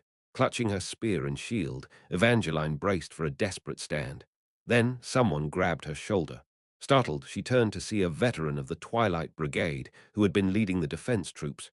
"You're safe, miss." "Ah, you too, Captain." "Not now. We must retreat. We can't hold off the enemies here any longer." The veteran urgently pointed to both sides. "Additional sections of the walls on both sides have collapsed. We can no longer block the gaps with our defense units." "Then, I've already ordered the defense line to fall back. We must protect the firepower troops on the wall as the monsters will attack the nearest humans." Evangeline looked around at the bodies of her allies, clenched her teeth, and reluctantly started to retreat. The veteran shouted hoarsely, urging everyone to fall back. "Retreat! To the walls, retreat!" The surviving members of the melee troops, bloodied and battered, established a new line at the entrance to the wall stairs. Evangeline, leading at the front, stared down the approaching goblin horde with exhausted eyes. The goblins, screeching wildly, poured through the breached sections of the wall. About half of them headed towards Evangeline and her soldiers at the wall stairs. The rest, however, were burrowing into crossroads. Looking at the monsters heading towards the city, Evangeline gritted her teeth. "All the citizens of Crossroads have evacuated." "Right." Per Ash's instructions, all civilians had been evacuated to the northern city. The remaining soldiers and alchemists had been gathered at the wall. Though the thought of those vile creatures trampling the empty streets of Crossroads was horrendous, at least there would be no casualties. "A temple." Evangeline's face hardened at the veteran's reply. "In the temple, there are priests and wounded soldiers." Chapter 380. The situation in Crossroads City was dire, as a legion of goblins poured into the streets. The most populated place in the city at the time was the temple, and the goblins, drawn by the scent of humans, swarmed towards it. Bang, crack, boom. There were two doors in the temple at Crossroad, a large main door and a smaller back door. Both were littered with the corpses of goblins, hastily barricaded with chairs and desks. The sound of the goblins violently hammering on their weapons outside the barricade echoed menacingly. "Huff, huff!" Torkel, leader of the leprosy extermination squad, gasped for air as he glared at the recently closed main door of the temple. His bandage-wrapped body was smeared with blood from the goblins and his own wounds. But Torkel had no time to care how filthy he was. "Anyone who can fight, grab a weapon," Torkel shouted towards the inside of the temple. But how many of the wounded could actually fight, and how many weapons did the temple have? Torkel, clutching a kitchen knife from the temple's dining hall and a round table tied to his left arm as a shield, realized something. If reinforcements didn't arrive, everyone in the temple would die. And considering the monsters had reached this point, expecting help was futile. "Issue an order." Torkel was not about to lie down and die quietly. "Block the back door. The path is narrow and the fence high, so 4 of you should be enough. And you, Captain. I'll defend the main door with the other injured." Fortunately, the temple's fence and stone wall were enchanted with holy protection magic. The goblins focused on breaking through the doors rather than scaling the fence, making defense tactics feasible. Bodybag and Burnout, in charge of setting up barricades, were piling obstacles around the temple. Even the injured brought in during the defense were picking up weapons and joining in. Following Torkel's orders, the rest of the leprosy extermination squad went to defend the side door. Torkel hastily organized the soldiers gathered at the main door into defense positions. "I'll help too," Saintess Margarita cried out as she ran forward. "I can cast shield magic. It'll be useful." Torkel wanted to tell her to go inside, but there was no time. Boom! The barricade at the main door was shattered. He hadn't expected it to hold long, but the breach was quicker than anticipated. It seemed the goblins had suicide bombers in their ranks. "Push them back." Gritting his teeth, Torkel charged forward. Bodybag, Burnout, Saintess Margarita, and the other injured joined him in a desperate effort. A fierce battle ensued. Despite their injuries, there were many skilled soldiers. Goblins fell one after another as they tried to enter the temple. Torkel and Burnout crushed the goblins with overwhelming combat prowess. Saintess Margarita cast shield magic on the soldiers, and Bodybag continuously repaired the barricade with psychokinesis. For a while, it seemed they were successfully holding off the goblins. Screech, shriek, That was until goblins suddenly appeared from behind. What the? Why from the back? The back door must have been breached. Torkel gritted his teeth as he shouted. As he had feared, when the front defense held firm, the goblins concentrated their attack on the back door, even though the members of the leprosy extermination squad defending it were skilled heroes. They couldn't last long with injuries and inadequate equipment. In the end, all four of them resisted to the last and met their fate. Then, through the breached back door, goblins poured in and attacked the main door defenders from behind. We must retreat, retreat. In the face of being surrounded on both sides, fighting was no longer an option. Torkel, having no choice but to abandon the defense of the main door, shouted, "Inside the building! Hurry!" The survivors barely managed to break through and retreated into the temple. After closing and locking the door, Torkel, barricading the entrance with obstacles, cried out, "Block the windows, gather everyone in one place, immediately." But there was no need to gather people. Everyone was already huddled in the central hall's corridor, trembling and praying. Soldiers too injured to fight, priests without combat skills, all were shaking before the imminent death, praying to the goddess. Outside, the goblins were fiercely howling and straining to open the locked doors, but inside the temple there was silence. This dissonance was disconcerting. Torkel slowly walked towards the inside of the central hall. There it was, the statue of the goddess, the face of the goddess he had always watched from afar, never seen up close. The goddess, Torkel murmured blankly, had such an expression. The face of the goddess looked down with pity and sadness. Then his vision started spinning. Ah! That's when Torkel realized he was bleeding. A knife and a spear were stuck in his back. Apparently, a goblin had thrown them during the retreat. His numb skin hadn't even felt the attack, but the damage was clear. Torkel knelt in his own pool of blood. Torkel! Saintess Margarita rushed over, pulling out the knife and spear from his back, applying healing magic and wrapping bandages. Her priest robe was so stained with the blood of the injured that its original color was unrecognizable. Torkel muttered as he watched her struggling. "Stop it, Saintess. It's no use now." "We're all going to die here." Torkel slowly closed his eyes. "It's been a terrible life. Suffering from leprosy all my life, ostracized, pointed at, and now to die at the hands of goblins. For the first time, I saw the goddess's face, and I want to ask, why did you give me such suffering?" Torkel clenched his hands and spoke with a suppressed voice. "Please, tell me that I am being punished for sins in my past life, or for the sin of being born, as I have always believed. If there's no such cause and effect, a life of mere suffering is too irrational." But even praying to the goddess's face for the first time, there was no answer. Instead, Saintess Margarita, having tightly wrapped the bandages, spoke in a businesslike tone. "I'll say it again, Torkel. There is no such sin." Torkel opened his eyes and looked at Margarita. She, as always, had an impassive expression. "There's no sin in being born. Your suffering isn't a punishment from someone." "Then why? Why did I suffer?" "Because. That's just the way the world is." Having finished the emergency treatment, the Saintess spoke calmly. "The world is inherently irrational, doesn't care about cause and effect, and is painful. We're all struggling to live in this hell together." Torkel, lost for words, stammered. "Then in this terrible hell, what are we supposed to do? Struggle?" Saintess Margarita smiled slightly. "Until the very end with all our might. And finally, we pray." Margarita extended her hand. "Here, take my hand." The Saintess, her hand stained with blood, grasped Torkel's bandage-wrapped hand. Then Margarita closed her eyes and prayed. Torkel stared blankly at her. Ever since he contracted leprosy, it was the first time someone had held his hand. And the first time someone prayed with him. Bang! Boom! The locked doors of the temple shook violently. Sounds of shattering glass echoed from all sides. Soon, goblins would swarm into this corridor. Clang!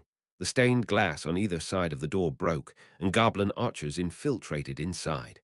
They launched arrows at the people in front of the goddess statue. Instinctively, Torkel tried to shield himself from the attack, but he was pushed aside. "What?" Pushed aside, Torkel saw who had pushed him. It was Margarita.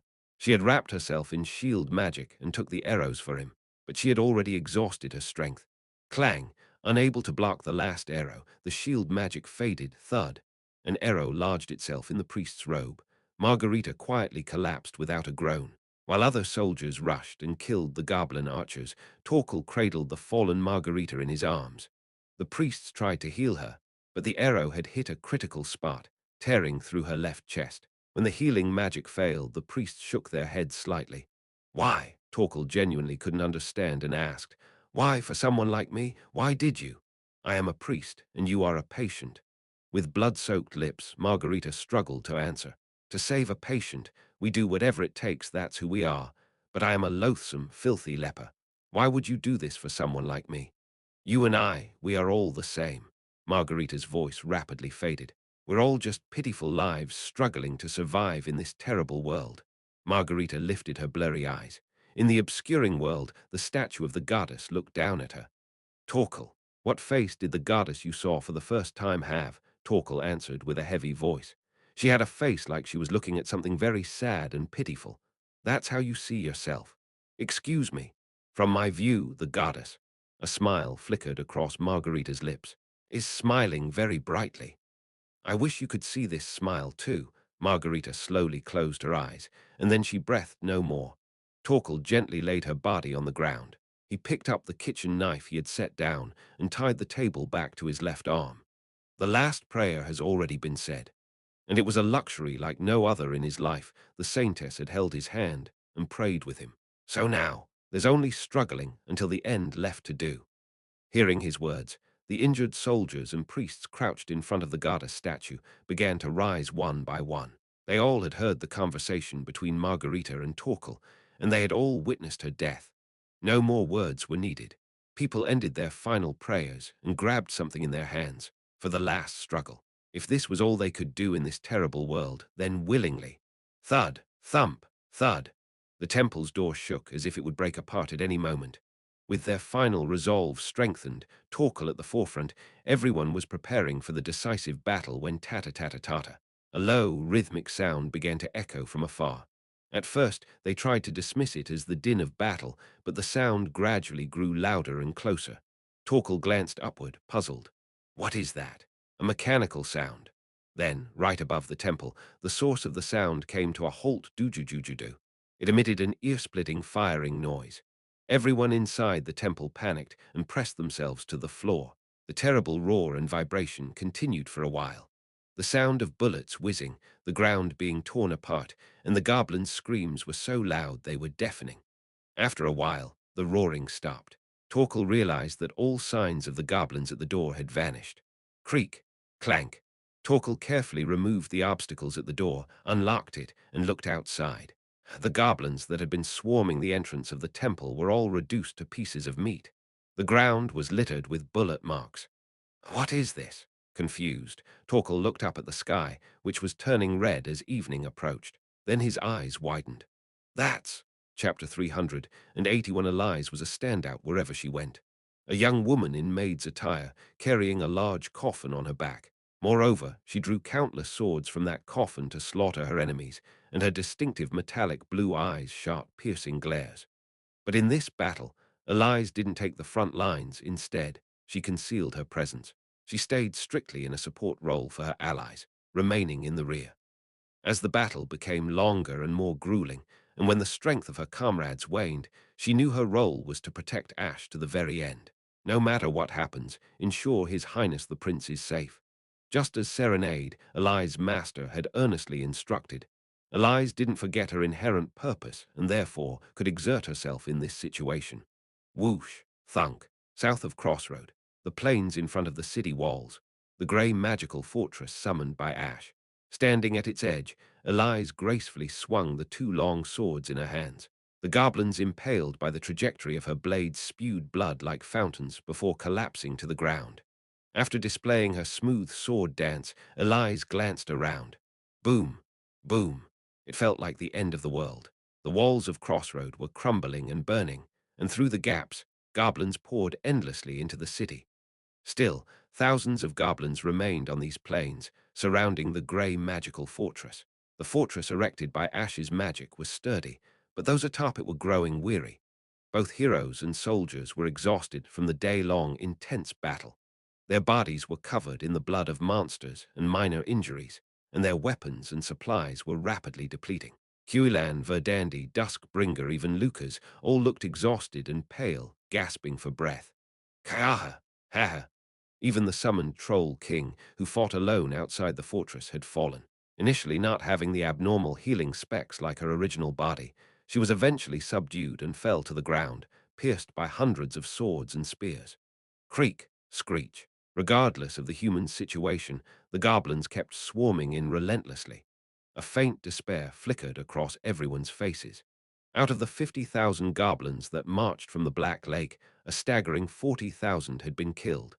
They kept killing over and over, but the remaining 10,000 were enough to ravage Crossroad.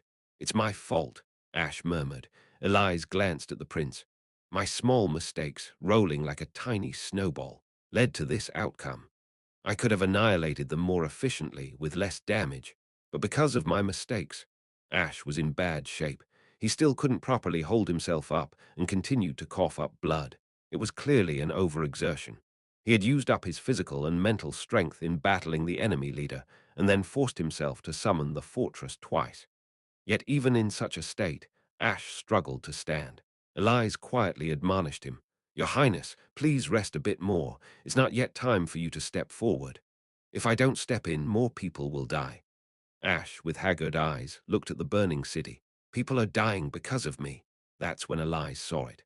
The burden that Ash carried on his shoulders. He was blaming himself for the deaths of those lost in the battle, carrying the weight of hundreds, thousands of lives on his shoulders, staggering but enduring. Elise had no intention of lightening his load. It wasn't her role. If there are people who died because of His Highness, just maybe, she was merely being honest. There are also people who survived thanks to Your Highness. Just as Your Highness can't forget those who died, those who survived can't forget what you've given them. Eli's dry voice resonated clearly around. Huilan wiped the sweat off his chin and stood up on his knees. Verdandi took out a bag of nuts from her bosom and passed it to her comrades, and Duskbringer took the bag and ate its contents in one gulp. Lucas, standing up straight and taking a deep breath, raised his sword again. All of them owed their lives to Ash. Therefore, if it would help support Ash, they would stand up again and again. And it wasn't just them who owed their lives to Ash. Tata-ta-tata. From a distance, the sound of an unidentified machine started to ring. The sound came from the north. One by one, the heroes lifted their eyes towards the sound. From the northern sky, where the sunset was beginning, the sound was getting closer. Elise, knowing the identity of the sound, let a faint smile cross her lips. "The seeds Your Highness has sown have not been in vain." And then, tata-ta-tata, crossing the red sky, surpassing the walls of Crossroad, it appeared. It was a massive airship. At first glance, it was an anachronism, a dull, heavy mass of metal with no hint of aesthetic design. Blue flames shot out from the crude thruster, looking like a furnace stuck onto it. Two propellers attached to the head and tail of the airship whirred menacingly. Thwack! Over the plains, the numerous magical cannon ports attached to the bottom of the airship aimed around. And then, tujujujudu, a terrifying sound of gunfire erupted. The barrage instantly shredded the goblins in the area. The goblins surrounding the grey magical fortress were swept away in a flash. The people standing on the grey fortress gaped at the overwhelming firepower. The Vanguard assault ship that was used by the Allied races during the 100-year-old tribal war and was thought to have sunk in the Eastern Sea after being completely destroyed. Even Ash was so startled that he lost his words. Only Elise calmly explained. "Purchased by our Silver Winter Merchant Guild in the black market, secretly repaired over the last 6 months. Our young lady's dowry. No, a secret military supply." The emblem of the Silver Winter Merchant Guild was freshly stamped on the bottom of the airship. Looking up at it, Elise nodded. "It's the flagship Geronimo." Creak. The hatch on the side of the airship opened, and through the gap a woman with aqua-colored hair fluttering in the storm appeared. "Your Highness," the owner of the Silver Winter Merchant Guild. Serenade Silver Winter waved her hand cheerfully. "That somewhat extraordinary military supply I mentioned, how is it? Pretty good, right?" It was more than just a bit extraordinary. Ash also laughed softly, incredulous. "According to the Imperial law, all airships must belong to the royal family. Those who violate this can be sentenced to death." Serenade had blatantly ignored the Imperial law to come back to the battlefield in an airship, just to save Ash. Tujujujudu. The airship continued to fly low, firing barrages incessantly. But no matter how powerful the airship's firepower was, it was just one, and not enough to turn the tide of the battle. Instead, the loud noise attracted more goblins, fiercely swarming towards them. But Serenade, smiling brightly, pointed towards the distance. "It's not just me. Look!" Serenade's finger pointed to the west. Ash's eyes widened as he turned in that direction. Tack-attack, tack-attack, tack-attack. On the western hills above Crossroad. Against the backdrop of the sunset, people on horseback were steadily arriving. Among them, the knights at the forefront wore armor as red as blood. 500 members of the Bringer Duchy, Dragonblood Knights. The knight leading the way shouted out with a resounding voice. "We have arrived in response to the great dragon lady's call. From this moment, we will support the monster front." Beside them stepped forward a nobleman in flamboyant attire, sporting an elegantly groomed beard. "I am Vailneo, head of the Southern City-State Alliance. Upon receiving Crossroads' request for support, I've gathered volunteer troops from nearby city-states." Stroking his beard, Vailneo smirked. "My father's father's father owed a debt to Crossroad. Finally, I can start to repay it. City-State Alliance, 400 volunteer troops, joining the fight." Next, a man with sun-kissed skin and a turban, riding a camel, stepped forward. Descendant of the fallen Western Kingdom, the nomadic tribe Mirage. 200 warriors.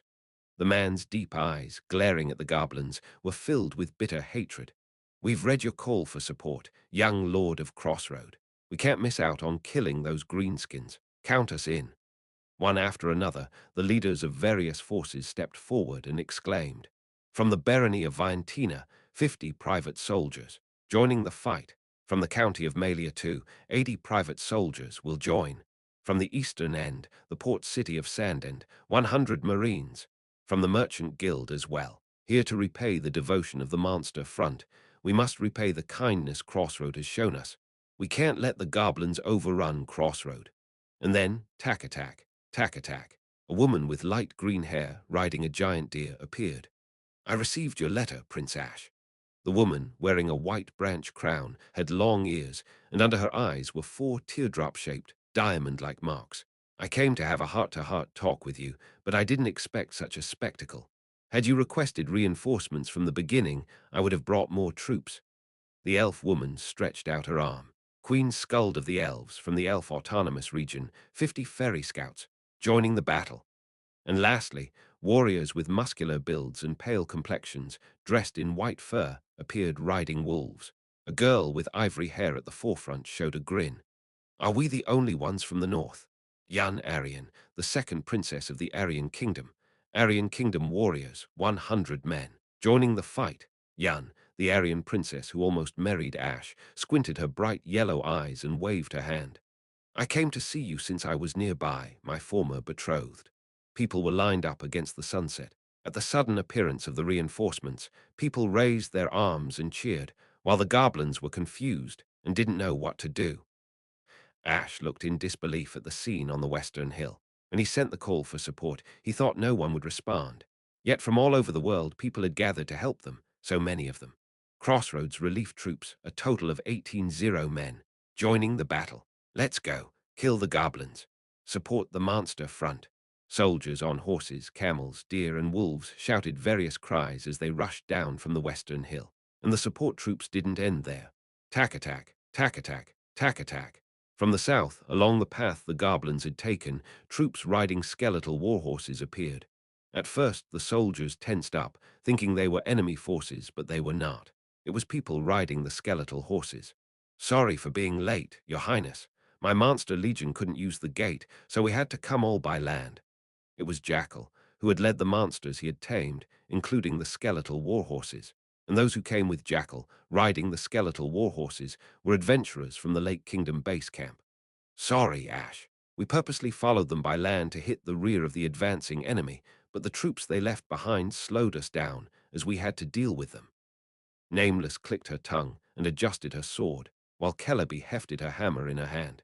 "But thanks to that, we were able to rescue someone." Sitting behind Celebi, wrapped in a blanket, was Lily. She had been isolated at the forward base and was rescued by the people from the base camp. Lily bowed her head to Ash.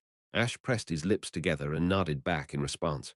Celebi thrust her hammer forward and shouted, "All right, let's get energized and clean up those goblins. Here we go, let's go. Save Crossroad." do. From the south and the west, those who had gathered to protect Crossroad, regardless of their race or affiliation, rushed forward, and they plunged into the green wave of monsters. Chapter 382. The battle had ended. It wasn't until a week had passed that the defensive battle finally concluded. The goblins in the southern plains were quickly dealt with thanks to the reinforcements, but it took some time to completely clear out the goblins that had burrowed into Crossroad City. Brutal street fighting unfolded within the city, and it took 3 days to mostly wrap things up. An additional 4 days were required to hunt down and kill every last goblin hiding in every nook and cranny, triggering the system message announcing the end of the defensive battle. In total, it took a week. Standing atop the city walls, I quietly surveyed the chaos that had become of the city. Thousands of goblin corpses still littered the city. The destruction they had caused to the city's infrastructure was immeasurable. As I looked over the city, stained with ash and greenish blood, my teeth clenched in devastation. Could this damage ever be repaired? People are resilient, Evangeline, who had come to stand beside me, said. The people of Crossroad are stubbornly tenacious. They'll overcome this too, just like they always have. Rumors of the battle's end must have spread, as citizens we had evacuated began to return one by one. And without being asked, these returning people began clearing away the goblin corpses and cleaning the city, stained with their blood. From one corner of the city, people silently started sweating as they began the reconstruction. I watched this scene in a daze. The broken city can be fixed, but the lost lives can never be returned. Lucas. Yes, my lord. Lucas, who had come with Evangeline, responded. I asked quietly, how goes the compilation of the casualty list? We've just finished it, my lord. Would you like to see it? Yes. Lucas handed me a thick file with a formal posture. I took it and began flipping through the pages, scanning the names. The only sound atop the silent city walls was the rustling of paper as I turned the pages. My knights waited patiently as I reviewed each name. Having finished verifying all the names, I closed the file. 22 heroes, 488 soldiers. That was the count of the dead, and the number of wounded was far greater. It would be quicker to count those who weren't injured. How many of the injured could return to the front lines? We've lost so much. I raised my hand to cover my eyes. Monsters are considered annihilated only when the last one is killed. But Crossroad is different. We must continue to fight, and therefore must approach this from a military perspective. In military terms, a unit is considered annihilated when it loses 20% of its strength. We lost 500 out of 25-0. Moreover, the casualty rate among key hero characters far exceeded 20%. The city walls have collapsed, the soldiers are severely depleted, and the city itself is in shambles. Militarily, we might as well have been annihilated in this battle. The damage is that extensive. If the reinforcements hadn't arrived, it would have been the end for us. We barely managed to win because the reinforcements, whose arrival was uncertain, eventually came. Had they not arrived, the losses would have been far greater. In other words, this victory was almost a stroke of luck. Strategies should be executed with certainty. But the measures I had prepared failed to deal a fatal blow to the enemy, and we nearly faced defeat. This victory, it's just due to luck, just luck. As I muttered, a refreshing voice reached my ears. Do you need to blame yourself so, commander of the monster front? I looked up to see a girl with ivory skin approaching along the city wall. She was leading warriors from the northern kingdom, clad in leather armor adorned with white animal fur. Wasn't it none other than you who summoned that relief force? Your efforts have led to this outcome. It's too clear to simply attribute to luck. The chain of cause and effect you've built up, isn't it? I called out her name. Princess Yan. In the imperial capital, you strutted around like a confident tiger, but now you're more like a wounded wildcat, Prince Ash. Aryan Kingdom's second princess, Yan Aryan, shouldering a large axe and showcasing well-muscled arms, came to a stop before me. This side of you has its charm, but the you who smiled arrogantly as if you knew everything was more impressive. You look better now than you did at the party. She had swapped her party dress for a leather armor that clearly revealed her abs. Her distinctive northern fair skin was splattered with green goblin blood. She had stood out among the relief forces, both for her ferocity in battle and her high status, naturally taking on the role of their representative. That must be why she had come to see me now. Do you have some business? Now that the battle is over, it's time for the relief forces to disband. Right. The relief forces were only a temporary alliance for a common cause, and now they must return to their original places. The 18-0-strong relief force ultimately suffered about 100 fatalities and around 200 wounded. We need to take care of these casualties and express our gratitude to those who came to our aid. Everyone is waiting. You're not planning to leave me hanging again, are you? I stood up silently.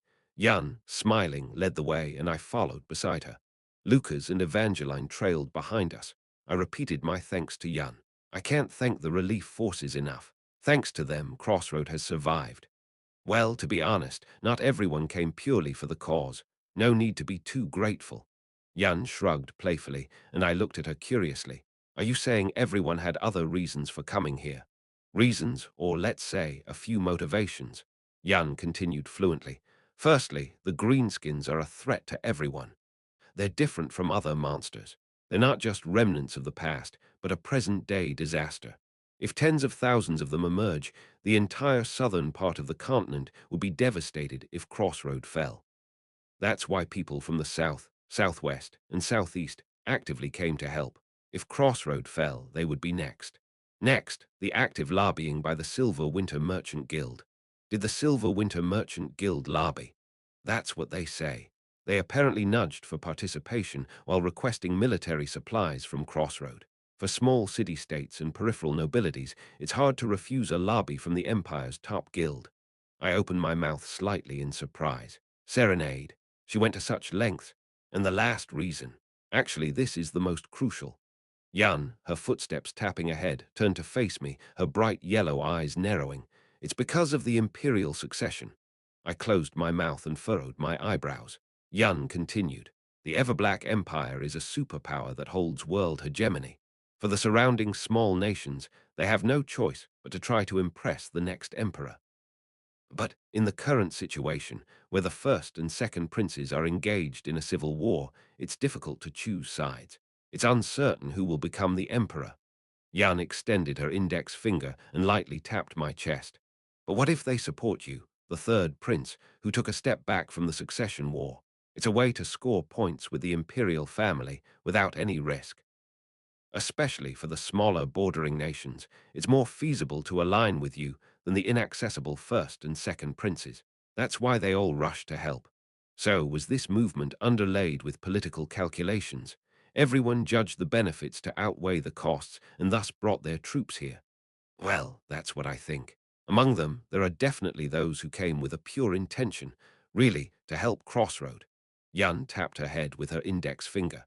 But certainly, many came after weighing the pros and cons in their minds. Prince Ash, you should keep this in mind. Did you also come for that reason, Yun? Well, I won't deny it.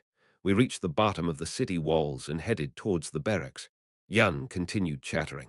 The agreement between our kingdom and the Empire isn't being respected due to the first and second prince's conflict. I understand that the Empire's administration has come to a halt, but so I came to urge the implementation of the agreement, but seeing I couldn't even approach the imperial capital, I decided to see your face, since I had already come this far. And then I joined the battle after learning about the situation. We stopped in front of the conference room at the barracks. Yun's smile faded, and she faced me with a serious expression. The whole world is watching Everblack, and as the internal conflict between the first and second princes becomes protracted without a clear outcome, everyone's attention is slowly shifting.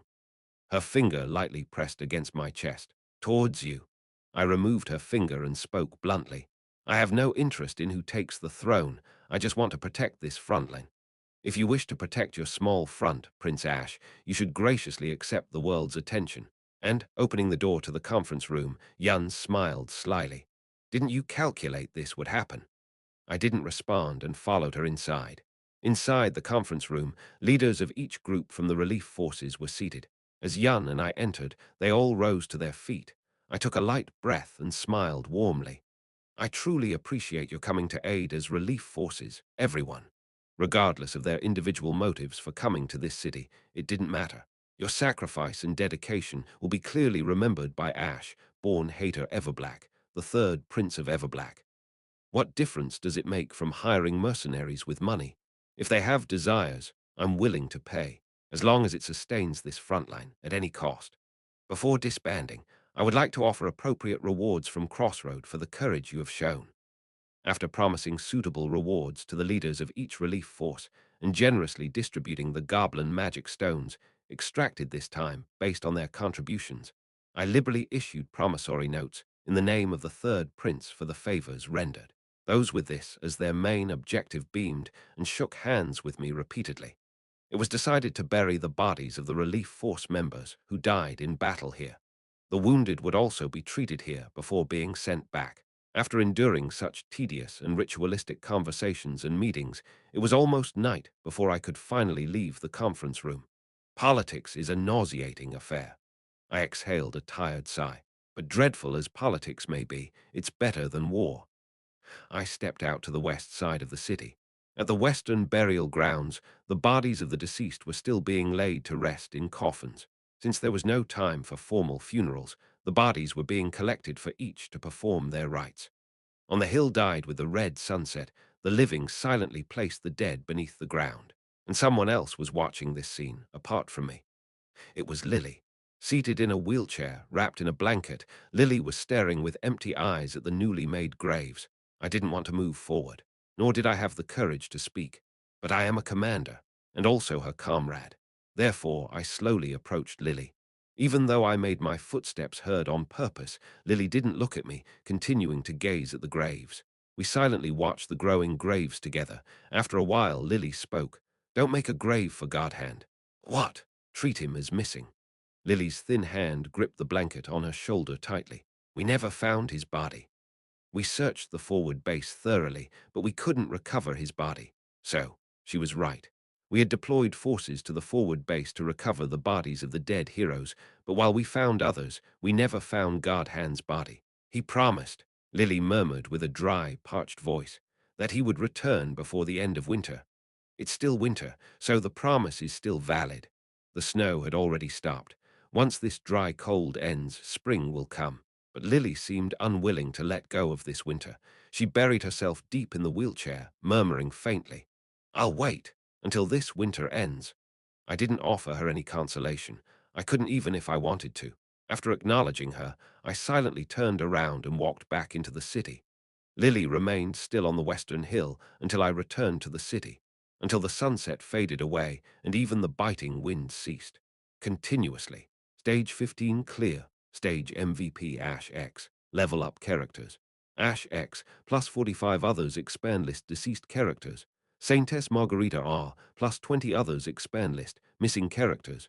Godhand SR injured characters. Ash X plus 45 others expand list acquired items. Goblin Legion Magic Stones. 8270, Goblin God King Magic Core SSR. 1 stage clear rewards have been distributed. Please check your inventory. SR Grade Reward Box. 3 SSR Grade Reward Box. 1 Get ready for the next stage. Next stage. Shattered. Chapter 383. The next day, those who had come as relief forces began to leave Crossroad one by one. The city-states all want to be of help to Crossroad and Prince Ash.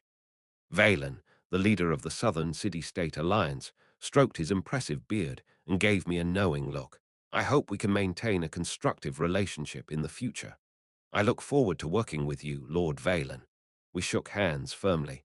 Valen then led his militia out of the city. "Should the monsters stir again, do not hesitate to ask for our support." The chieftain of the Mirage, a nomadic tribe from the west, adjusted his turban and said this: "The people of the west are born to kill monsters. It brings us joy to slay them, whether they are greenskins or not. I will be sure to contact you again soon, chieftain." He placed his hand on his left chest and bowed slightly. It was a Western-style salute, and I returned the gesture in kind. The other leaders also came one by one to say goodbye before leading their soldiers away. I bid each of them farewell with due politeness. Only 3 forces from the relief army remained. The Dragonblood Knights from the Bringer Duchy, the fairy scout troops led by the elf queen herself, and the warriors from Princess Yun's Aryan kingdom. I can never thank Duchess Bringer enough. I nodded at Dusk Bringer standing beside me. She had summoned all 500 of her soldiers regrouped in her homeland to Crossroad, and they had been a great help as part of the relief forces. To my thanks, Duskbringer shrugged her shoulders. Shouldn't you be more than just thankful? Right now, there are 500 of my soldiers and thousands of my refugees in your territory. Be careful, or you might be devoured by me. Duskbringer joked with a flash of her sharp teeth. I smiled wryly. I trust that you are not that kind of person, Duchess. HMPH, spineless lad. Muttering, Duskbringer rolled her round eyes at me, then suddenly patted my back. There is a saying, victory and defeat are common in war. Neither victory nor defeat should overly elate or depress a commander. Always be prepared for what comes next. Really? I thought I had maintained a poker face, but it seems this dragon lady saw right through me. I smiled wryly again. Thank you for the advice, Duchess. HMPH, it's not like I said it to be thanked. I just couldn't stand seeing a young one struggle so much. Snorting, Duskbringer walked towards her knights. I will go north to fetch the refugees who fled. We'll see each other again later. Duskbringer mounted her horse and galloped away with her subordinates. Next to approach me was an elf woman, walking calmly with a large stag beside her. Queen Skuld. She bowed to me demurely with a smile. The 4 teardrop marks under her left eye were strikingly noticeable. I returned her bow. Finally, we can have a calm conversation, Prince Ash. I've been looking forward to this too, Your Majesty. I hesitated for a moment on how to address her. She was the representative of an entire race, much older than me. But after the racial war 100 years ago, elves had been reduced to almost a slave-like status, and it would be ridiculous for me, a prince, to address her too formally. Seeing my hesitation, Skuld covered her mouth and laughed. Hee, I'm just a representative of the elves left in the autonomous district. You can speak to me informally. No, I couldn't possibly do that. May I address you as Your Majesty? Of course, call me as you feel comfortable. With a compassionate smile fading, Skuld turned serious. The reason I sought to have this conversation with you is about the future of the world. I was listening intently when Skuld suddenly stopped speaking. She looked past me with wide eyes. Wait, just a moment. Yes, I think I saw something strange. I turned to see what Skuld was looking at. There, hiding behind a wall in the alley and peeking at us, was Verdandi. Eek! Having realized our gaze, Verdandi hastily hid further into the alley. But it was too late. We had already seen her. Skuld, with her mouth agape, cried out in a surprised tone. Verdandi, sister. Arg! Startled, Verdandi dashed out of the alley and ran off in the opposite direction. What? Why is she running away? Sister, that's you, right, Verdandi? Oh, my goddess of the world tree. Stop, sister. Sistia, Skuld hurriedly chased after Verdandi, followed by a group of 50 fairy scouts. What was that about? What was she going to talk to me about? Watching the elves chase, I chuckled and looked ahead. The last leader of the relief forces, Princess Yan, was standing in front of me, beaming. Have you been waiting long, Your Highness? Is it my turn now? Princess Yan, I appreciate your help and wish you a safe journey, but... Princess Yan Arian had shed her armor for more comfortable attire. But it wasn't just comfortable. She was in pajamas and slippers. A fluffy robe and slippers. Noticing her outfit, I asked with a bead of sweat running down my forehead. It seems you want to stay a bit longer. Rather than returning empty-handed, I thought I'd see more of the world while I'm out. There are many good tourist spots, no need to stay in this dangerous place. It's a harsh place, so there's much to learn. Being next to the third prince, it should be easier to grasp the imperial situation. I smiled awkwardly. Well, having 100 strong warriors from the Aryan kingdom stay as guests is a welcome thing from my perspective. Don't worry, I won't be a nuisance, so I'll take that as permission to stay. Yan narrowed her yellow eyes and smirked, then suddenly trailed off. Her eyes widened in shock as she stared behind me. What now? Why does everyone I talk to keep seeing something behind me? Reluctantly, I turned around. In the alley behind me, Qulan and the members of the penal squad were making a noisy procession. Apparently, they had been mobilized to clean up goblin corpses all night and were covered in green blood. Seemingly heading to the public baths to wash off, they had stripped down to their waist, each holding a towel. What?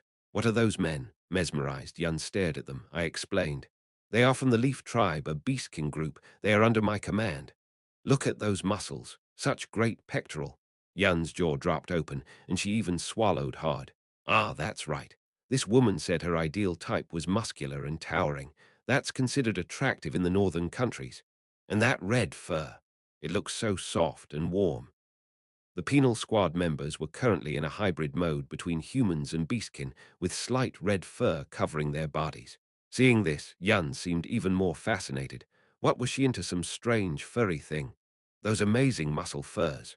No, I must have a talk with those warriors. Yun left me behind and quickly ran towards the penal squad. Unaware of what was about to happen, Q-Lan suddenly found Yun jumping onto his back and clinging to him. Surprised by the sudden attack, Q-Lan let out a shocked scream. Yun, unfazed, rubbed her cheek against his fur. Considering his past encounter with the Troll Queen, Q-Lan did have an unexpected popularity. I turned my head away. Good luck dealing with that, Q-Lan. Right beside where I had bid farewell to the leaders of the relief forces, Serenade's airship was landed, and adventurers from the base camp were gathered around. I headed in that direction. Geronimo, oh Geronimo, you were alive, you were alive. For some reason, Celebi was roaring. Near the airship, Celebi was almost crying, hugging the hull of the airship and causing a scene. Sweating, I asked those around me, what's going on with him? Hannibal, Celebi's assistant, answered awkwardly with a smile. This airship was designed by Master Celebi himself. Ah, I see. Yes, he thought it was completely destroyed and sunk, so he's quite emotional seeing it return. Even so, crawling into the thruster seems a bit dangerous. Anyway, I left Celebi to his emotional reunion and extended my thanks to the other adventurers. Most had been indifferent to me, despite my attempts to build rapport.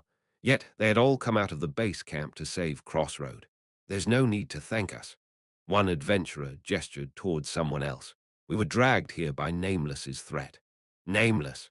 If we didn't help save Crossroad, she threatened to withhold her help in the Lake Kingdom's exploration.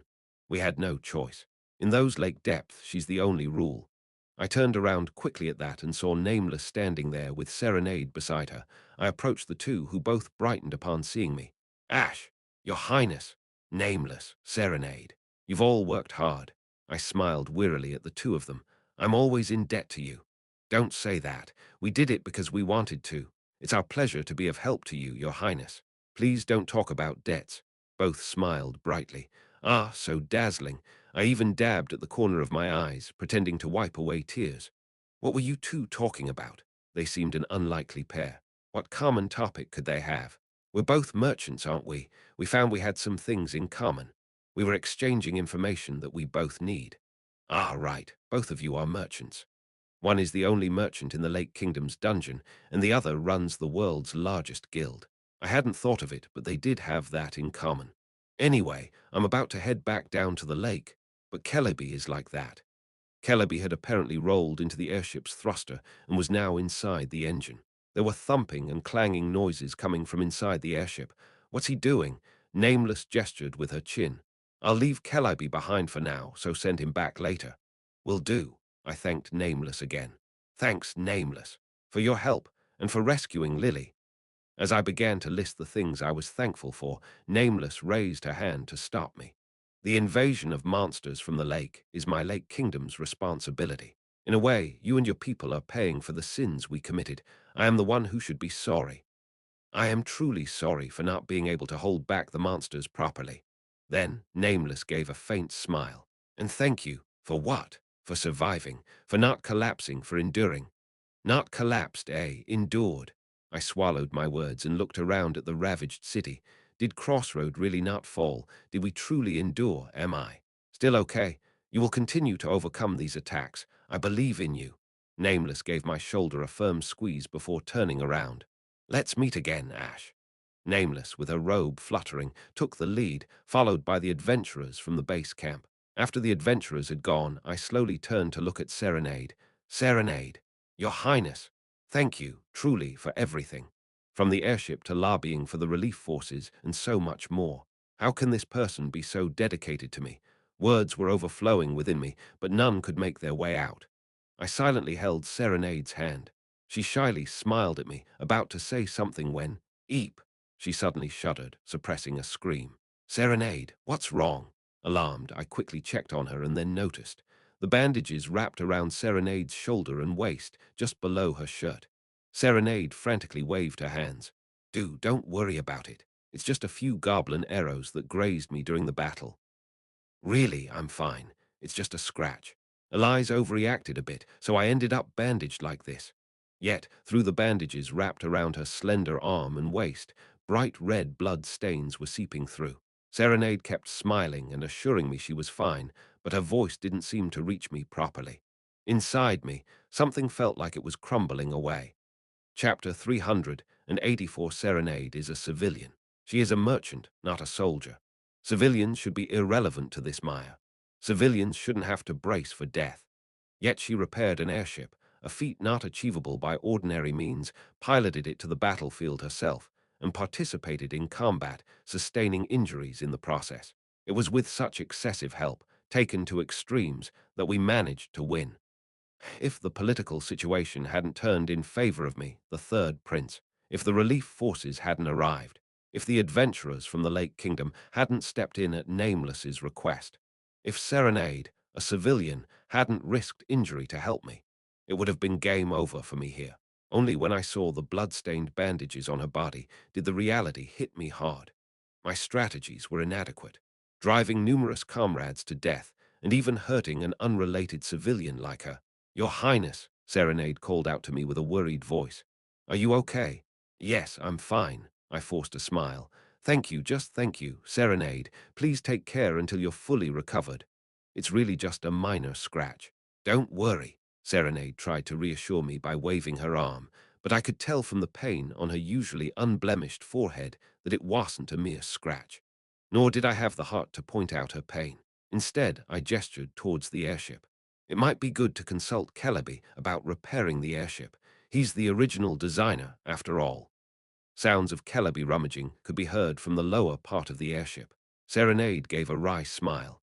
Our people tried their best, but there were many clumsy parts. Now that we have the original designer, we can fix it better, to be of more help to your Highness. Instead of thanking her again, I just squeezed her hand once more.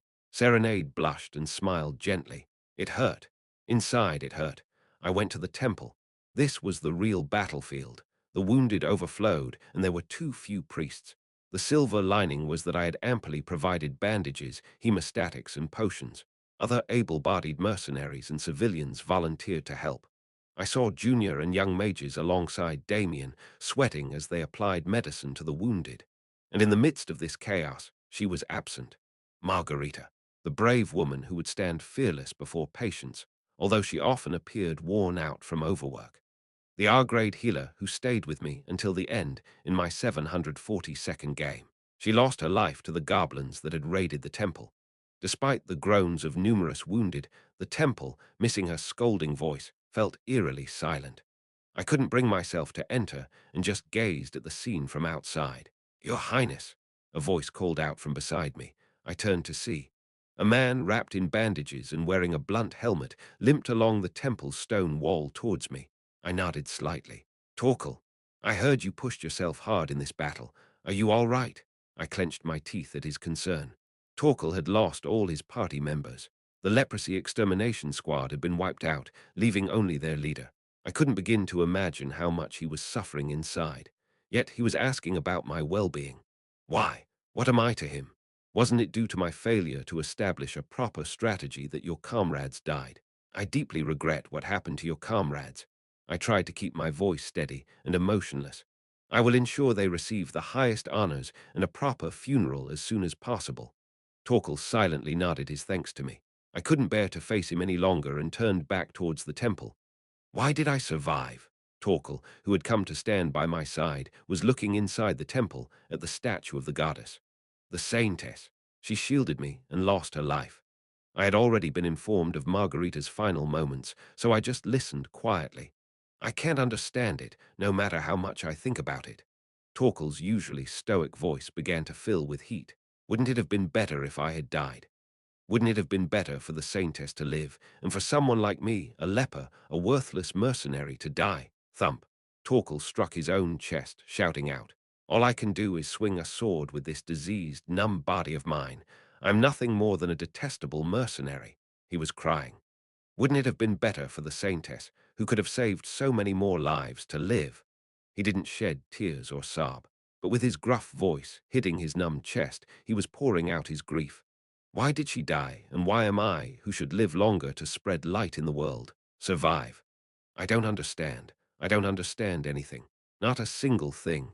Torkel bowed his head and slammed his helmet against the temple wall. I should have died. I couldn't offer any empty consolations and just listen to his words. I should have died. No, none of you should have had to die. All of you deserve to live. I clenched my fists. I opened my tightly shut eyes. The wavering world came into sharp focus.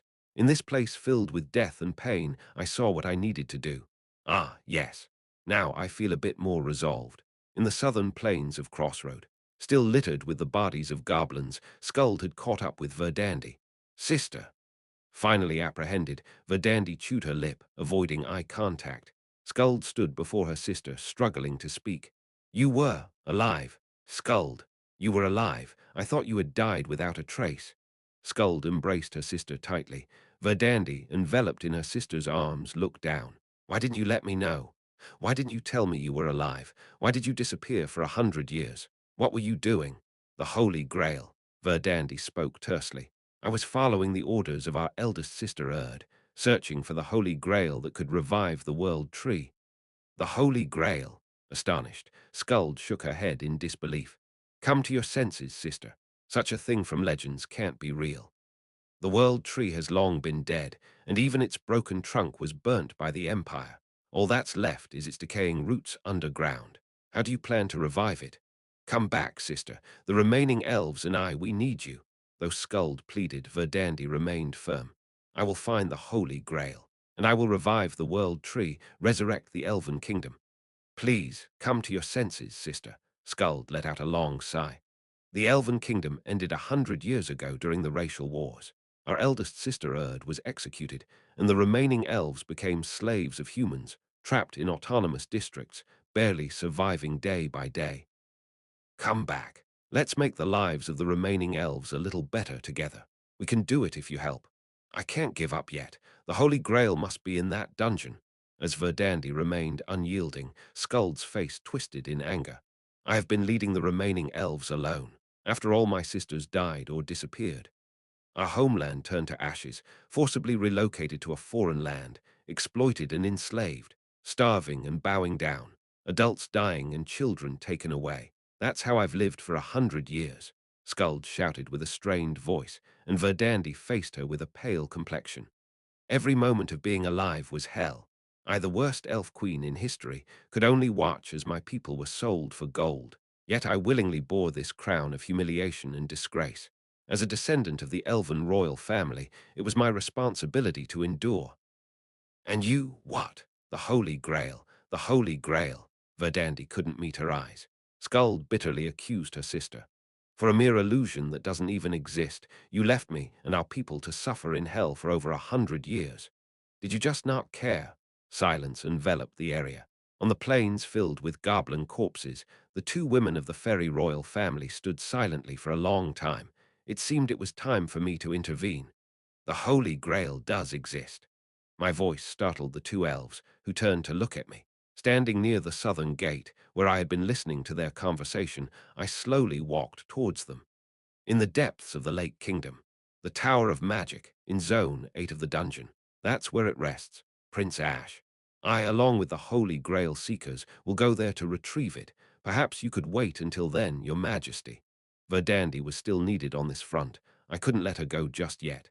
Skuld composed herself, smoothing her hair. I'm sorry for displaying our family issues. I understand. My family is in quite a mess too. Let's put aside the issues between me and my sister for now and continue our earlier conversation. Skuld turned to me with a serious look, her expression now gentle. I've heard about the banner you've raised and maintained on the monster front for over a year. Kill monsters, protect people, you said. Within our reach, we'll save everyone. And that included not just our elves, but also other races and humans from other countries. The elven queen took a step closer to me. I faced her silently. How long it has been since I've encountered such a magnanimous cause, you have no idea. Prince Ash, the world is filling with more hatred day by day.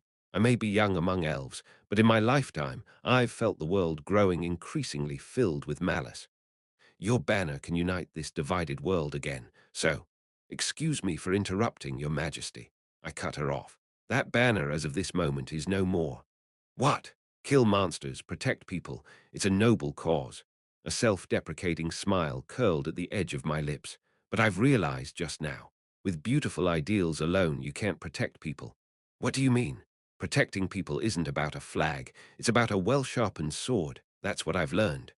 I looked around Crossroad. The south wall burnt and collapsed, and the lives I had caused to be lost. So that banner is now discarded.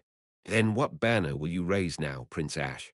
I'll still protect people, but I voiced my new resolution. To protect people, if it means having to kill people, I will do so. And the definition of people will be decided by you, I silently affirmed. A cold disappointment flickered across Skuld's face. If it means saving more people, you could exclude entire races or nations from that definition of people.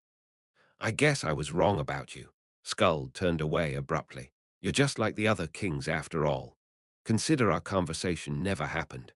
Skuld walked away without looking back towards her soldiers waiting in the distance. I watched her leave, and Verdandi cautiously approached me. Prince Ash, are you okay? I'm fine. I offered a faint smile. Don't worry about me. Go talk with your sister.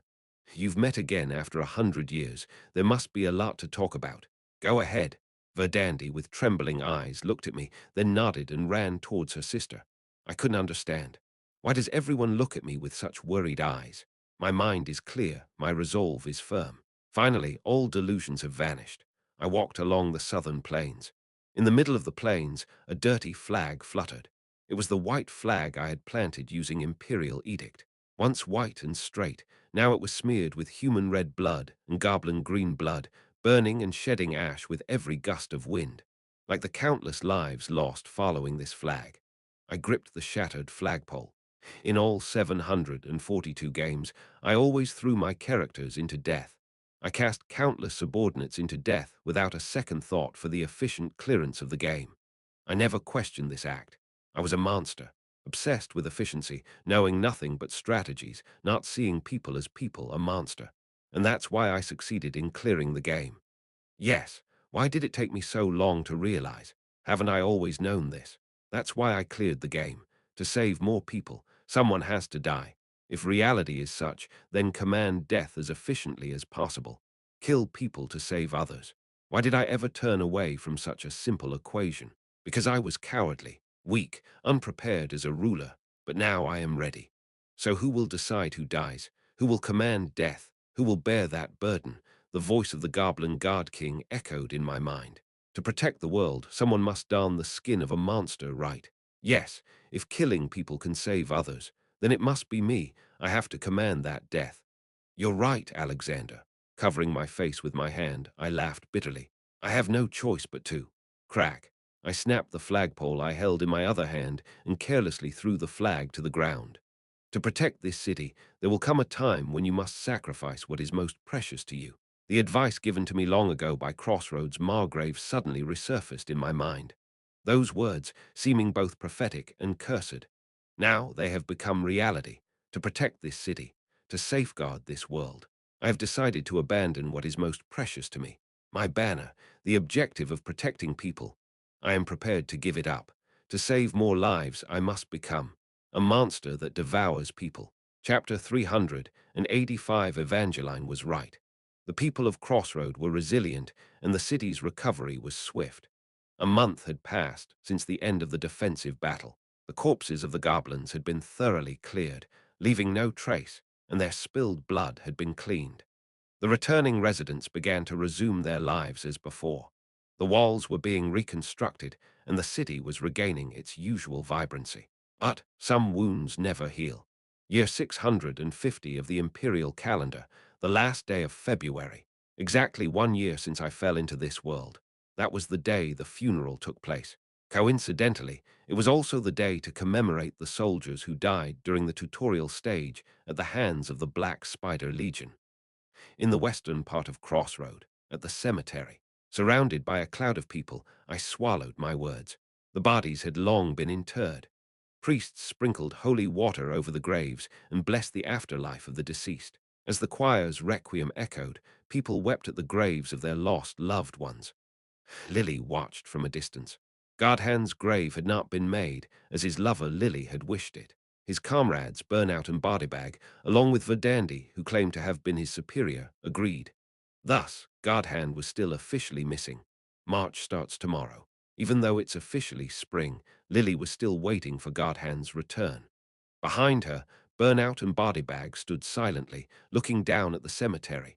I glanced at the three of them before turning away. Many people had died, and many mourners had visited, but one grave was particularly crowded. It belonged to Margarita. Was there anyone in this city who hadn't been treated by her? From minor colds to severe injuries exposing bones, Margarita had treated everyone. Suddenly, my left arm throbbed. I grasped it with my right hand. Her hands had once bandaged this arm. Now I could never receive her treatment again. I planned to request the central church for a new head priest. Damien, who had been beside Margarita's grave and then approached me, said. Damien had been busy for the past month, serving as the acting head priest, with staff reinforcements too. But with the prince's civil war going on, I'm not sure if we'll get a proper appointment. Whether a foolish priest willing to walk into this besieged city still exists, I wonder. Ha ha, Damien was right. This was a place only a foolish priest could handle. A city constantly at risk of falling to monsters, where one must treat the dying and heavily wounded every day. Margarita was an incredibly foolish person. Though she constantly complained, she never ran away and fought death at the temple. That foolishness will be missed. I ruffled Damien's curly hair quietly. Come to think of it, you're just as foolish. Just hang in there a little longer until the next head priest arrives. I don't consider it hard work at all. It's just— Damien looked at Margarita's grave and smiled sadly. I realize now how incredible Margarita was. Even with help from other priests, I keep making mistakes, but how did she manage to handle so much work alone? We realize the value of something only after losing it, foolishly, as always. I also visited the graves of other heroes and soldiers. While most were crowded with visitors, one area was noticeably empty. It was the grave of the leprosy extermination squad. In front of the empty grave stood Torkel, alone. Quietly approaching, Damien and I stood in front of the grave and paid our respects. Torkel glanced at us once, then bowed his head to me and closed his eyes again. Torkel has been volunteering for menial tasks at the temple since then. We walked away from the grave of the leprosy extermination squad as Damien spoke. Even when offered easier tasks, he stubbornly insists on taking on the dirtiest jobs that others avoid. Of course, the temple is busy and we're thankful, but if only he could be a little less hard on himself. Regret tinged Damien's voice. He doesn't need to push himself so hard. That must be his own way of coping with his grief. So I decided not to stop him. We moved on to the next grave. After paying respects at all the newly made graves, the sun was high in the sky. The funeral was nearing its end, and it was time for my speech. I ascended the podium. Thousands of eyes, like arrows, focused intently on me. I took a deep breath and began to speak. When I first arrived here and conducted the first funeral, I said that you all would die on this front line. When I first arrived in Crossroad, during the funeral for the soldiers who died in the tutorial, I had said this, but your deaths would be costly, so I will do everything to keep you alive. Whatever it takes, I won't let you die easily. After recounting my words from that time, I quietly looked around the cemetery. Despite such bold claims now, a year later, the graves continue to multiply. The invasion of monsters is intensifying, and our casualties are increasing uncontrollably, like a wildfire. People swallowed hard. I clenched my fist. I said in the last funeral that I would use every available means to crush their invasion. But now I wonder, have I really used every possible means? I inhaled deeply. I promise. Now I will truly employ every means. I declared my resolve to annihilate the monsters and save even one more person. I will do whatever it takes. Some in the crowd paled at my words, some trembled, and others looked at me with shaking eyes. It doesn't matter. They will all soon understand what this means, and I will force them all to follow me.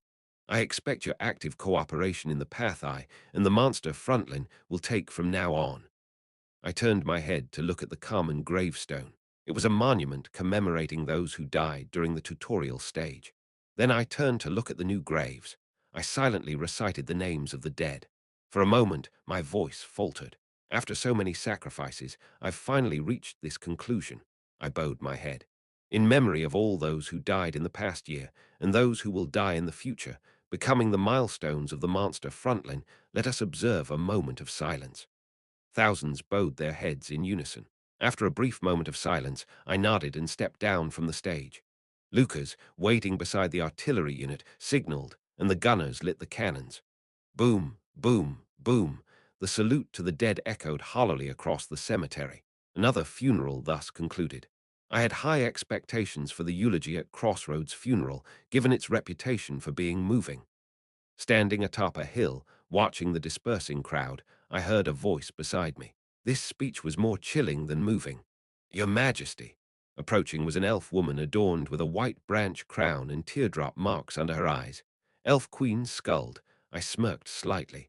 I thought you'd return to the autonomous district by now. You've stayed quite long. A month ago, she acted as though she would leave immediately, but Skuld and her elves had been using Crossroad as a base, traveling around the nearby cities. There was no reason to stop them, though it seemed a bit absurd. Skuld casually shrugged. I ventured out of the autonomous district for the first time in 100 years. I think I deserved a bit of fresh air. That outing is coming to an end, though. I'm planning to return soon. You've been quite busy visiting nearby city-states. Did you achieve what you hoped for? Although I've had some minor successes, my main goal remains unfulfilled. So this venture wasn't very fruitful. Her main goal was probably about me. She had hoped to achieve something by leveraging the banner and cause I once championed. But with my abandonment of that cause, it all came to nothing. Oh, before I leave, may I ask a small favor? Skuld took out a small pouch and handed it to me. Please give this to my sister, Verdandi. This is sunflower seeds grown in the autonomous district. They're a variety from our homeland. Hee, quite a delicacy, you know. Seems even the queen carries seeds around, fitting for a member of a hamster race. I silently accepted it. It doesn't matter if the Holy Grail exists or not. Whether it's there or not, the Elven Kingdom has already perished, and the World Tree is dead. Skuld sighed softly. I just wish my sister would accept this reality and come back to my side. Please deliver these seeds and my message. Tell her she can come to the autonomous district anytime. I will be waiting for her. I'll do that. Skuld's subordinates arrived with a deer. She stroked its neck and then looked at me intently. Prince Ash, I don't know why you broke your own banner. But I know breaking the banner you've pursued is as painful as breaking your own heart. I glanced at her. How do you know that? Because I've been through it. Skuld gave a hollow laugh. I've let go of so much just to survive. Breaking the banner is extremely difficult at first, but it becomes too easy after the initial break. It's already broken, after all. Skuld's slender finger touched the center of her chest. Once you start compromising, it becomes an endless journey. You'll end up living on your knees, like me. One last piece of advice. Even if you give up on everything, make compromises with everything, keep one principle firm in your heart. Without it, you're living, but not really alive.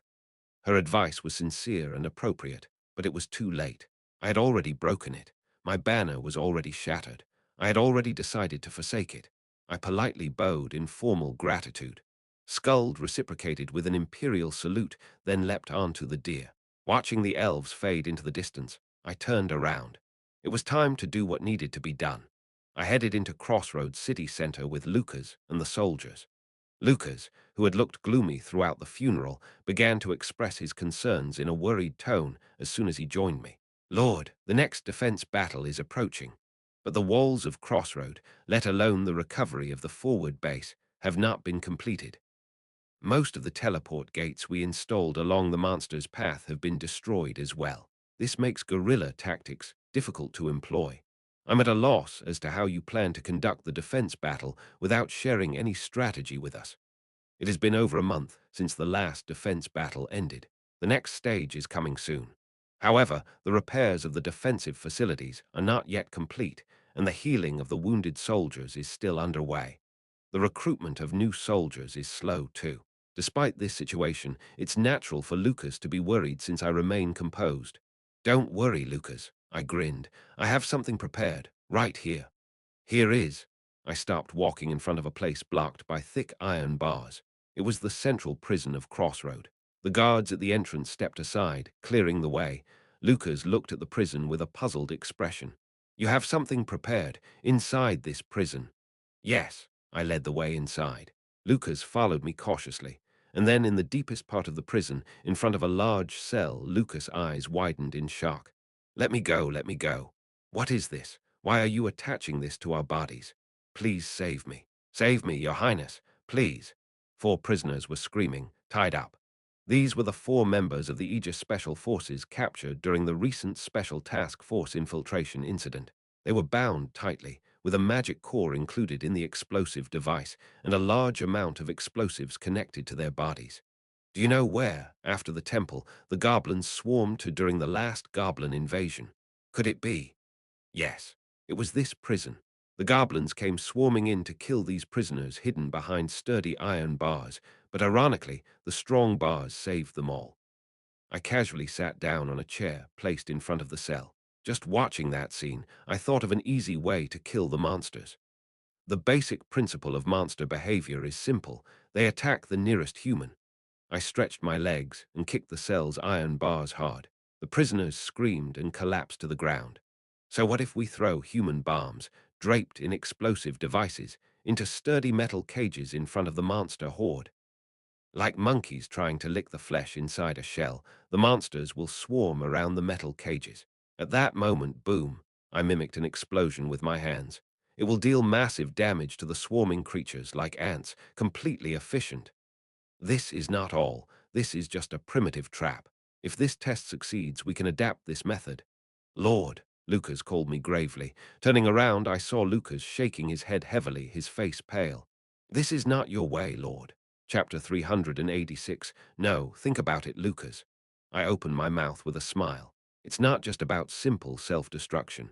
If we use these guys as targets, the monsters will be effectively lured in, and it's efficient for us to concentrate our crossfire. Is that all? Imagine dropping these prisoners behind the monsters. We can reverse their direction of advance. We can even control the speed of their advance. The applications are endless. Just think about how efficient it is that just one person can lure the monsters without fail. Lord, Lucas, who usually never interrupts me, cut in this time. It's not about efficiency, is it? Treating human lives as expendables to be used and discarded. This is not like you, Lord. What's the difference? I smirked, tilting one corner of my mouth and glared at Lucas. Whether we treat human lives as expendables or value them, the result is the same. Over 500 died in this battle alone. If you include the casualties of the relief troops, it's over 600. The number of injured is countless. All died or were injured fighting as per my orders. In any case, people die fighting the monsters. So why not use those who deserve to die? It will save others who need not die. Isn't that right? Those who deserve to die. Yes, look at these bastards. I gestured towards the prisoners shivering behind the iron bars. These are the damn Special Forces bastards who tried to kidnap me and destroy Crossroad. Their comrades tried to kill us and ended up dead. These 4 lucky bastards have been living in luxury in prison. Don't they deserve to die? These men surrendered. They were supporting the Aegis Special Forces Team 1, not directly harming our front line. Lucas countered me with a calm voice. You know that many of the Special Forces were conscripted against their will and forced to follow orders. The Shadow Squad, who dedicated themselves to our front line, also came from the Special Forces. They were just following orders as members of the Special Forces. As prisoners, they deserve to be dealt with according to military law for their wrongdoings. Lucas, I declared shortly, I am the law here. I am the principal and the rule of this place. I am the commander holding the power of life and death over this monster front. I judged that these bastards deserve to be executed, and so I decided their method of execution as monster bait. Lucas briefly eyed the prisoners inside the iron bars. Let's assume, for argument's sake, that these people deserve to die, and let's assume your new method is very efficient. Lucas looked back at me with his intense blue eyes. What about after? When there are no more prisoners to use, what will you do? Will you sentence to death those who are not deserving of it? A neighboring country's envoy caught on suspicion of espionage, a soldier who broke military discipline by drinking, a petty thief who stole bread because he was hungry, will you kill them all? What are the criteria for those who deserve to die and those who need not die? Are you saying you will decide all of that, Lord, eventually, just like the other 3 fronts of the Empire had done? Are you planning to maintain this front by differentiating and selecting people, thus burning those not chosen by the Lord? For those we must protect, we kill those deemed unnecessary. This monster frontline too will walk the same path. I didn't deny it. Lucas shook his head slightly. Lord, there is no one in this world who wishes to die, but if someone must die, it should be a choice made by their own will. Are you saying, then, that all my people who have died so far died of their own free will? I asked with a sneer. I do not know if that is true for everyone. Lucas replied with a serious face, slowly nodding. But at least I am fighting and risking my life of my own free will. And the reason I willingly risk my life is that here on this monster frontline, and in the flag you, Lord, have raised, there is something more meaningful than mere survival. Lucas took a step towards me, who made the soldiers here believe they were fighting for something more noble and dignified, not just for mercenary money. It was you, Lord. One more step. You declared independence from the imperial family because this monster frontline is a place to protect not just a specific nation, but all people of the world. That was also you, Lord, another step closer, and who taught us that people are not a means but the end. It was none other than you, Lord. Lucas, standing right in front of me, asked with a passionate voice. That's why we willingly fought, got injured, and died for the people behind the walls, for our comrades beside us. And now you're going to overturn all of that. What have we been fighting for all this time? What did our fallen comrades, our subordinates, die for? My lips twisted. For what did they die? I rose from my chair. Ask the opposite, Lucas. They died for something, so what's left? What does the cause matter? What does the flag matter? What use are motives or will after death, these fanciful notions? I grabbed Lucas's collar and yelled at him. Precious people died. Comrades who laughed and chatted. Soldiers who believed and followed me. They're dead. They're dying. They've died. They were lured by my flag and died. Under the pretense of protecting the world, just as many precious individual lives evaporated. No more. I won't just watch my people die anymore. If necessary, I will select and differentiate people, use them as a means, not an end, burn the rest as bait if I have to. I glared at Lucas as if I would kill him, grinding my teeth. I won't let you die. I won't let you die. Not anymore, never. Lucas looked at me with a pitying gaze. Lord. Then, with a voice slowly but firmly resolute, he said, I cannot agree with this method. Are you defying me now? No, Lord. It's not defiance. Lucas gave a faint smile. I am simply following your true intention. I stared blankly at Lucas's smile, then scrunched up my face. Lucas was imprisoned just like that. I decided to keep him locked up until the end of this defense battle. The reason was that he might interfere with my plan. This operation is already decided. We will definitely conduct a test using death row prisoners as bait. I called the rest of the main party members to explain the outline of this defense battle.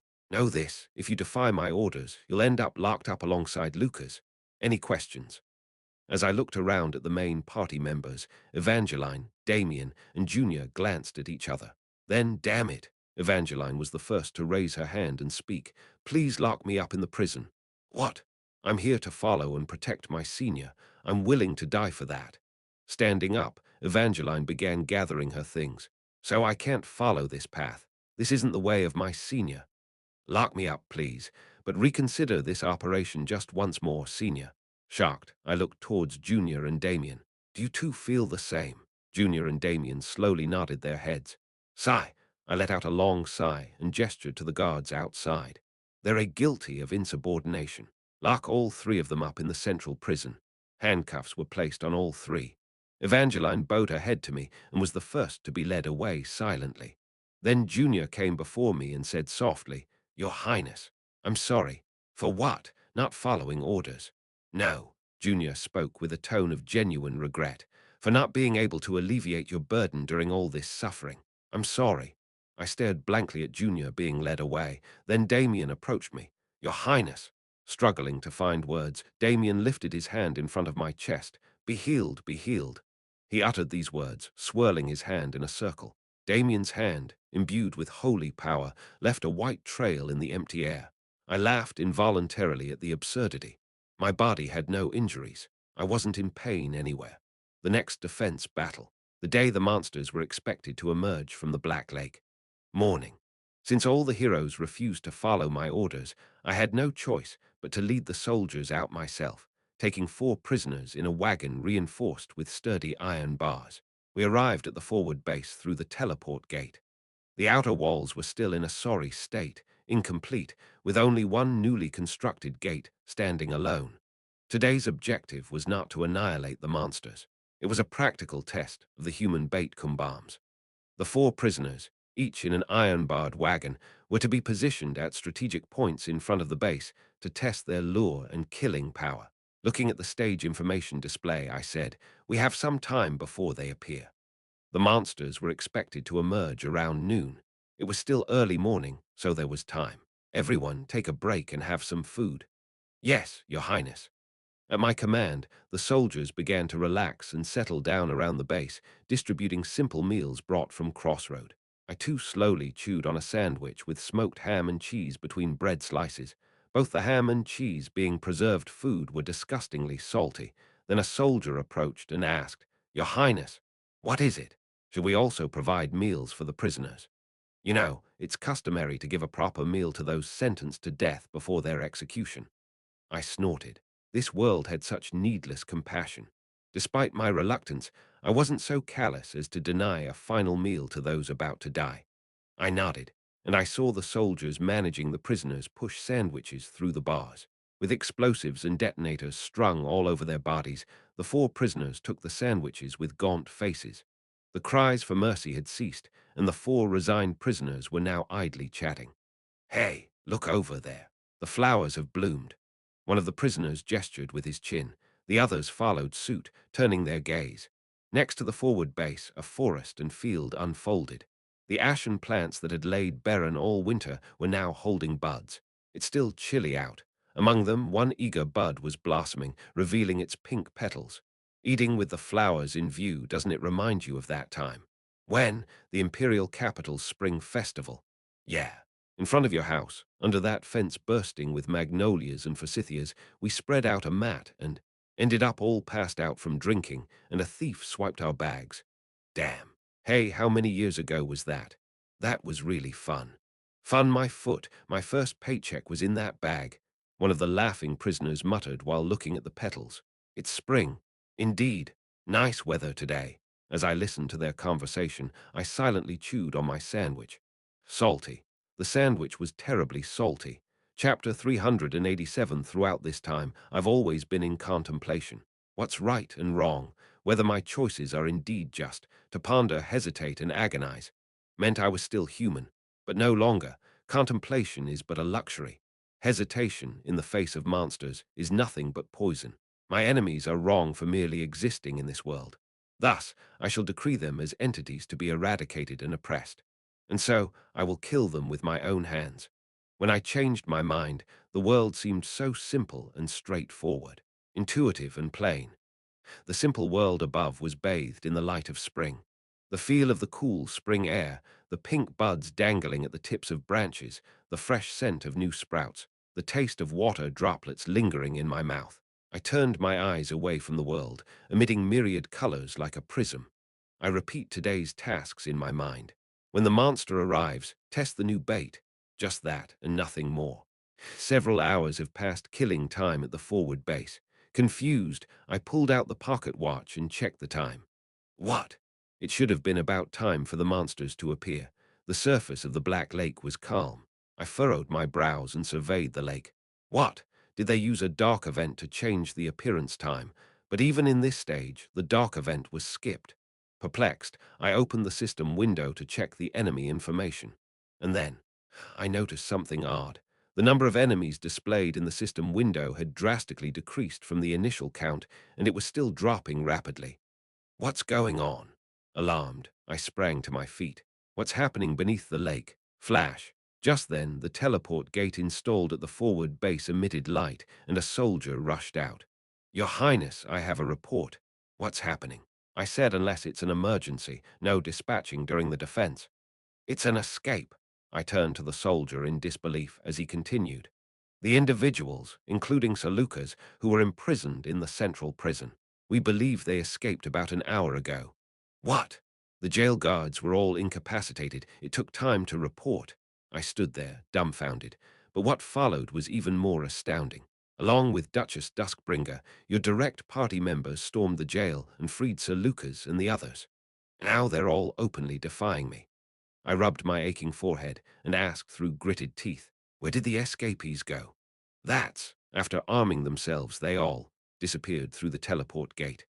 All my heroic parties under my command used the gate and went somewhere. Where on earth did they all go?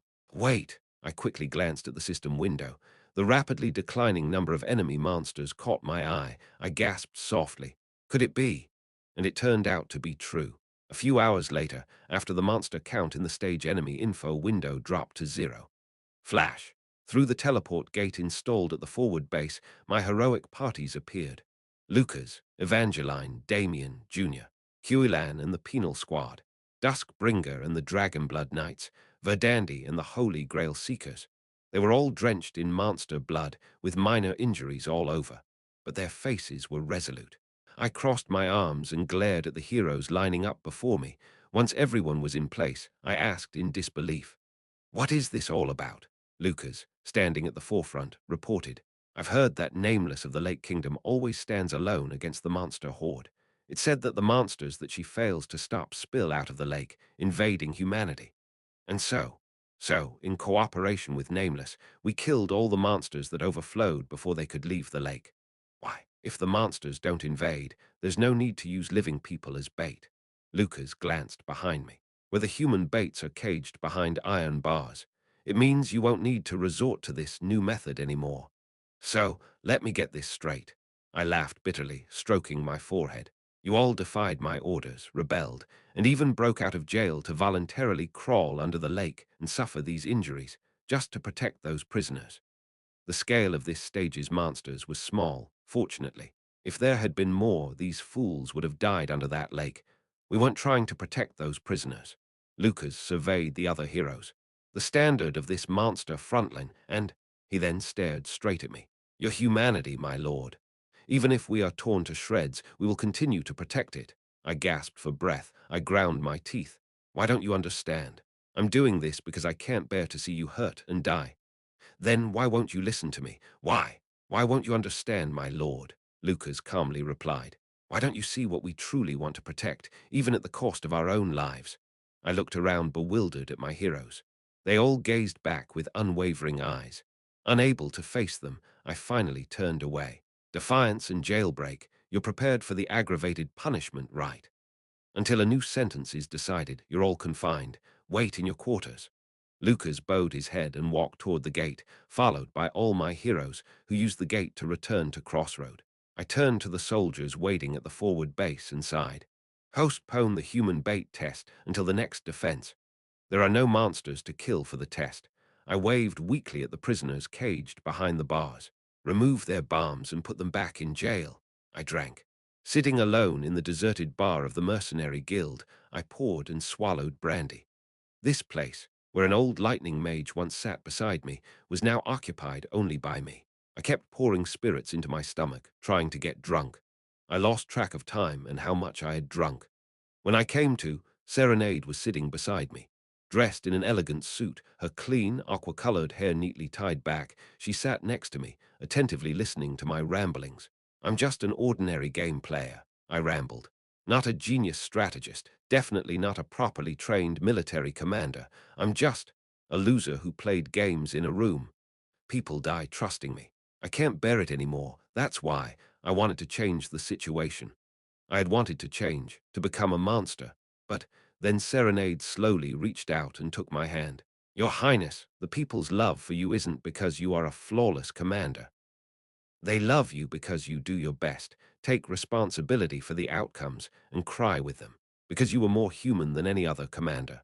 Serenade's silver gaze softly beheld me. "But now, Your Highness, in your quest to save people, you're trying to kill them. This isn't like you." I brushed off Serenade's hand in frustration. "Why don't you understand, too? We have to change. Your Highness, the enemies are getting stronger, and our casualties are increasing. Even if I had no control over the tutorial stage, with each progressing stage, our side's losses have been mounting. I've been losing comrades one by one." The scar that remained on Serenade's forearm caught my eye. The injury she suffered from a goblin's arrow in a previous battle had left an indelible mark. If this continues, eventually, Serenade too might get seriously injured or worse. If I don't become a monster, the monster front will be torn apart by their attacks. We'll all be shattered to pieces. Watching me, Serenade gently took my hand again and smiled. If we're torn to shreds, then we'll live torn to shreds. What? If we're shattered to pieces, then we'll live shattered. What are you? Your Highness, don't fear getting hurt. I stared blankly at Serenade. She smiled gently. Nobody can win every battle. What's important is to rise above our wounds, to keep walking without giving up. It's okay to be battered. It's okay to be broken. Whatever form you take, I love you. Serenade reached out and gently caressed my cheek. As long as you don't lose your heart, even if torn 1,000 ways, you are still you. Everyone is trying to stop you because you're about to abandon your heart. Serenade shook her head slightly. Don't do that. Lost for words, I just looked at her as she softly whispered with a bittersweet expression. Don't let go of your heart, your inner banner, Your Highness. My memory flickers. When I became aware of my blurred consciousness, I was walking through the back alleys of Crossroad. For some reason, I felt compelled to meet Nameless. Staggering, I headed towards the teleport gate at the Lord's mansion. The influence of alcohol swirled in my head, echoing people's words. This isn't your way, Your Highness. This isn't the path you should take, Senior. This isn't like you. Because you're about to abandon your own heart, Your Highness. My way, my path, my essence, my heart. Damn it, what even is me? Am I a player, a tyrant, a monster? Am I a classic culture buff, Ash, or what? What exactly? What did I want to do? In this world for what? Bro, was I fighting? The teleport gate's magic stone came into view. I reached out and activated it. Magical light exploded, opening a portal before me. I stumbled and threw myself into it. Then the player's existence is uncertain. System use is unavailable. A different, sticky darkness unfolded before me, unlike the usual flash. Player's existence unconfirmed. Retrying. Player's existence verification failed. Retrying. Player's existence verification failed. Retrying. With a series of beeping warnings, a bright red system window filled my vision, and it hit me. Granny Coco's words. Entering another world isn't the hard part. The real challenge is returning to reality. You must hold on to the light of self, like a beacon, to resurface to this reality. Sometimes, those who aren't sure of who they are disappear during teleportation. They lose the beacon's light and drift away. A sneer crossed my lips. Damn it! Existence verification failed. That message flashed before my eyes for the last time, and then splash. With a sensation of being swept away by turbulent currents, I sank into pitch-black darkness, submerged into the far side of oblivion. Chapter 388. I don't have particularly fond memories of my childhood. I was born to a poet father and a singer mother. They met in a jazz bar and fell in love at first sight. It sounds romantic, but reality is often less glamorous. My father was a poet, more accurately, an aspiring poet. He spent his life writing poetry, sending bundles of manuscripts to newspapers and magazines every spring, but never received favorable responses. Frankly, my father lacked talent. My mother was a singer, an obscure one, performing old pop songs in jazz bars. After each performance, she'd spend the small envelope of cash she earned that day, lacking any concept of savings, or more precisely, any economic sense at all. The meeting might have been romantic, but the married couple was always poor. Born in the first year of their marriage, I too lived in poverty. My father wanted me to write poetry, so he made me read all sorts of old poems. In his musty attic, filled with poetry books, I memorized and copied ancient verses. My mother wanted me to make good money, so she pushed me to study. Somehow finding the funds in our meager budget, she sent me to academies and private tutors from a young age. Both seemed to hope that I would succeed in the areas where they lacked talent. Regrettably, I had neither a talent for poetry nor for academics. I was just an ordinary kid who loved video games. I picked up an old game console thrown away by a neighbor and secretly from my parents connected it to a low-quality CRT TV, playing games all night with my eyes glued to the screen. I still remember the opening of that game. On the pixelated screen, the sun rose, and the hero, bathed in sunlight, lifted a sacred sword above his head. Then the text appeared. Press start. insert a coin to continue. It was thousands of times more enjoyable than the tedious task of writing poetry, or the studies that hardly stuck in my dull mind. That old console was the only escape from my frustrating childhood. That escape ended when my parents smashed and threw away the console. As I grew older and it became clear I had no talent for poetry or studies, my parents' obsession only deepened. Their belief was that with enough effort, anything could be overcome. After school, I had no time to breathe. I was immediately caught up in writing and memorizing poetry and then studying. I had no real friends. With no time to socialize, my life was a back and forth between home and school. When I became a high school student, my parents began to argue, typically like this. Our child must be raised as a poet. He needs to win awards while in the teens. Let's focus on poetry now. What are you talking about? We should send our child to a prestigious university in Seoul. Forget poetry, concentrate on studies. They fought like this every night. Isn't it ironic? Counting chickens before they hatch, it was exactly like that. My poetry never won any awards, and my grades barely kept me in the upper ranks of my school. Half my day was spent on poetry, the other half on studies, and this was the result. 3 years passed. My high school life ended. My poetry still hadn't won any awards, and I botched my college entrance exams. My parents divorced when I was preparing for my third attempt at the university entrance exams. Unable to overcome financial struggles, they separated. And then, finally, they let go of their expectations for me, or rather, they gave up. While preparing for my third university entrance exam, I worked part-time jobs and lived in a tiny room. Eventually, I managed to get into a decent national university as a scholarship student for 3 years. It was a major unrelated to poetry, with good job prospects. At this point, my father declared he was cutting ties with me. He must have wanted me to pursue a field related to poetry. My mother was overjoyed. After completing my military service and graduating from university with intense effort, I miraculously landed a job at a well-known conglomerate. My mother embraced me, crying tears of joy. She exclaimed how she always knew I could do it, that I was a child who always delivered. My father didn't answer my calls. I never told him that I hadn't given up on poetry. I was still writing and submitting in secret, but still hadn't won any awards. I didn't tell him because I decided to stop writing poetry altogether. I joined the company, and from day one it was hell. 1 year. That's exactly how long I lasted at that company.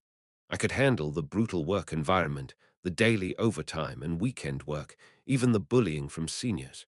Humans are adaptable creatures, after all. I endured being called an idiot and a moron, and gradually my performance ratings improved from the worst to just average. My mind could take it, but my body couldn't. One night, after endless days of overtime, when I couldn't even remember when I last went back to my apartment, I collapsed with a nosebleed and woke up in the emergency room. There was something wrong with the blood vessels near my heart. They said it was due to overwork. If I continued like this, I wouldn't live long. Leaving the hospital, I got back into a taxi to finish up some leftover work at the office. The sun was rising in the east. I stared blankly in that direction. Was it a hallucination? Under the glaring sun, I thought I saw pixelated letters. Press start, I stopped the taxi, changed my direction to my apartment, and called my boss. Pulling out my phone with the bravado of a dot graphic hero drawing his sacred sword, I said, "I'm quitting the company." I pressed the start button. And then my real life began. After I quit the company, my mother also cut ties with me. She couldn't understand why I would quit such a good job, which I had barely managed to get, just because it was a bit tough. She said she was disappointed in me, calling me a person without grit or effort. I lost contact with my parents. I never had friends to begin with. My former colleagues didn't care about me after I left the company. I stopped writing poetry. There was no need to study anymore. With an abundance of time and nothing to do, I pondered what to do next. I was a boring person with no real hobbies.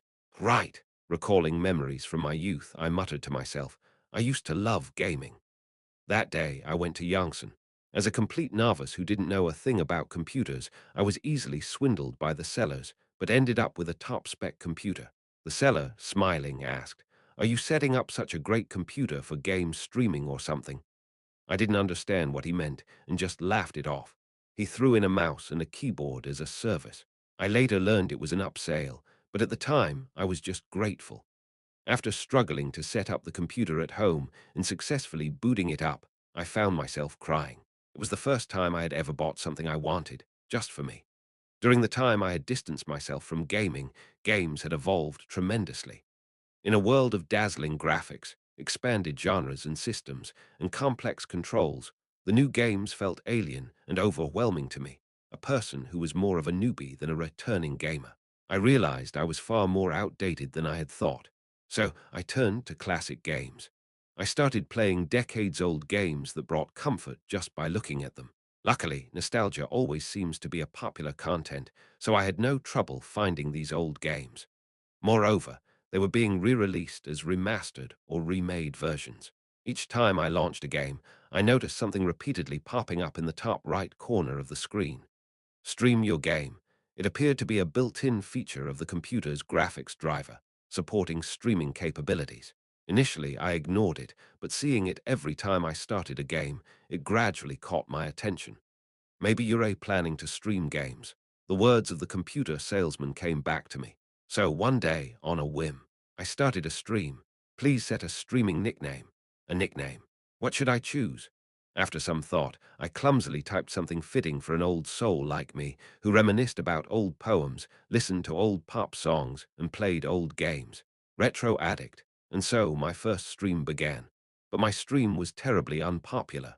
I had started it casually, just as something to do while gaming, but it was desperately lacking in popularity. In this era, who would watch a stream of decades-old games, especially one without a camera or microphone? Being completely new to the world of internet broadcasting, I had no idea how to improve it, so I just kept the stream running whenever I played games. A month passed. My stream was still as deserted as ever, with occasional viewers popping in only to leave shortly after seeing the screen. Should I quit? While starting the game, that thought crossed my mind. I was almost at the end of a classic side-scrolling RPG. I thought about quitting the stream after seeing this game's ending. The final hidden boss appeared on the screen. I deftly maneuvered the controller, outsmarting the boss, and defeated it without taking a single hit. Game cleared. The ending credits rolled, and behind them, the protagonist was receiving accolades for saving the kingdom. While the hero in the game was being celebrated, I was just lifelessly playing games alone in my one-room apartment. Phew, I sighed. I've finally beaten it. Then I was startled. I had forgotten that I turned on the microphone for this last broadcast. Shocked at first, I eventually chuckled. What did it matter if my voice was broadcast? No one was watching anyway. That's when it happened. Bro. In the empty chat box, a message appeared. Bro, you're amazing. How did you beat that? I was stunned, eyes wide, as I read and reread the message. Then I saw it. Viewer count. 1. Since when? How long had they been watching? I was speechless. Receiving my first ever viewer message since I started broadcasting, I didn't know how to react. As I froze in confusion, another message from them popped up. I'll bookmark you. You're going to stream again, right? Yeah, I will. I stuttered out a response, and then the viewer left a waving emoticon. It was fun, see you again, and exited the stream. The viewer count returned to 0. Was it an illusion? Had I seen something that wasn't there? But the chat log remained vividly. I read and reread the mysterious viewer's messages. Ha ha! Laughter escaped me. For some reason, my nose tingled. I quickly pressed my burning eyes with the back of my hand. I had been cocooned in solitude, dying alone in isolation where no one thought to look. I had thought I wanted to live this way, but that wasn't true. In fact, I had been longing for someone to reach out to me. Not the me who writes poetry, not the me who studies, not the me who earns money, not the me who is useful, but the me who just likes what I like. To be liked for that. That's what I had always wished for. So this one chat, left by a complete stranger, even if it was a casual message for them. The feeling of being connected to someone. The kindness extended to me who had become useless. It made me so happy, it brought tears to my eyes. Maybe I'll broadcast a little longer. I shelved my thoughts of quitting the broadcast and decided to continue for a few more days. And this decision changed the course of my life thereafter. Chapter 389 afterward, I started studying internet broadcasting. I watched other people's broadcasts, learning the culture and rules of this field, understanding firsthand how this world operated. Only then did I realize how ignorant I had been. As I applied what I learned, viewers gradually started trickling in. I added a webcam to my broadcast. I bought proper lighting. I invested in a separate PC for streaming alongside my gaming PC. I set up a channel for saving video clips and began managing a community for my viewers. Slowly but steadily, my audience grew. I've never been particularly talented at anything. Broadcasting was no different. I wasn't great at speaking or showmanship, but I had the tenacity and perseverance to push through to the end. I wanted to keep doing this as long as I could. I practiced my voice, tried to keep up with the latest internet trends, and brainstormed ideas for my show. About a year later, one of my video clips unexpectedly went viral. It was a clip of me dancing with joy after clearing a game that had stumped me for a month. I hopped around mimicking the dance of the game's protagonist at the end. Apparently, my dance was kind of funny. Why is this guy dancing? Looks like he just beat XXX game. Look at the screen. Wow, that game's a real blast from the past. I quit playing it when I was a kid. This guy only plays tough old-school games, right? Does he take game requests then? Viewers started coming in from everywhere, and word about me slowly spread in the community. Luckily, the next game I played was a classic but well known in its time, drawing in many nostalgic viewers. Even though the number of viewers fluctuated depending on the game I played, I consistently streamed, and the channel steadily grew, showing an overall upward trend.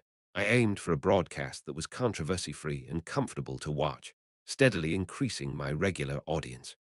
3 years into broadcasting, I had moved beyond being a mid-level streamer to rank modestly among the top broadcasters on the platform, though not quite at the very top. The very first viewer who had watched my broadcast continued to visit regularly.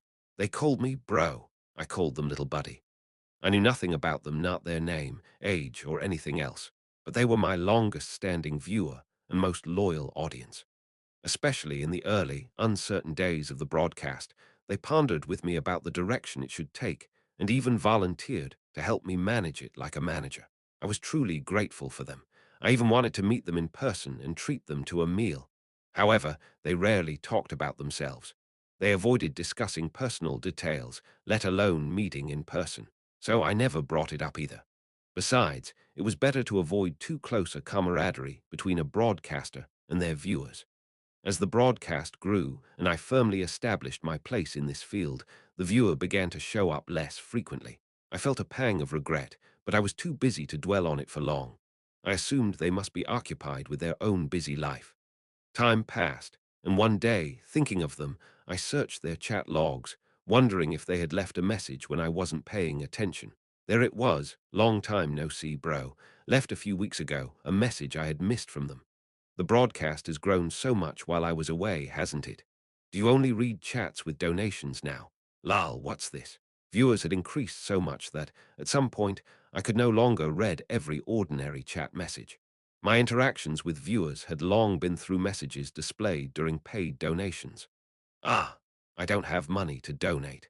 Hey bro, I'm going to have surgery soon. Can you just say something encouraging? The message ended there. Staring blankly at the log, I suddenly stood up. That chat was left by them weeks ago. Even though it had been a while, I had to do something. They had always been reluctant to reveal personal information. But inevitably, some details had slipped through in our online interactions.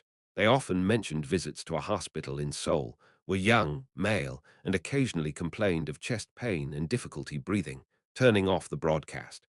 I managed to trace the hospital and, surprisingly easily, found him among the long-term patients. He was in a coma, unconscious in bed, barely breathing, connected to life support machines. He was just a child.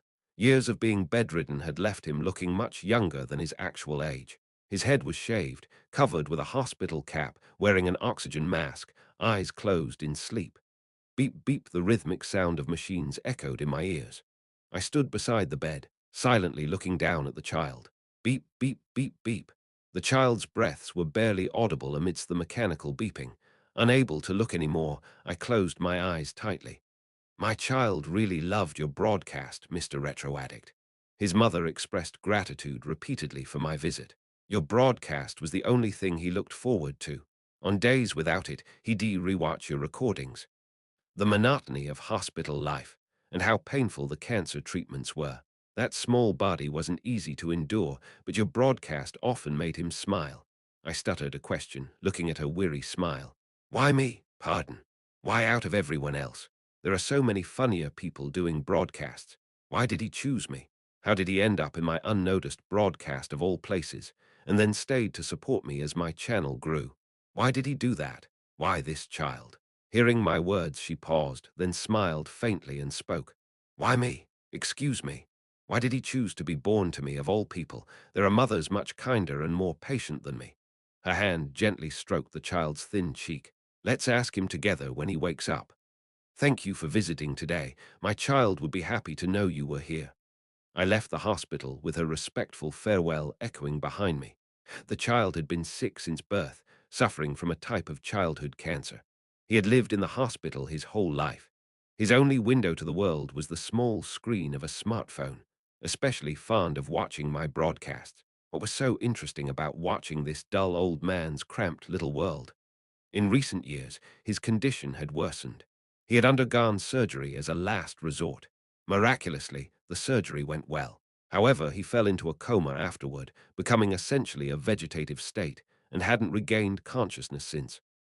You reached out to me, trapped in my own shell, and I, chasing only money, ignored you when you needed me most. The increase in viewers meant that, eventually, I couldn't read every regular chat. My interactions had long since been limited to messages displayed with paid donations. Can you just say something encouraging? I had missed such a simple request for encouragement, leaving you isolated from the world until I want to reach out to you as you did for me.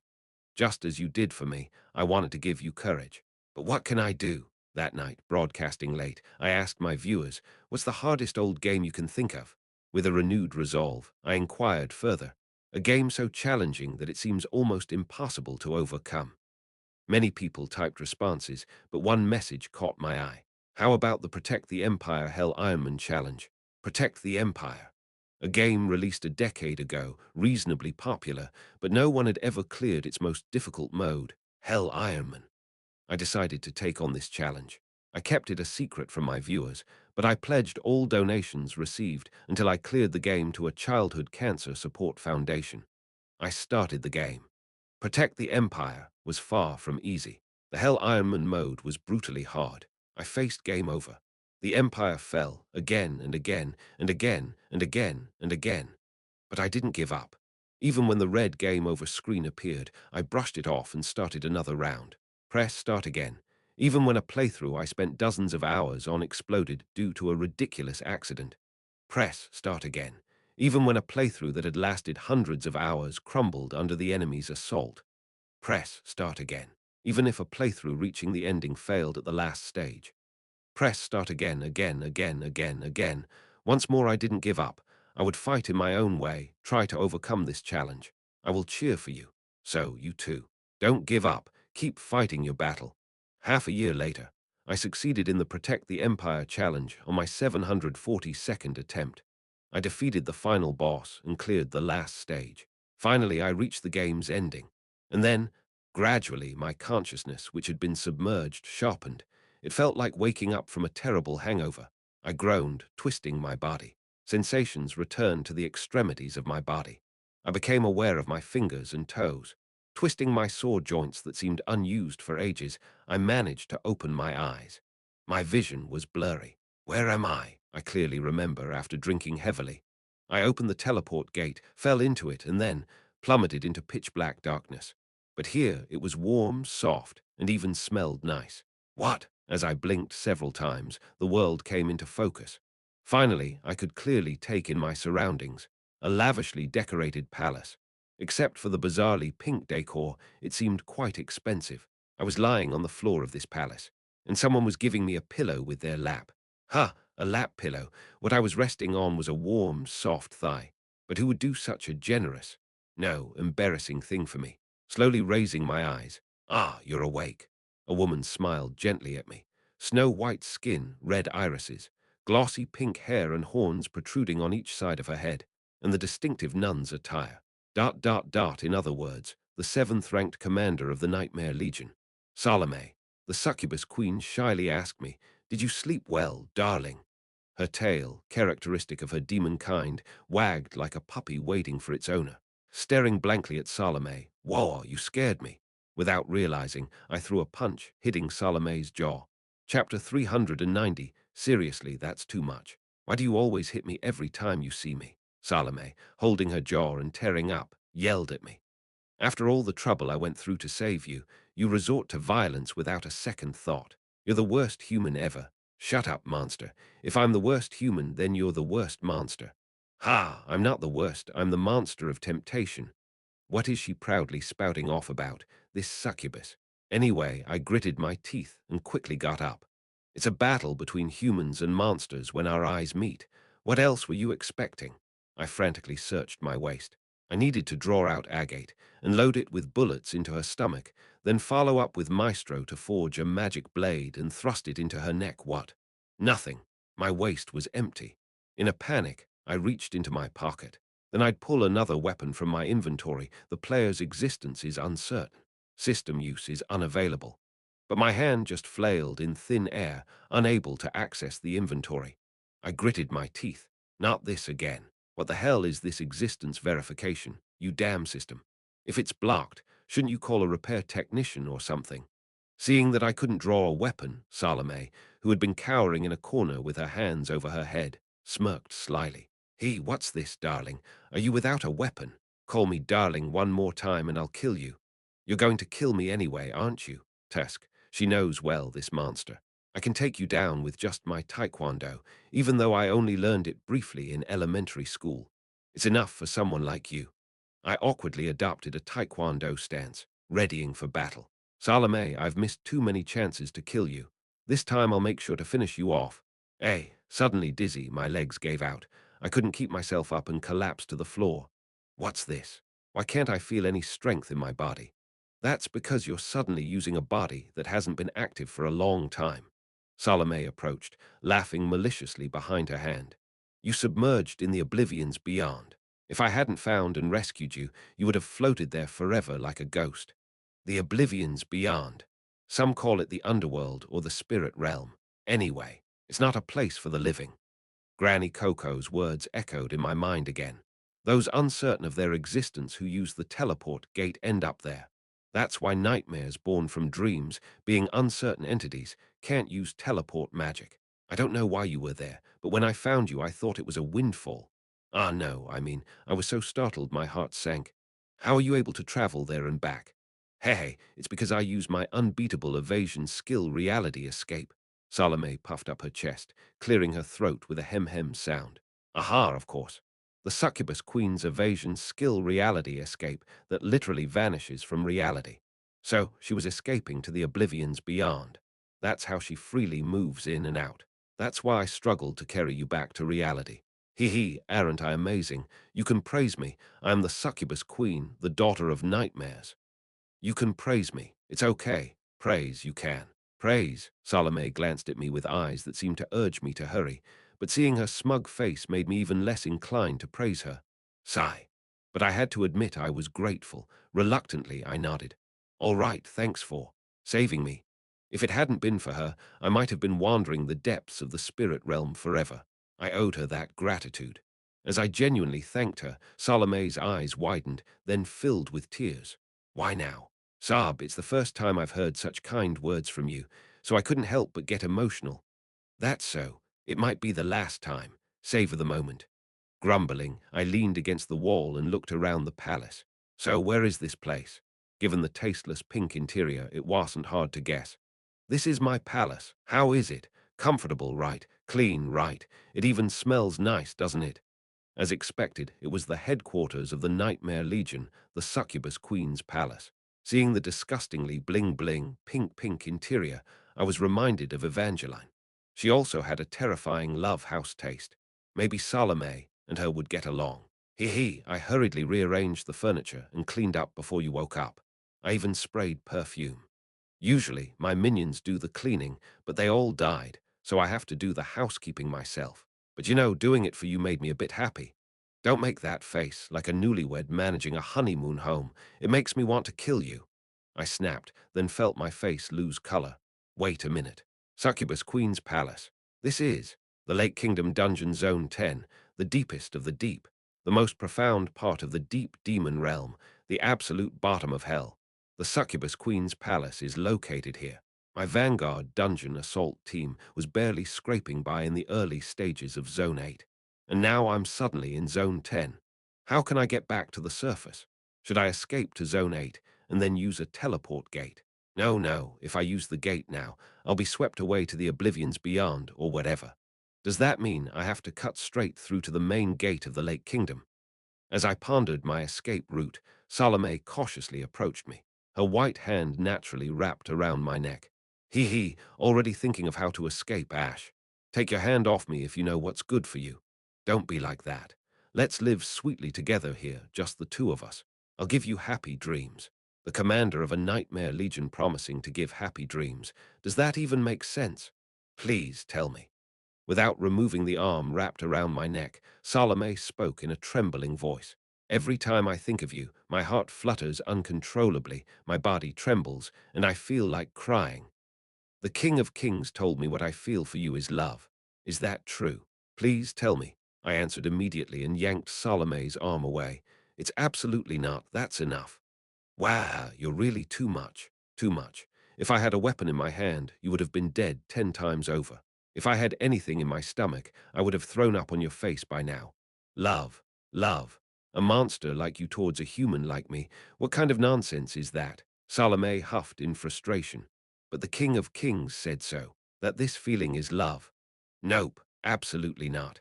He's just messing with you. And if your heart's fluttering and you're trembling and crying, that sounds more like arrhythmia or some heart condition. You should really see a doctor. Preferably you get worse and kick the bucket for good. Sorry, but I'm not playing house with you. As I sat for a bit, strength returned to my body. I staggered to my feet. I need to get back to my team. Move out of the way. Just as I was about to push past Salome and leave the palace boom, suddenly the palace shook as if hit by an earthquake. Whoa! Yikes! Salome and I were both startled, tumbling to the floor. Bang, boom, crash. The explosions and tremors continued. I turned to Salome in alarm. What the hell is going on? Well, I'm being attacked. Salome fidgeted as she spoke. I used reality escape to flee, and then I found you by chance. After returning to reality, I'm being attacked again. Who's attacking you? Other monster legions. What? Aren't they your allies? Why are they attacking each other? Well, my forces weakened, right? It's normal for monsters to attack each other when one becomes weak. Damn it. If it's not one thing, it's another with you monsters. Yep. Stop agreeing so cheerfully. Salome giggled and scratched the back of her head. You wiped out my legion, remember? Right now, I'm practically powerless. I thought I'd be safe since the King of Kings favored me, but boom, crash. The palace continued to shake, and a chandelier fell from the ceiling. Salome, looking distressed, scrambled to avoid it. It seems that's not the case. Oh no. Then, as naturally as possible, she fell into my arms, but I easily sidestepped her. Ah! The fallen succubus rolled on the floor. I ignored her and looked out the window. Who the hell is attacking? When I looked out, I was immediately struck with horror. Stomp, stomp, stomp. Approaching the palace were giants clad in Viking-like armor and blue skin, armed with ice spears and shields. Easily hundreds of them. Damn it, the Frost Giant Legion. Not top 10, but their combat power, excluding the Legion commander, is among the highest. Simply put, they're just individually strong. What do we do? You're a Legion commander. There must be something you can do. I don't know. Direct combat isn't my thing. My subordinates always handled it. What good are you, you useless succubus? If I had a way, would I be watching our honeymoon home get demolished? Who said anything about a honeymoon home? Boom. Crash. As we argued, the succubus queen's palace was beautifully falling apart. It was fun to see Salome lose her base and become homeless, but those Frost giant demolition workers wouldn't spare me either. I'll be beaten for sure. I had no intention of ending my life in such a place with this pink-loving demon. I had to find a way out. Sigh. I cooled my mind and checked my current status. System window offline. Inventory locked. No weapons. Without the system's aid, did I have any means to fight? Of course. I opened my eyes wide. Even when I had nothing more to lose, I faced and overcame greater adversities. The game isn't over yet, so I won't give up either. I looked to my side. There was Salome touching a fallen chandelier with a woeful expression. What's the strongest piece in chess? Without a doubt, it's the queen. And somehow this creature beside me is also a queen, albeit a pink one, not black or white. Hey, Salome, I am a player. I am the one who moves the pieces on the chessboard. And right now there's a queen at my disposal. Then I should use it to wreak havoc on the battlefield and in the end self-destruct along with the enemy's pieces. It's a temporary alliance. I extended my hand to Salome. Follow my command and I'll get us out of this mess. How about it? Will you join hands with me? Without a second thought, Salome reached out and grabbed my hand. Of course, darling. No, I meant to shake hands, not stand side by side like we're going on a date. This isn't a cue to interlock fingers. Do you think this is a romantic situation, you delusional succubus? Let go of my hand. I quickly pulled my hand away from hers. Salome just giggled and laughed. She's unbearable, muttering under my breath. I glared at the frost giants who were now almost upon us and whispered menacingly, "All right, Salome." As the succubus queen focused on me with twinkling eyes, I smirked wickedly. I'm about to give the orders for our strategy. Thus, a disconcerting alliance between a human and a monster was formed. Chapter 391, The Succubus Queen's Palace is vast. Enclosed by high fences and stone walls, the palace consists of 5 buildings, scattered across a wide area. Boom, boom, boom. The frost giants who had penetrated the palace fence began to search each of the palace buildings, spreading out widely. There were 20 of them in total. 20 might seem few, but these were frost giants. Each one had the combat power of dozens of ordinary monsters. It was far from a small force. In fact, it was a considerable deployment. Boom, boom, boom. Due to their large size and weight, stealth was never an option for these beings.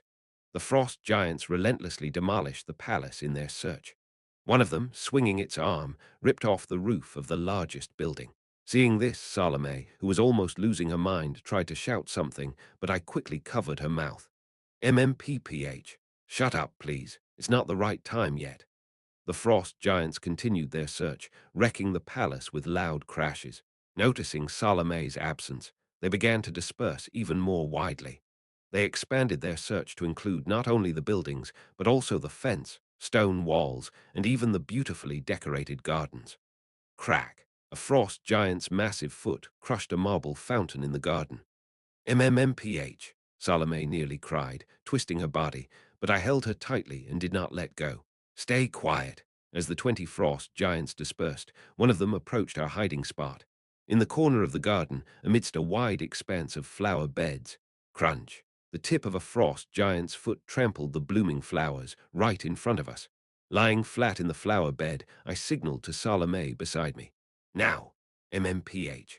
Sleep. Salome extended her hand forward, and a pink stream shot out, engulfing the frost giant. Boom! The frost giant's eyes clouded over, and it immediately stopped moving. The effect was lethal. Good, that's one. Ah, my palace, my flower beds, Salome babbled in panic, but I ignored her and looked for the next target to charm. You can control this guy you charmed, right? Yeah, he'll follow my orders for a while. Then lure that one over here. Let's keep charming them one by one. And so, sleep, sleep. We successfully charmed 2 more frost giants. We put a total of 3 under Salome's mind control. Ha ha, I did as you asked. Seriously, you're the succubus queen, and you're gasping after charming just 3. Eek, my charm is powerful. It can enchant anyone, but it takes a lot of energy. I need to use it sparingly. In the game, her charm had an incredibly high success rate. No matter how high the opponent's magic stat, her charm would prevail. The cooldown was just a bit long. Anyway, 3 is enough. Well done.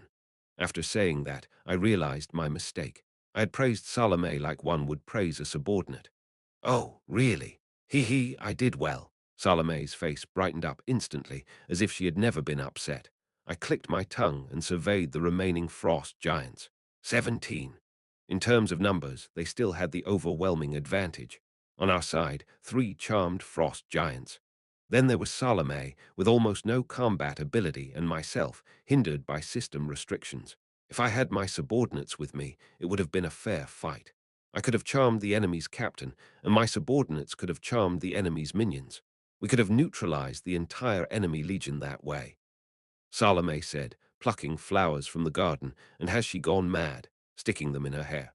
But now it's just me. Charming the entire enemy legion is tough. It's also difficult to charm any more for a while. So, how do we fight Ash? I told you, 3 is enough. The enemies are scattered. They are unaware that their allies have been charmed. And most importantly, my existence is an unexpected factor. Salome, who didn't know how to fight on her own and just used reality escape, is no longer here. I'm here now. I suffered tremendously at the hands of this damned succubus queen in the game, and I know very well how to use this succubus most cruelly and effectively. First, we'll divide and conquer. I commanded Salome to send the 3 charmed frost giants to assassinate their comrades quietly.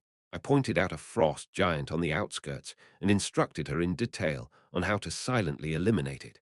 Honestly, I was worried if Salome could control them properly as I instructed, but there was no need to worry. Salome, highly focused, controlled the frost giants as if they were her own limbs.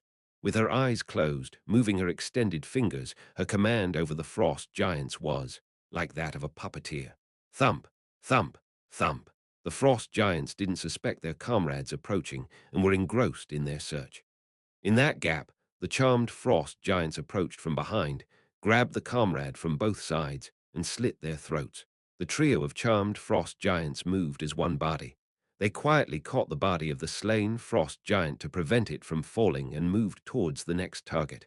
Northeast, a frost giant, looking south. Attract one naturally from the south to catch its attention, and the other 2 quietly approach from the east and west. I observed and instructed, wait a minute. It's getting confusing controlling all 3 at once. Is this an arm? Oh, a leg. No, it's the neck. Oops, it's looking this way. Act natural, act natural. It's okay, Salome, you can do it. Salome was verbally unstable, but her actual control was flawless. Thump, thud, boom. The trio of charmed frost giants obediently followed the commands. By the time the remaining frost giants noticed the anomaly, already 10 of them had been sent to the netherworld. Bewoo! An enraged frost giant blew a horn. The remaining 7 frost giants immediately thundered towards us from all directions. Ag, we've been discovered. What do we do now? Stay calm, Salome. It was bound to come to this.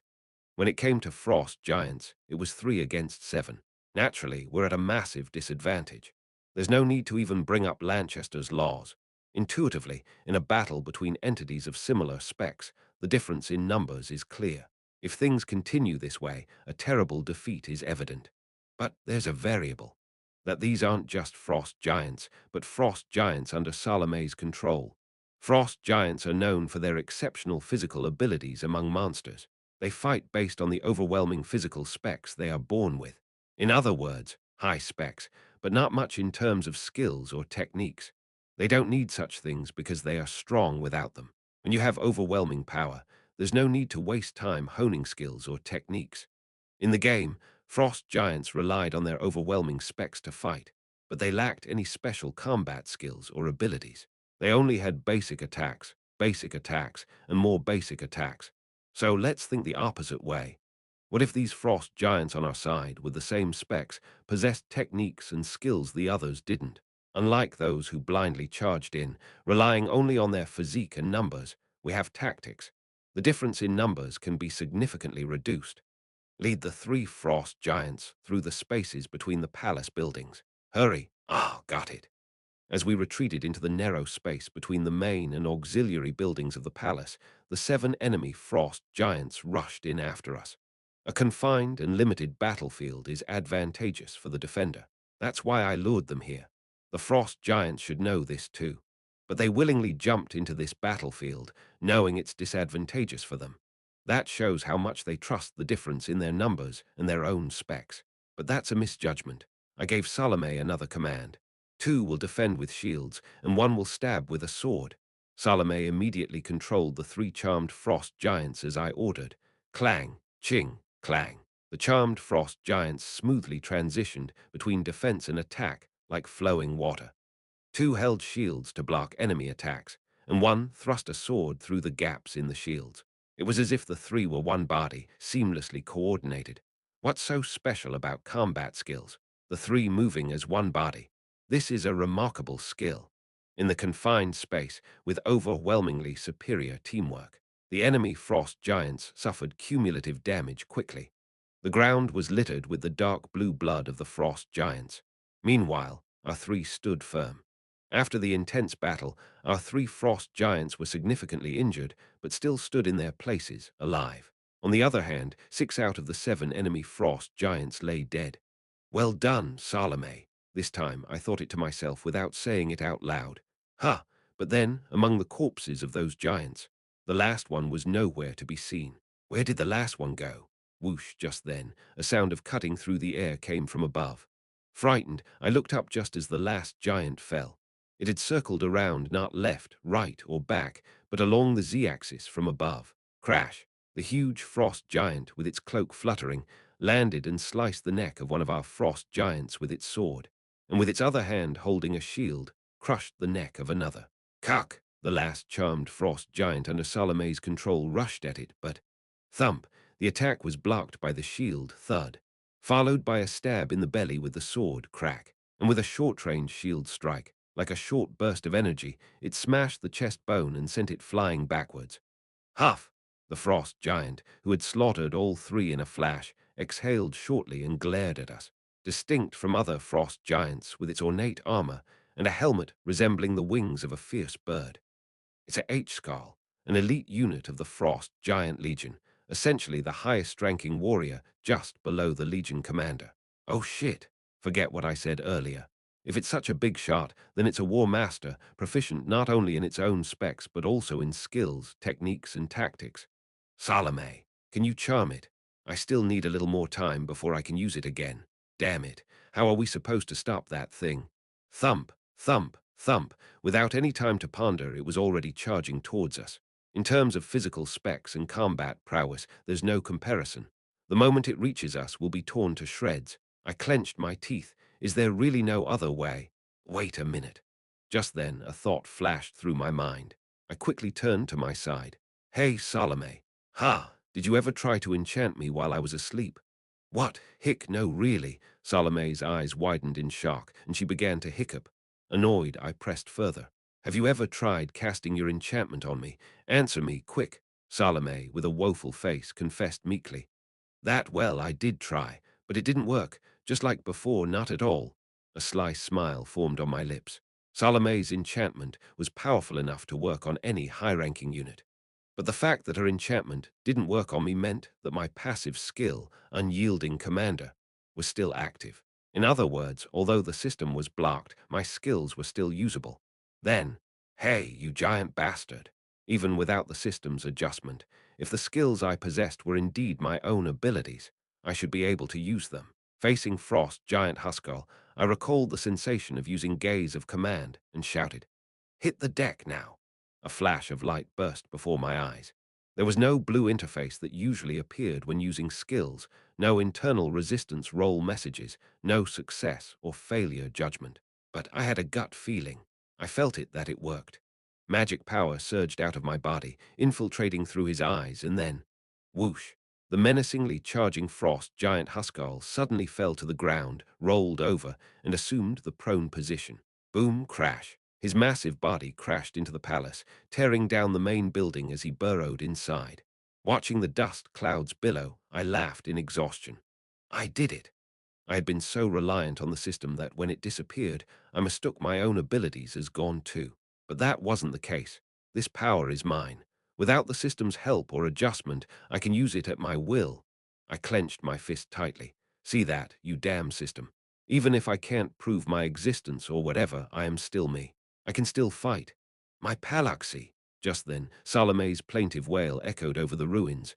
Right, that frost giant had just spectacularly demolished the very heart of the palace. Crash, rumble. The palace, with its pillars and beams completely collapsed, began to crumble in a chain reaction, completely engulfing the fallen frost giant. Boom, crash. New woo-woo.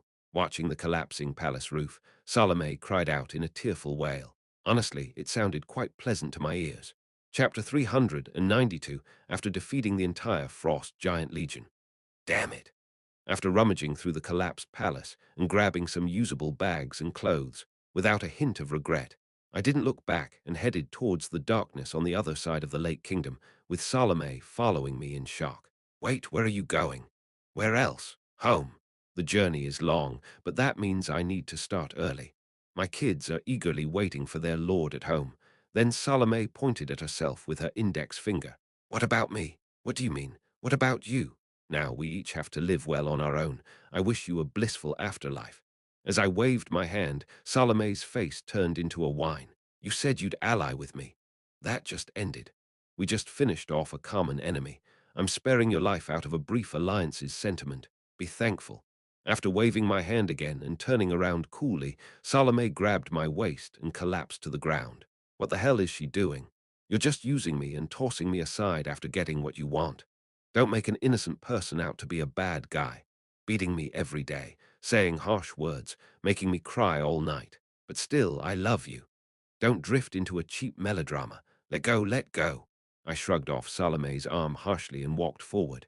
Seeing her tears and pleading didn't work, Salome just started to follow me quietly. You're going to wander around out there alone, in the deepest part of the Lake Kingdom, with all of the monsters around here. I don't like to say it, but I haven't just been sitting around. You don't need to worry about me. I can make it through. It's indeed a dangerous place, but I've been here so many times in the game. Now that I've verified that my skills are usable, I have secured means of survival. It's easier for me to move alone. There are several problems with Salome being around. First, she's currently being targeted by another monster legion. If they attack her, I could get dragged in too. Second, she's just too noticeable. Look at that pink shadow bouncing around like a little poodle. She's bound to attract attention in many ways. It doesn't match my style of quietly escaping the dungeon.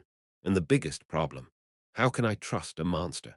She saved me from oblivion's beyond and is flirting around saying she likes me, but who knows when she'll stab me in the back. Her nature is to seduce and lead to ruin. She's not trustworthy, not even in empty words. Me. I'll listen to you. Salome quickly gathered a few belongings and pleading followed behind me. So, can't we stay together just a little longer, please? I'll fully cooperate until you get out of the dungeon. I'll move as you say. We might work well together. We did pretty well in the battle just now. A mind-controlling couple that can defeat any monster legion we encounter. How about it? It's not a couple, but a duo.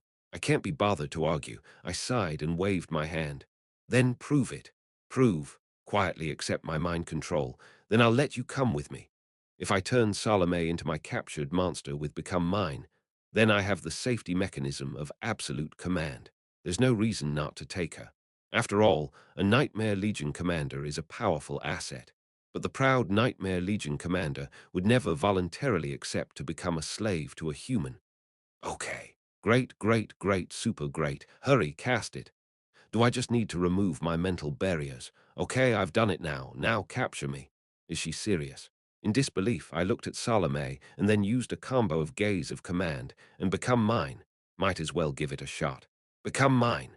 Yes, I will. You don't need to respond to a skill trigger. And Salome really got caught by both skills quietly.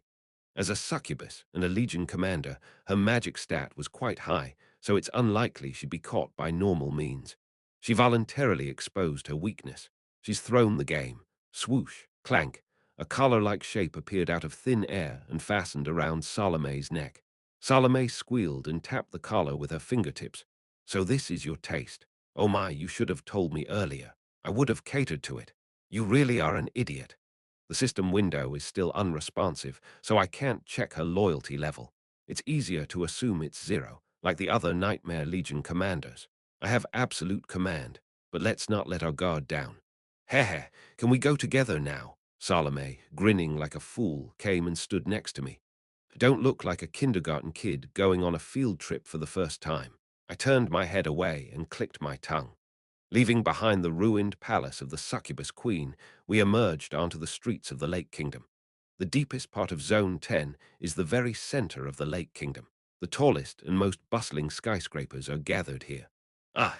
As soon as we came out onto the street, I saw a towering spire not too far away. A dark and murky castle continuously spewing black fog. The Lake Kingdom's king's castle.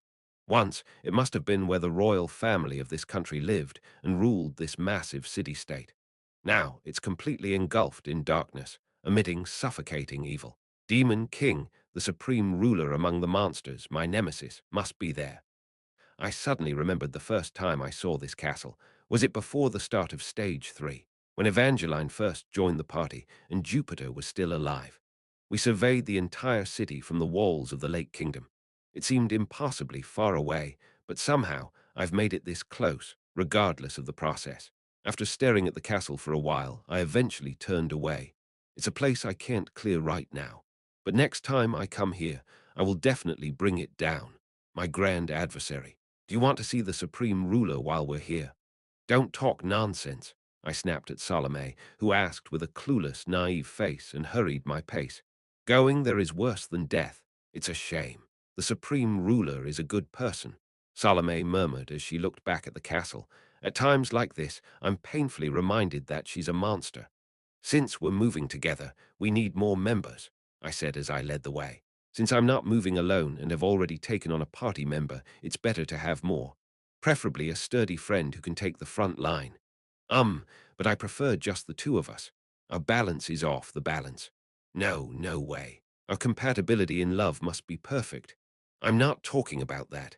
I mean in combat. Our compatibility in love is the worst, but our combat balance is also bad. Both of us are rear position mages who impose mental control, status abnormalities on enemies. Our ranges overlap. For the next member to join, it's better to consider a more balanced combination. If we see any usable frontline character, you charm them right a was squish.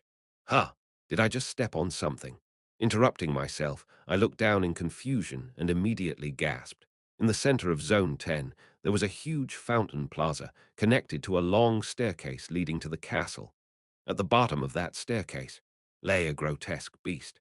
It was a hybrid beast, a form close to a chimera with various animal features intermingled. The creature, battered and bloodied, was crouched at the bottom of the stairs, breathing feebly. I stepped back in horror. What the hell? Why is this thing lying here? Isn't it normal? It's the deepest part of the dungeon. Wouldn't it be common to see monster corpses scattered around? But even Salome tilted her head in confusion. This is strange. This area is under the jurisdiction of the castle. It means it's the Demon King's territory. The demon guards should be keeping this place clean. Salome looked around as she spoke, her eyes widening. My God, what's this now? I looked in the same direction, and then I saw it. On the stairs leading to the castle, demon gatekeepers and demonkind soldiers lay gruesomely torn apart. From the corpses of those demon soldiers to this hybrid beast, there was a trail of blood. This beast, it has handcuffs on its hands and feet. Salome, examining the fallen beast, looked at me. From the looks of it, it seems to have been captured by the demon guards and was being dragged away. Then it must have fought and killed them to escape. But it couldn't get far due to the injuries from fighting the guards and collapsed here. Yeah, it seems so. I crouched next to Salome and peered at the beast. I blinked.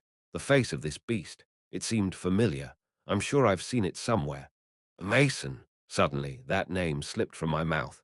Mason, the leader of the Aegis Special Forces Team 1 during Stage 14, who attacked Crossroad and kidnapped me. Lucas's former household head, who I thought was dead by Lucas's sword, but survived using beastification and sneaked into the dungeon. We are the human delegates sent by His Highness Fernandez, the future emperor of the Empire, to meet the Demon King, the ruler of monsters. That guy who went into the darkness alone to meet the Demon King. At first I thought it was a mistake, but there was no doubt. The face of the grotesque beast still faintly resembled a human, and most importantly, Prince Ash. Your Highness, as I called him Mason, he faintly opened his eyes and called my name. How did you end up here? That's my line, you bastard. This guy, he must have snuck into the dungeon from the base camp. How did he get here? All the way to the deepest part of Zone 10. Mason, his face now resembling a bear's, grinned and spoke with a laughter-laced voice. It's been quite a while, hasn't it? A while, has it?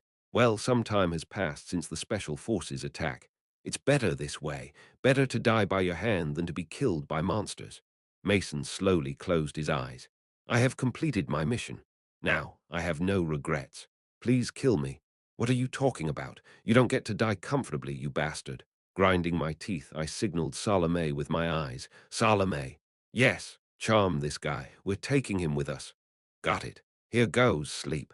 As Salome extended her hand forward and emitted a pink current, Mason was easily charmed. With his eyes hazy, Mason slowly rose to his feet.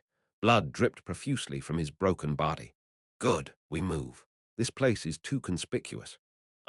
Is it okay? This bear guy is seriously injured. He might die soon without first aid.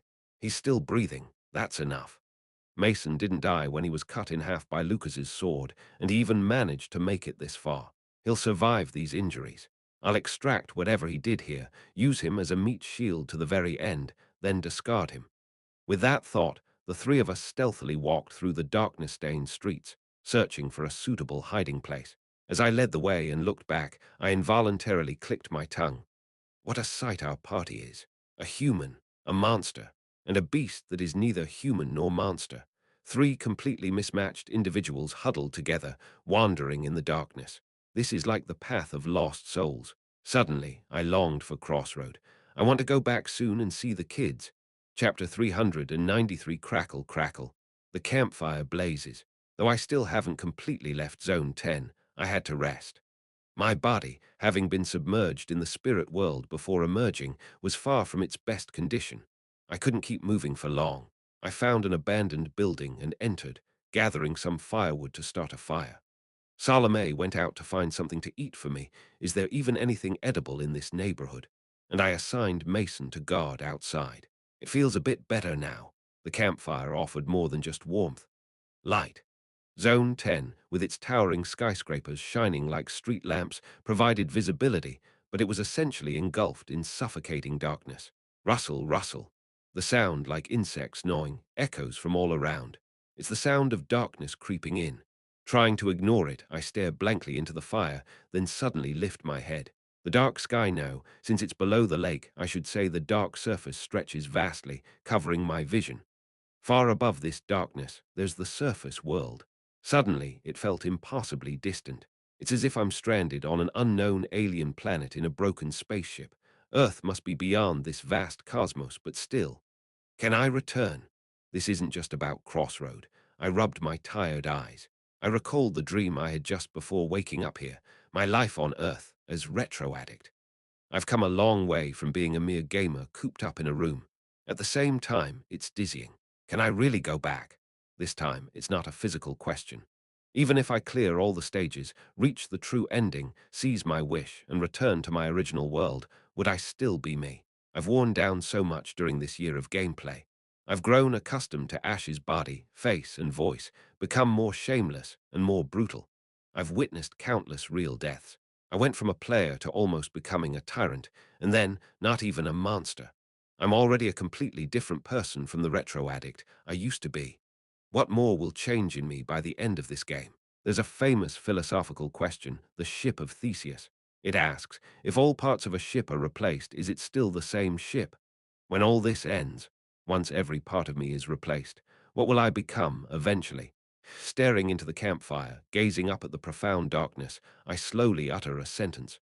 It seems I was conceived in this darkness, grew in it, and still exist within it. Now I'm floundering, not knowing where to go. Indeed, I feel like the focal point of the century. That's when it happened.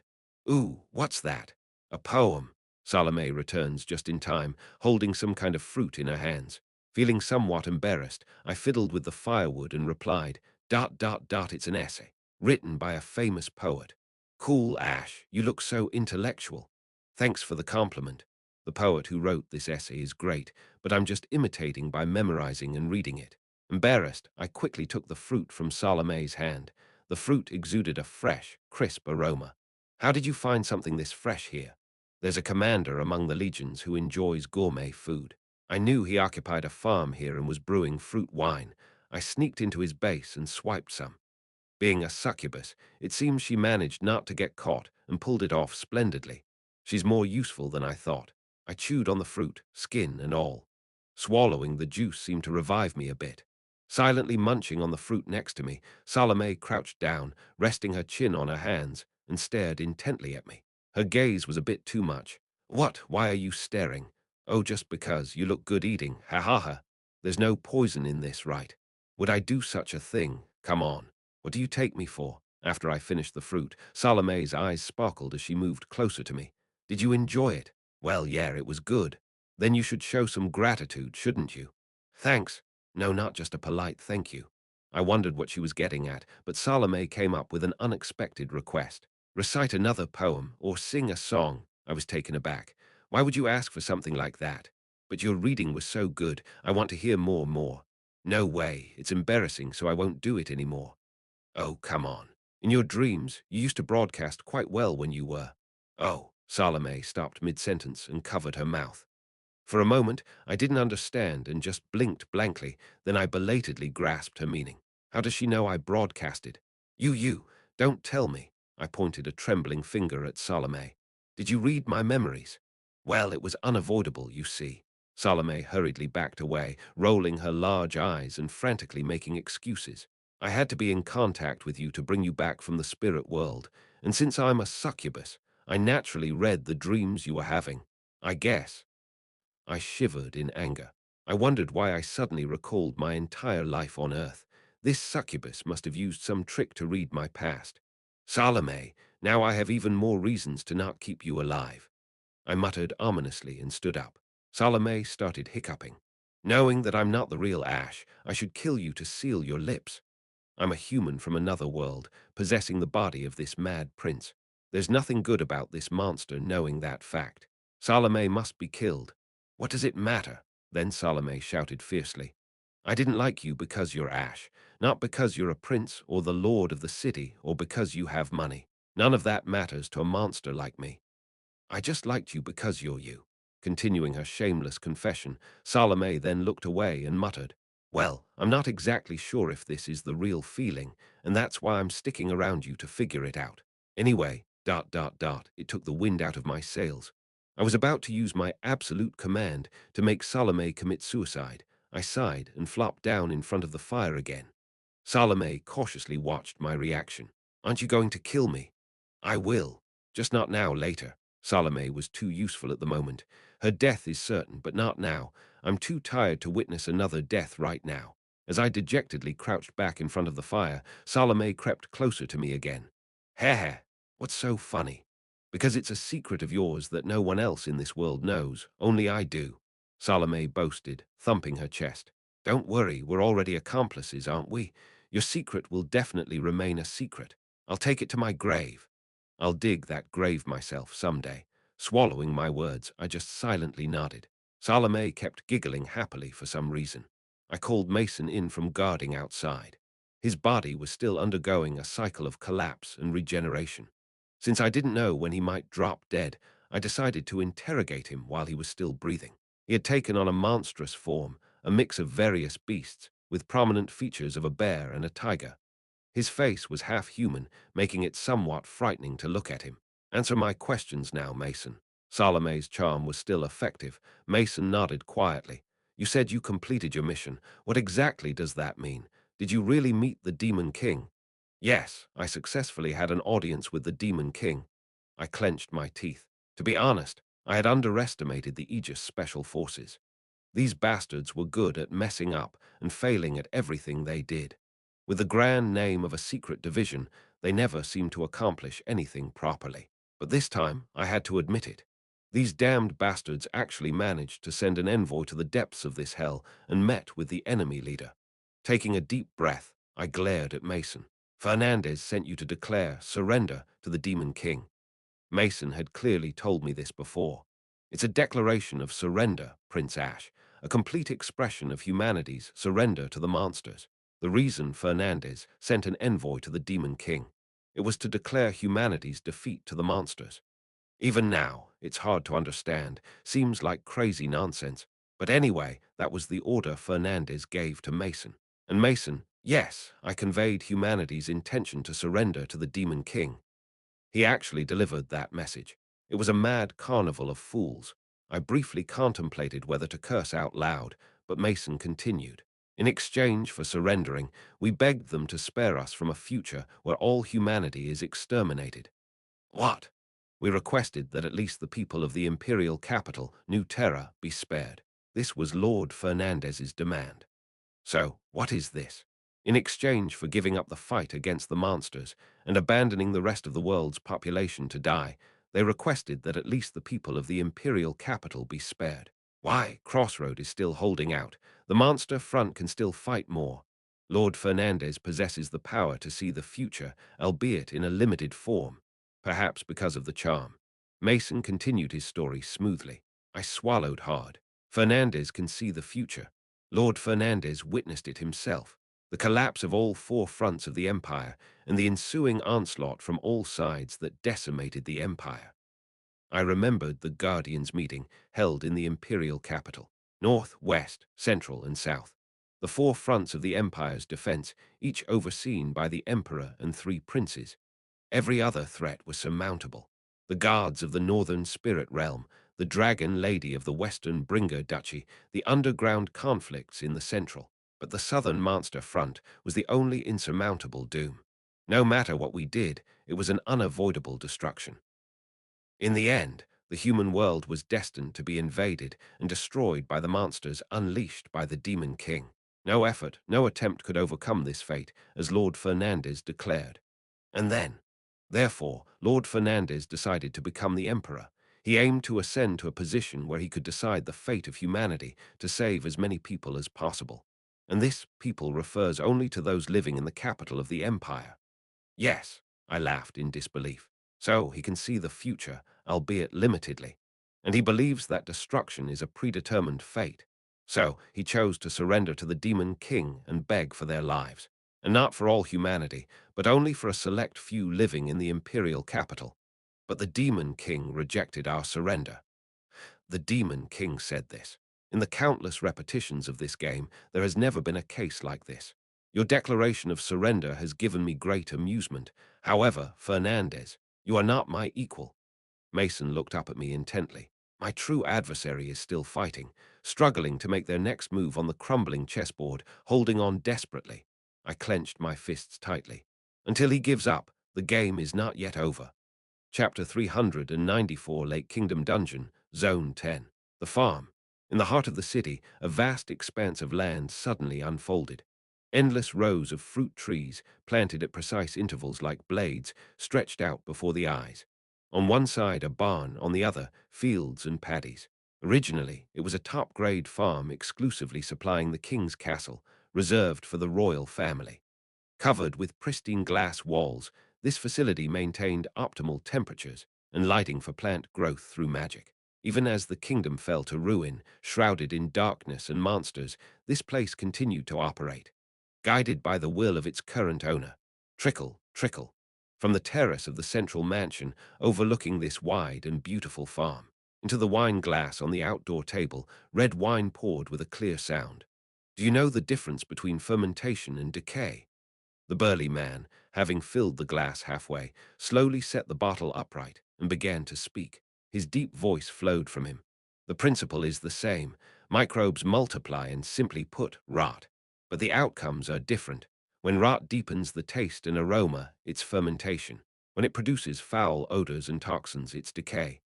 The man swirled the glass in his hand.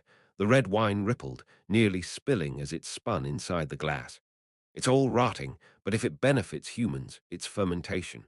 Otherwise, it's decay. Quite a convenient standard, isn't it? Even in decay, there are flavors like this wine, a time for harvest, and the subtlety of maturation. Yet humans neither understand nor try to appreciate its true taste. Slowly, the man raised the glass, examining the red liquid in the light of the farm. So, I sought to enlighten humans with the aesthetics of my decay. But failing to embrace my philosophy, they branded me a monster. The man chuckled. Oh, the irony. When it suits their taste, I'm hailed as a great doctor. But when I follow my own path, they treat me as a plague monster. Really, so arbitrary. I've always consistently studied rot. So, as people wished, I became a monster.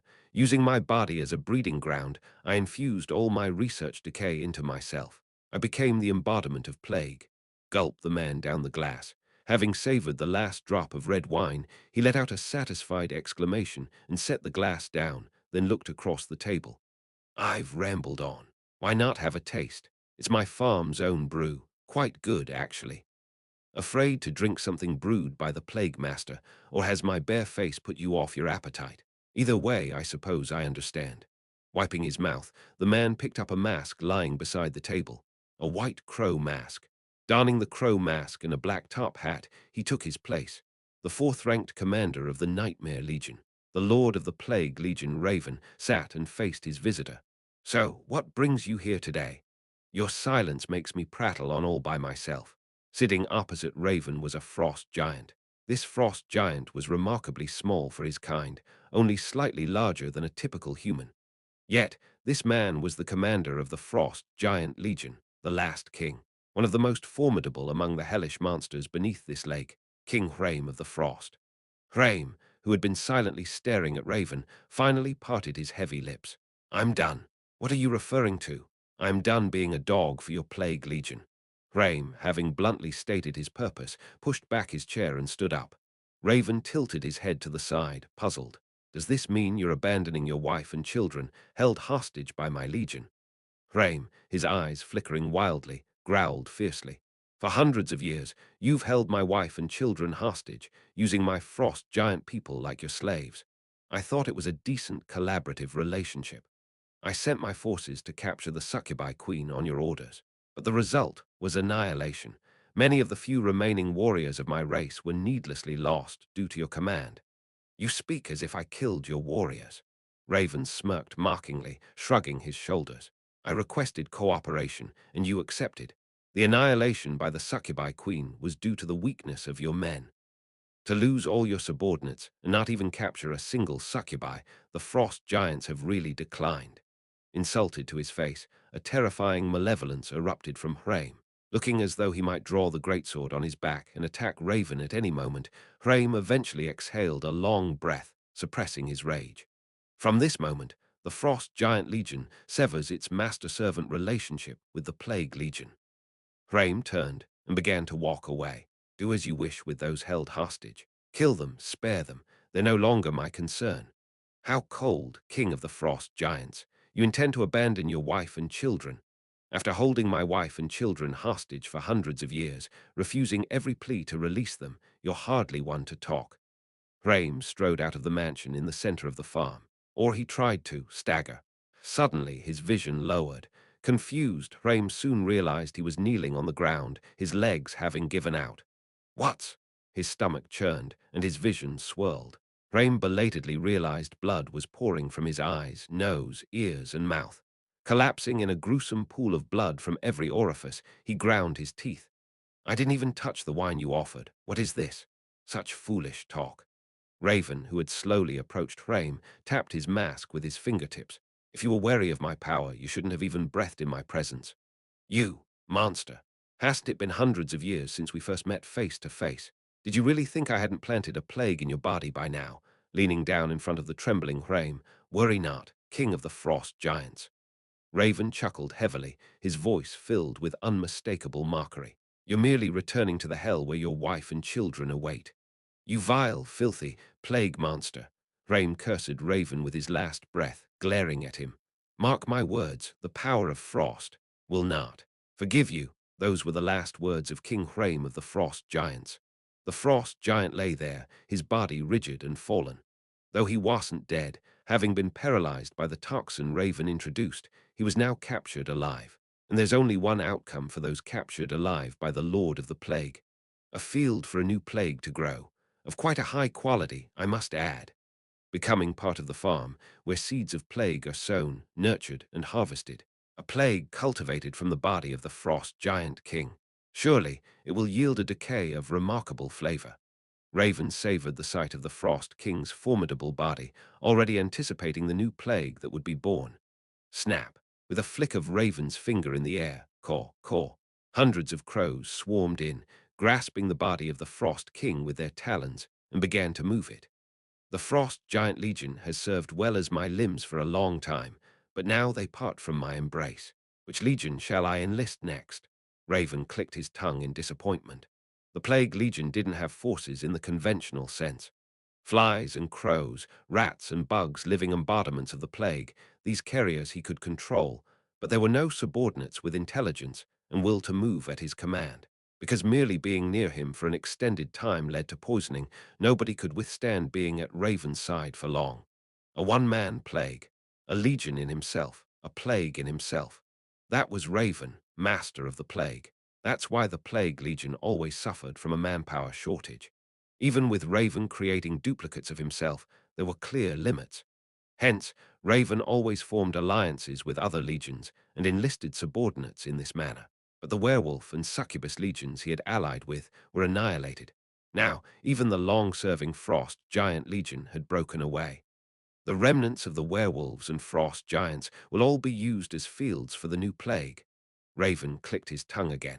But the succubus legion, which I was most looking forward to, still eludes capture. What form would a plague cultivated from the physical body of a mental being like a succubus take?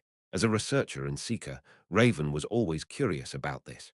However, the succubus legion was decimated by the human players on a whim. And now Salome, the only remaining sample, was frequently eluding capture. Despite dispatching various minor legions under his command to capture the lone succubus, she cleverly escaped each time. When he sent the Frost Giant Legion, instead, they were the ones annihilated. Anyway, as a monster, your legion is beyond recovery, Salome. Heading deeper into the farm, Raven muttered softly. Then, wouldn't it be better to serve as nourishment for my research? To Raven, comrades were just that, beings too weak to stay by his side for long without being poisoned to death. Then, wouldn't it be better to use them as fields to conceive a new plague? Thus, reborn into a never-before-seen plague, they would inhabit Raven's body an eternal companionship. This, Raven sincerely believed, was true camaraderie. Having moved King Raim's body to an appropriate location, Raven sowed the seeds of decay into the frost giant's body, so genuinely delighted that a hum escaped from under his crow mask.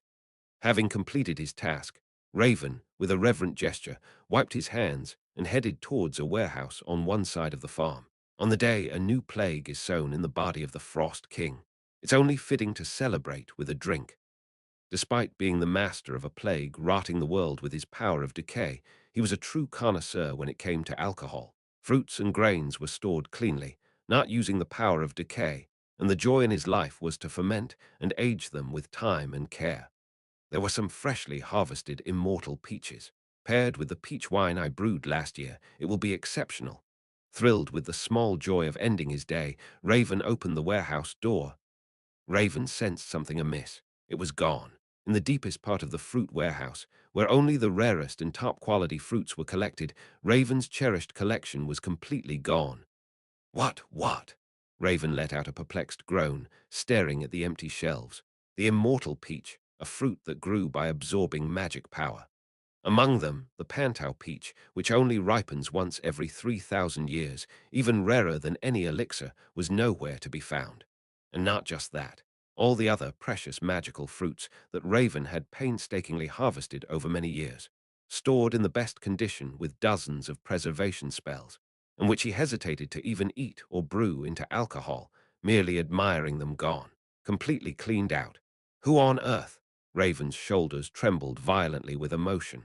Which audacious madman dared to sneak into the deepest part of this plague master's farm and steal? There had been many instances of theft in the farm. Most monsters of the Lake Kingdom were driven by greed, but never had someone selectively stolen only the most precious items. This was the first time since his resurrection in the Lake Kingdom that he felt such rage. Unable to control his power of decay, poisonous energy boiled over from Raven's entire body. The other fruits and grains stored in the warehouse rotted away completely. I will kill them. Whoever stole my possessions. Those who coveted them, all of them. Raven's voice, filled with rage and despair, echoed loudly. I will find them all and kill them. On the path from Zone 10 to Zone 9, Mason was scouting at the very front, and Salome was likewise keeping an eye on the surroundings from the rear. And I, Crunch, was eating a fruit Salome had acquired yesterday. I do need to eat to live, after all. Mason and Salome don't seem to need much in the way of supplies, but I need food to keep moving, especially since today we're entering Zone 9. Unlike the calm atmosphere of the final Zone 10, Zone 9 is an absolute hellish battlefield. Supplies are crucial as real battles will start. Crunch, biting into a peach, my eyes widened in surprise. Wow, what's with this peach? It's really good. Tastes good, right? Haha. I did have a bit of trouble sneaking around for it. Salome boasted from behind, But it wasn't just empty praise, it was genuinely delicious. Maybe slightly better than canned peaches from Earth. But remember, Earth's fruits are top-notch, improved by generations of scholars through breeding. Isn't it a huge compliment to say a fruit from this fantasy world tastes better than Earth's? I wonder if it's just me, but I feel full of magic power now.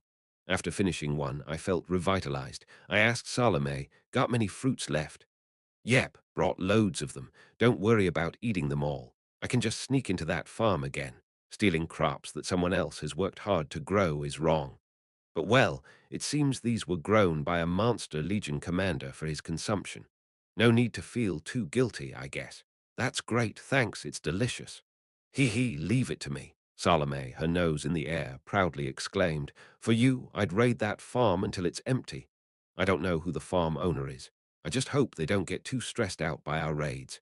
And when we arrived at the place connecting Zone 10 and Zone 9, the Great Bridge, someone blocked our path as we attempted to cross the wide bridge.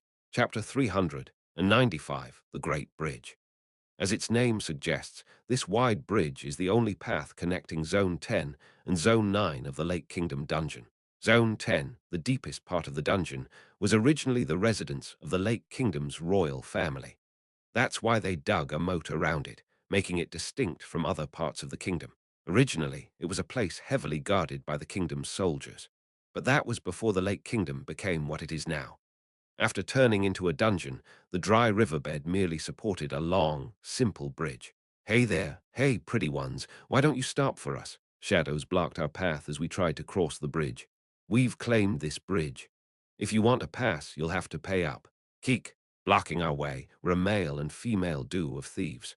Both had wildly unkempt white hair, making it difficult to see their faces clearly. The man's overgrown beard made him appear even more disheveled. The man wielded a rusty, chipped sword, and the woman a halberd broken in half. I was momentarily at a loss for words. The familiar stench of robbery reminded me of Qulan and his gang. They too had tried to extort money from me. Qulan and his followers, initially raggedy when they first attacked me, were one thing, but these two were on another level. Even from a distance, their stench was overwhelming. The eyes visible through their long eyebrows and hair were bloodshot red, and their yellow teeth were sparsely arranged. Two mad beggars attempting robbery. With such distinctive appearances, they can't go unrecognized.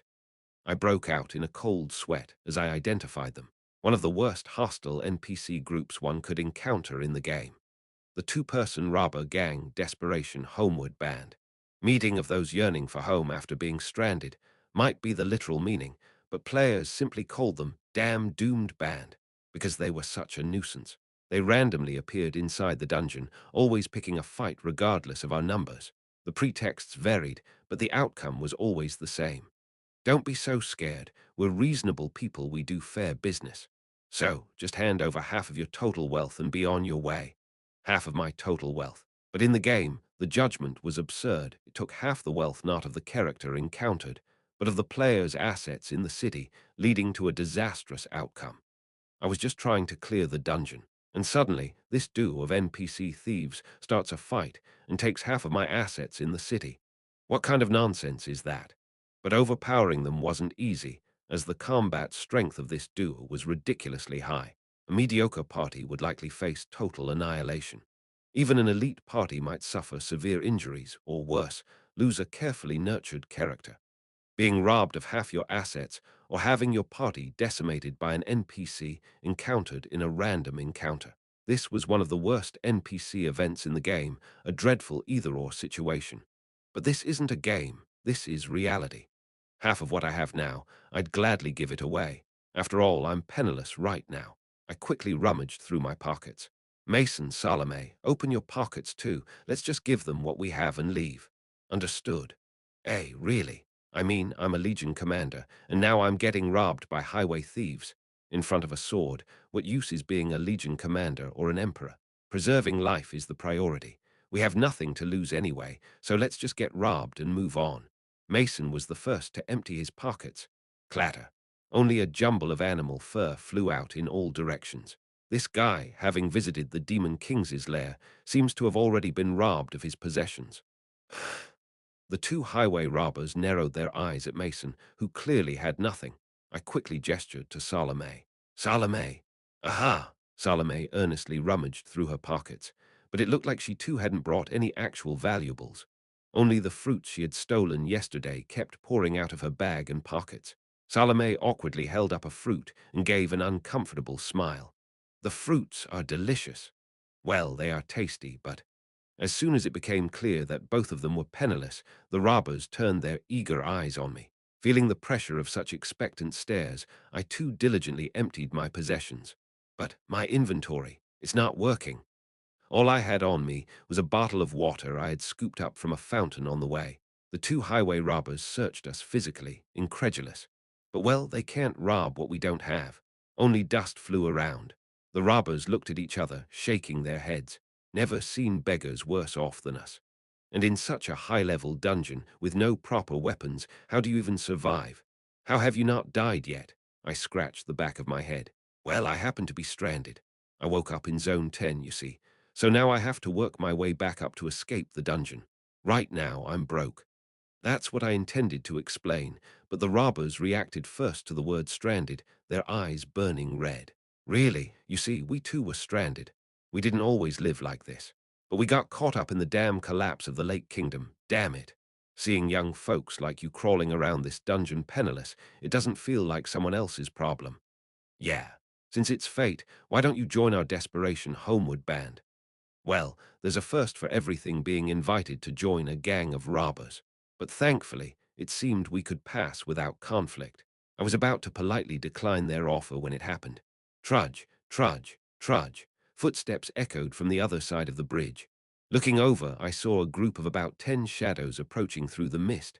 I broke out in a cold sweat. Why are there so many roamers today? In such a high-level dungeon, the likelihood of these wanderers being friendly is incredibly low. But unlike my panic, the two highway robbers were thrilled. Oh my, what's this? We've only had flies buzzing around these past few days, and now suddenly it's bustling with guests. Honey, got it, don't worry. I've got a knack for welcoming guests.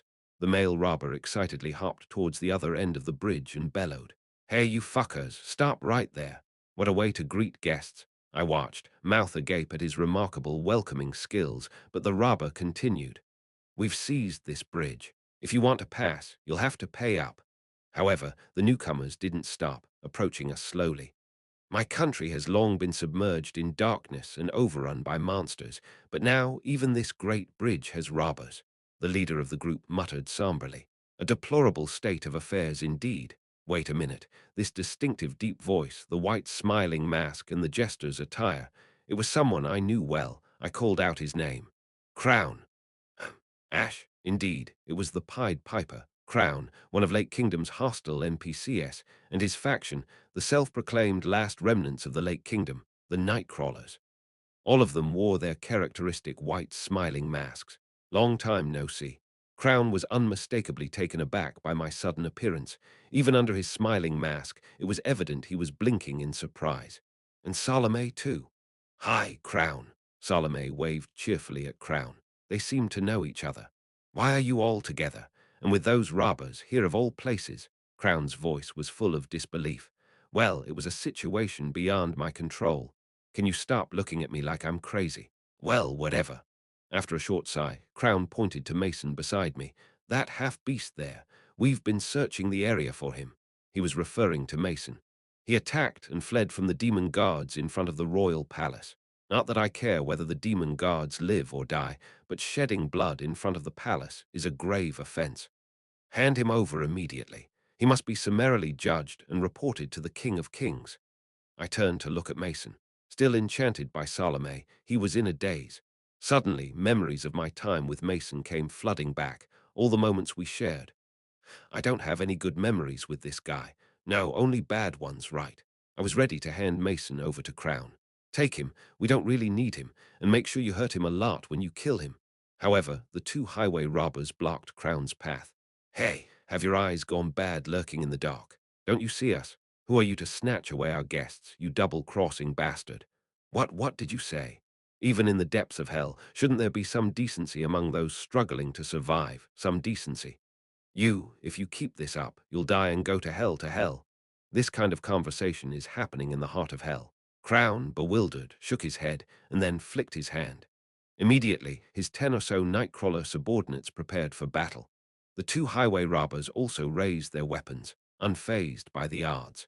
Oh ho, showing your true colors, brazen thieves. Thought you could overpower us with numbers, eh? Big mistake.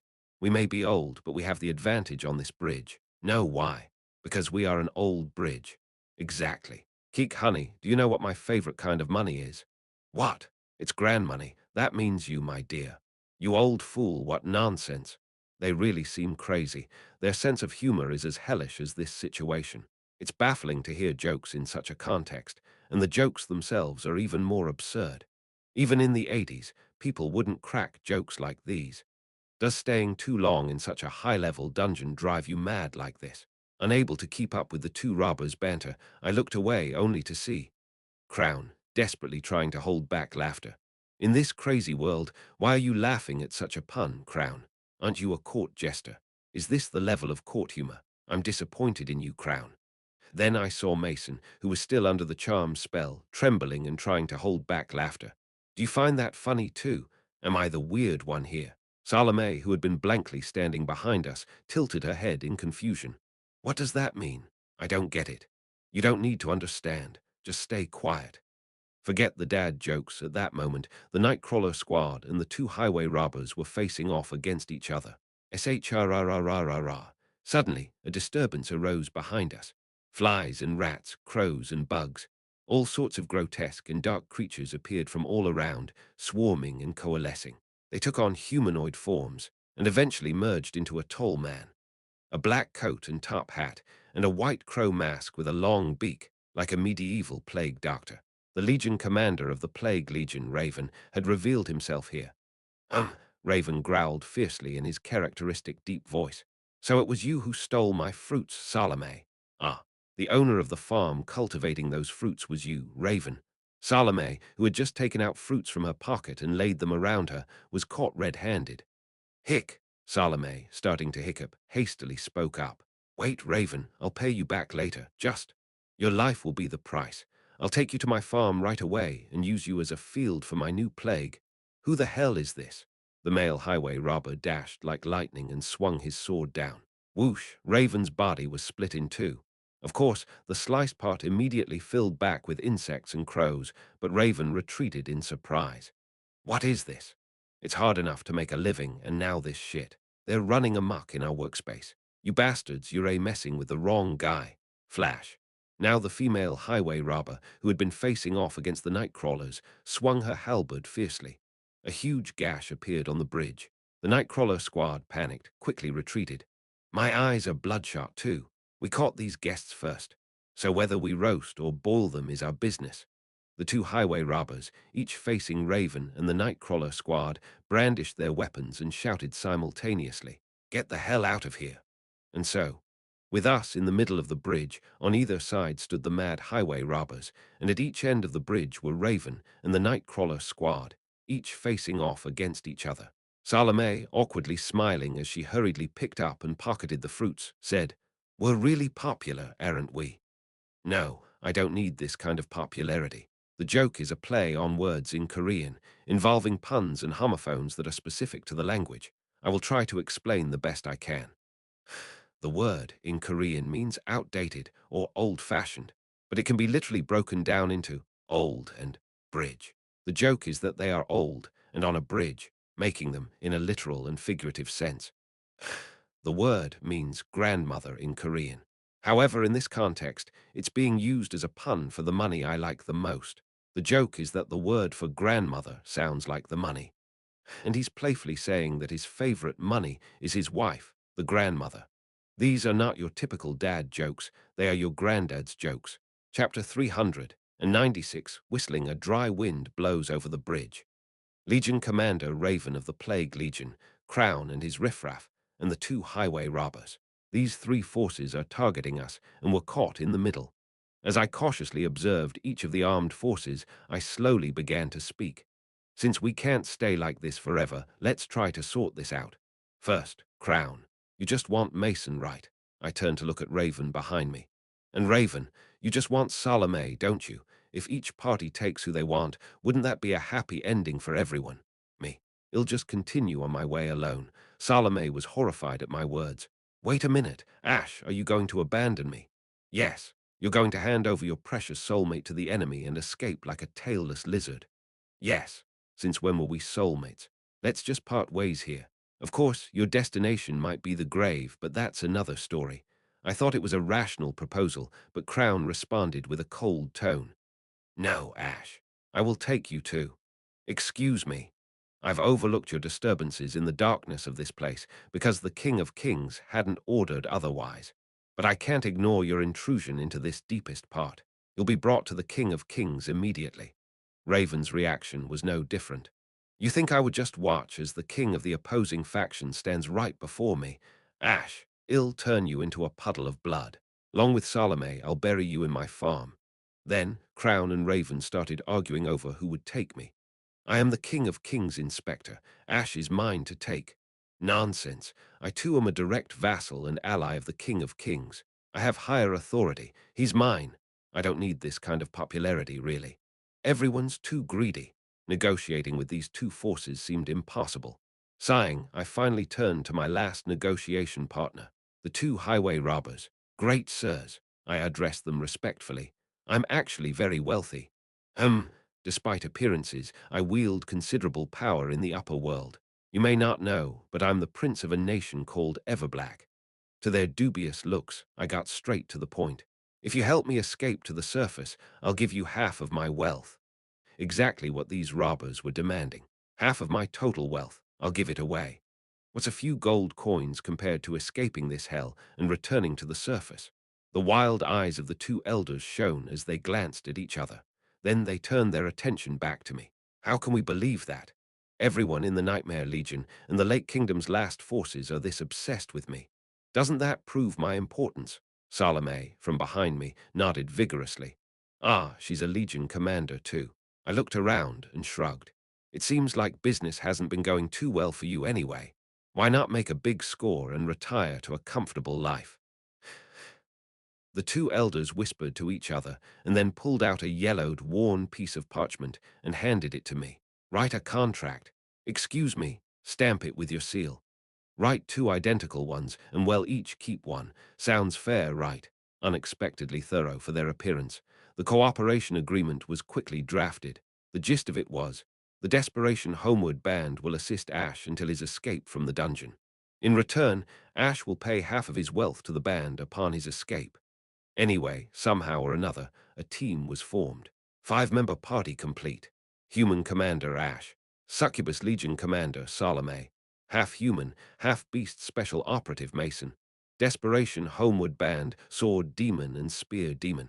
A bizarre team, perhaps lacking in traditional standards, but numerically complete. Meanwhile, Raven and Crown, who had been arguing over my custody, had also finished their discussion. I will kill you, Crown. Ha, didn't you say that last time, Plague Lord? Their discussion apparently hadn't ended positively. I held back my power so far because I wanted to use Salome as a breeding ground for my new plague, to keep her uncontaminated. Raven's voice was hoarse and dreadful as he spread his hands wide. But no longer. Let all of you be swept away by the wave of the epidemic. Raven's coat fluttered, and a horrible energy erupted from within. Whoosh, this was different from before. Previously, I had encountered Raven's clone, not his real body, and what the clone emitted was not a real plague, but a phantom pain, an illusory affliction. But this was the real Raven, and what he emitted was a real plague. Curse him, just as dreadful here as in the game. Green mist gathered around Raven, emitting a foul odor, and spread in all directions. The first pattern he always starts with is this poisonous mist, dealing dart damage. I have to fight him on this field, where health is gradually reduced. I clicked my tongue, recalling the variety of plague patterns he might deploy next. Whoosh, that's when it happened.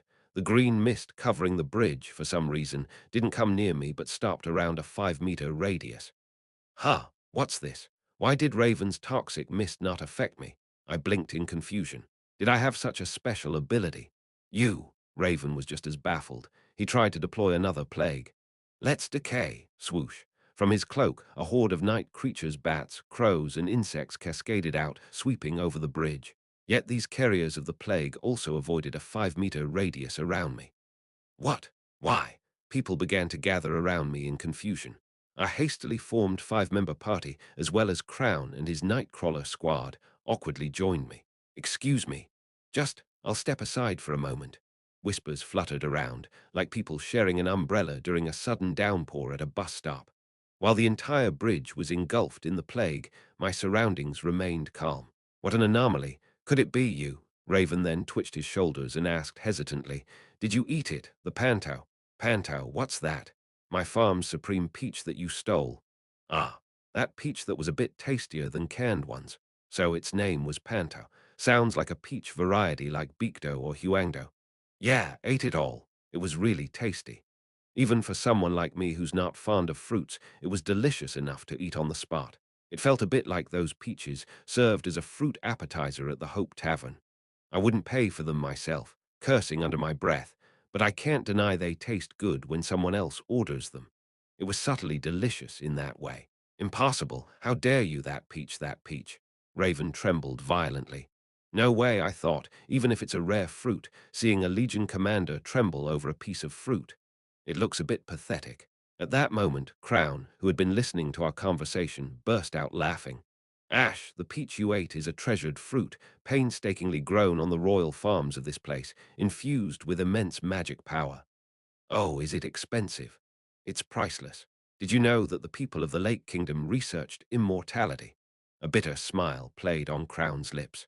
The royal family of the Lake Kingdom went to great lengths in pursuit of eternal life. They researched magic to extend life, developed methods to transfer souls into new bodies, and created various elixirs. Then it hit me. The curse bestowed upon all citizens of the Lake Kingdom, the curse of eternal life. The fundamental reason they have been suffering at the bottom of this lake for centuries. Could this curse of eternal life also be a consequence of their pursuit of immortality? The peach you ate was a byproduct of the development of the elixir of immortality. It didn't grant immortality, but instead, it made the consumer invulnerable to all diseases. Aha! So, does it mean it grants resistance to poison attacks? I thought it was just one of the many elixirs developed back then, but who knew it could effectively block Raven's plague like this? I didn't know either. Amazed by Crown's words, I looked around. The toxic aura still couldn't come near me. To think it could easily counter the Legion commander's pattern like this. Thank you, Magic Peach. Hey, praise me. Salome, who had preserved that peach, gestured frantically for praise, but I ignored her and grinned slyly at Raven. Master of the Plague, this is unfortunate for you. Your attack patterns are twofold. First, the real plague spread by your main body. Second, the illusions spread by your duplicates. I strode confidently towards Raven. As I moved, the others closely followed, and Raven stepped back hesitantly.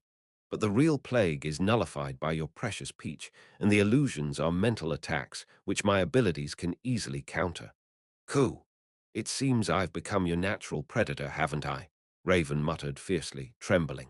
Don't be arrogant, human. My plague constantly evolves. This invulnerability you've luckily gained, I'll surely break through it. Then, with a swish of his cloak, next time, I will get you. SHRRRRRRR.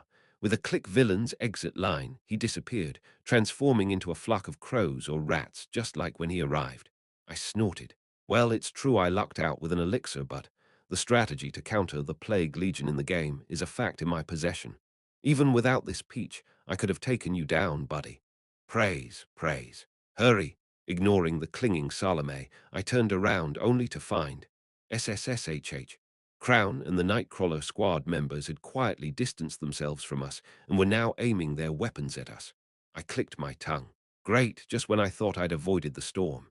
Thanks to you, Ash. Dodging the Plague Master's attacks was a breeze, but that's one thing and this is another. Crown chuckled and raised his hand. Has our score been 1-1 until now? This is the third round. A good time to settle the score, don't you think? Bullshit. You guys have an endless supply of life coins.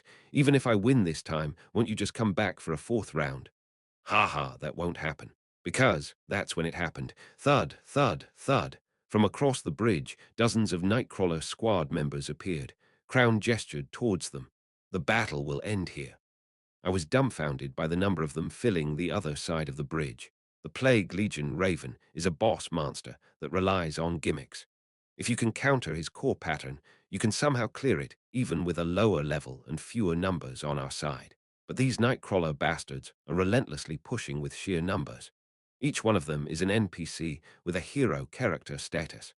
Dozens of them approached on the dimly lit bridge, pulling out their weapons while wearing white smiling masks. I gritted my teeth and glared at them. How to break through these bastards? Tap, tap. Then someone tapped on my shoulder. Turning towards them, I saw the two robbers who had joined my party this time, Sword Demon and Spear Demon. With their sparse yellow teeth flashing a mad grin, the two lunatics said to me, "Let's bolt." "Hey, where to?" "Where else?" Pointing to the pitch-black abyss below the bridge, the two lunatics boldly declared, "To the bottom." Chapter 397, we jumped off the bridge. Well, more accurately, we were thrown off. The crazy do of highway robbers grabbed me by the scruff of my neck and tossed me over the edge of the bridge. "Damn you crazies." As I fell, I saw Crown and the Nightcrawler squad members looking down from the bridge with pitiful eyes, as if watching a suicide. Well, it's not much different, is it? "Whoa, somebody save me," I screamed helplessly as I plummeted. Then Salome, falling behind me, reached out her hand. "Ash, grab my hand." Desperately, I grabbed her hand, a glimmer of hope crossing my face. "Thanks, Salome. I heard even a caterpillar can crawl, but you can fly." "No, I can't fly." "What?" "Ha!" A few seconds later. "Ah, save the succubus." Salome was now clinging to my back, screaming hysterically, tears and snot running down her face. "Please, can someone take this caterpillar off me?" It was pitch black below the bridge, making it impossible to guess how much further we had to fall. Grinding my teeth, I desperately looked around. Is there anything, any miraculous way to survive this free fall? No, doesn't seem like it. We're screwed, seriously screwed. "Ash, even so." Salome, sobbing behind me, looked at me with tearful eyes. "I'm glad my life's last moments are with you." Get off me." I shoved Salome's face away. "What is this weird mood in such a situation? Shouldn't you be thinking about how to survive instead?" That's when it happened. "Be quiet, guests. Stop screaming." Whirr. A long rope, wriggling like a snake, flew towards us, wrapping around our bodies, and then pulled back to its thrower. It was the two highway robbers, Sword Demon and Spear Demon, who were also falling with us. Apparently, tossing us off the bridge wasn't entirely unplanned. "Huff! Higher!" The two elders skillfully lassoed Mason, Salome, and me with the rope. Then they thrust their weapons to the side, planting them into something nearby. Swoosh! The cliff, previously hidden by fog in the darkness, now came into view. The two elders, adept as if they had done this many times, securely lodged their weapons and slowed our fall. Despite the added weight of three people, they slid down the cliff face with ease and composure. True to the most formidable and worst NPCs, their level of strength was extraordinary. I marveled at their feat. Gliding down the wall, slowing our descent, the two elders kicked off the cliff and leaped into the air thud, landing safely on the ground. They even managed to catch and gently place us down one by one. Impressive after service. Phew, my legs are shaking. It wasn't bungee jumping, but a near-death experience, so my legs were trembling. Salome couldn't stand and just collapsed on the ground, and Mason also crumpled. In front of us, Sword Demon and Spear Demon grinned, their yellow teeth gleaming. "There, the short trip is over. Welcome to our neighborhood." "Your neighborhood, you say?" Trailing off, I looked around and then noticed. Below in this deep valley, amidst the dense darkness, lay a shabby village. Houses made of junk and trash left me speechless. A village here, of all places. Pointing at the houses, Sword Demon and Spear Demon spread their arms wide. "Welcome to Rock Bottom, the lowest, most dreadful place in this hell." Falling into the deepest part of the dungeon alone, I thought I had hit rock bottom in my life. But no, there's always a deeper bottom beneath the bottom. What is this place? I muttered unintentionally as I entered the hidden NPC residence, Rock Bottom. This village, accessible through a gap between zones 10 and 9 if you fall, seemed to be constructed from the garbage that had fallen from above. A village of garbage built on a mountain of trash. And astonishingly, people were actually living here. Sinister eyes glittered from between mounds of garbage throughout the village. The NPCs, all in beggarly attire, watched us, the visitors, with wary eyes. Although there are NPC residences scattered throughout the dungeon, this was my first time entering one. and I hadn't even known of this village's existence in the game. Don't worry too much, they're all good people here. Exactly. They're just a bit crazy, but their hearts are pure. People are pure. Piapia. Kekek, the two elders, leading the way, chuckled as they guided us. Other NPCs looked at us, licking their lips, sharpening rusty knives on the ground, or making throat-slitting gestures when our eyes met. They're good people, right? Right. Soon, we arrived at the house of the two elders. It was the largest house in the center of this garbage village, with a spacious yard and a surprisingly sturdy structure. The elders gestured for us to sit on the weathered wooden porch. Wait a few days to get out. You can stay here until then. Make yourself at home. We have plenty of rooms. I looked around the house and then gazed upward. High cliffs loomed beyond the vast darkness. It would take a long trek up these cliffs to reach the urban areas of Lake Kingdom, and even longer to find the dungeon's entrance. How exactly do we climb back up from here? Is there a way to escape the dungeon? How on earth are we supposed to traverse that lengthy path? Besides, I wanted to return as soon as possible, so why wait for days? I was highly skeptical. Sword Demon and Spear Demon clicked their tongues and began to explain. In Lake Kingdom, there's a time known as flooding that comes every few days to weeks. Flooding. It's when the monsters of a certain legion overflow in the dungeon and eventually spill out. They pointed to one side of the village. Heavy black rain pours, filling the city streets and overflowing. Following their hand, I saw the cliff next to the village. A large sewer was connected to the cliff. Currently, it was bone dry. When it rains, that area becomes full. We launch a boat and follow the overflowing water through the sewer and out. A thought flashed in my mind. I asked in surprise, does it connect all the way to Zone 1? The dried sewer? Yeah, you've heard of it, right. Straight through to there. In Lake Kingdom Dungeon, there are paths known as shortcuts throughout. They allow players to skip lengthy battles and quickly reach their target areas, making them popular among gamers. The Path of the Overlord, I used from the base camp to the Blazing Coliseum, was also one such shortcut. And there was a legend or urban myth among players. A rumor about a shortcut that would take you from the early zones straight to the deepest part in one go. But no player had ever actually found this rumored shortcut, and here I was about to verify it myself. So, under specific conditions like the flooding, there's a shortcut from this deepest part directly to Zone 1's, the dried sewer. Amazed, I received confirming nods from the two elders. It's endless if you walk from here to the entrance of Lake Kingdom, but if you leave by boat during the flooding, it's almost instant. So, don't be hasty and wait a few days. We'll comfortably take you to the entrance of Lake Kingdom. Then they pointed their index fingers at me. When you leave, make sure to bring enough money. Got it. Half of your total wealth, half. Don't worry about the money. It'll make sure to compensate you generously. Just ensure my safe escape. Pleased with my response, the two highway robbers smiled contentedly. Hee hee, money. Gold coins. Money. Grand money. There he goes again, that old man. Watching the two lunatics cackle among themselves, I suddenly wondered, in such a place, what's the point of collecting money through robbery? According to the elders, the next flooding should occur within a week at most. We decided to leave by boat through the sewer at that time. In other words, until then, all we could do was wait. Waiting for a whole week. Sitting in front of the dried-up sewer, I picked up a stone and threw it into the sewer. The dry echo of the stone hitting the bottom resonated back. Thud, thud. Everyone in Crossroad must be waiting. I wanted to return to Crossroad as soon as possible. The more I tried to return, the further away it seemed. And this flooding means monsters from the dungeons spilling out. In other words, a defensive battle will be happening on the surface. Defending in my absence. Lucas is reliable as a commander, and my allies are strong enough, but with the fortifications still not fully repaired, I wondered if they could properly defend in this chaotic situation.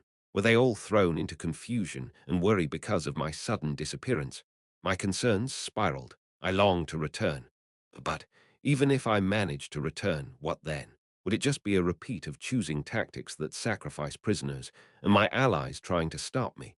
Going through defensive battles, possibly losing another ally? Would it be just another fight in the endless journey ahead?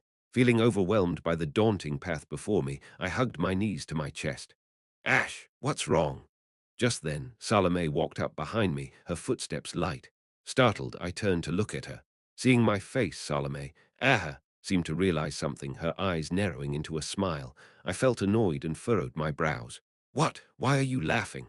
I can tell just by looking at faces. Tell what? That you want to run away. The ones who surrendered to our legion always had that look. A desire to turn away from the harsh, painful reality. It shows on the face. Salome whispered in my ear, her voice sweet as if not of this world. Just say the word, and I'll let you escape. Into a perfect, blissful dream where there are no unpleasant things. As she said this, Salome stretched her arms around my neck. Whoosh, I pushed her away with my hand. Wah! I told you when we first met, didn't I, you succubus? I gritted my teeth, as if a mere dream could satisfy me. I'm here to fight for and seize what I want, not for self-satisfaction in fantasies. I remember the conversation I had with Ada when I first met him. You have a wish you want to fulfill, right? Something more precious than money. I can make that dream come true. As long as that dream is still in your heart, it's not a failure. Yes, I'm struggling in another world, risking my life to achieve my own wish. I will fulfill my wish with my own efforts, in my own reality. It's painful and terrible, but if it was something to give up on so easily, I wouldn't have started in the first place. So stop talking about escaping and stay away from me for about a week. I don't want to associate with you. Salome, with a pouty lip, looked at me as if she was offended and then slowly opened her mouth. Your wish. Are you sure it's really yours? What? What is she talking about? Confused, I turned to look at her, and Salome was grinning just as before, her eyes narrowed. It wasn't the smile of the fool she had shown me so far. When I pulled you out of the spirit realm, I saw your dream, Ash. I thoroughly delved into your past, into the very depths of your soul. It was the smile of the succubi queen, the daughter of the dream demon, a dangerously charming smile that a great seductress might wear. Are you Ash, or are you the retro addict, or maybe the player, a tyrant, a monster? While probing my deepest concerns, Salome whispered, how can you be certain about your wish without a clear definition of who you are? If the essence changes, the purpose is distorted. If you are no longer you, can your wish remain intact? As I stood frozen, unable to move, now ask yourself again, what do you truly wish for? Who do you really want to be? What do you really want to do? With a cunning and seductive smile, Salome asked, who are you truly? Chapter 398, Who Are You Really? If you can't define that clearly, there's no reason to bother leaving this place and going outside. Your own purpose, your definition, your wishes, they'll all crumble like a mirage. Salome shrugged her shoulders and spun around. Even if you struggle to the surface, all you'll find outside is suffering. Instead, come to me. At least I can give you a happy dream. Salome laughed merrily as she walked away. Falling to the bottom together, perhaps plummeting to the very end, might not be such a bad conclusion, don't you think? I'll be waiting, forever and always. Leaving behind a faint laugh, Salome disappeared. I glared in that direction and snorted. Salome's offer was nothing but nonsense, not worth listening to. However, it was true that she had read my memories. She knew exactly what I was pondering. I was afraid of the long path ahead of me, the heavy burden I had to carry. The remaining battles would be numerous and brutal, and I would have to continue carrying the deaths of my comrades and subordinates, just like I had been doing, or perhaps even more so. When I was on the path, burdened, I could somehow keep going out of inertia. But now, pushed off the path and fallen, I couldn't muster the courage to stand up again. Can I do it again? Can I make it to the end? Is this really your wish? Was what I was trying to accomplish at the end of this long path truly what I desired? Just maybe. If Salome was right, and that wish was different from what I now desire. If I give up on that wish, maybe I don't need to fight so hard. Breaking the flag is very hard at first, but after the first time it becomes too easy. Because it's already broken. That's when it happened. The words of the fairy queen's skull echoed softly in my mind. Once you start compromising, you'll keep bending endlessly. In the end, you'll live lying down, just like me. Clenching my teeth, I picked up another stone from the ground and threw it again towards the sewer. Thwack! The wildly misaimed stone didn't even enter the sewer but bounced off outside. Damn it, I cursed under my breath. Zone 10, the farm. I need it. Walking through his territory, the Plague Legion commander Raven growled in a boiling voice. A stronger poison, a more lethal plague, I need it. Just half a day ago, this place, once lushly nurtured by its master's hands, had turned into a living hell. fruit trees bearing fruit, grain drooping ears, young livestock growing in the barns. All were dying and rotting away. The poison and plague unleashed by Raven devoured his farm like a swarm of locusts. But even as his farm disappeared without even leaving ruins, Raven did not stop. "It's not enough. This isn't enough. This won't do." Raven halted in front of the field where he had sown the seeds of the plague. The formidable warriors of various races he had captured were rotting alive, each becoming a different breeding ground for plagues. SSSSS. Raven extended his hand and absorbed all the plagues. But I need more, more, more. It wasn't enough. Nowhere near enough. This wasn't enough. A stronger curse, a more potent insult was needed. Raven screamed in agony. "To kill him, I need more." The Plague Legion is incredibly powerful when facing many opponents. The actual plague spewed by Raven's body, and the illusions created by his clones. Without a moment to distinguish between reality and illusion, the spreading pain was most effective against large legions. Death spread, fear intensified, and the few survivors who made it out of that hell would go on to infect others with the plague. An endless chain of despair. Among all the hellish forces resurrected in the Lake Kingdom, none were as powerful against the masses as the Plague Legion. But its weakness was clear. Whether it was plague or illusion, it couldn't instantly end the lives of its victims.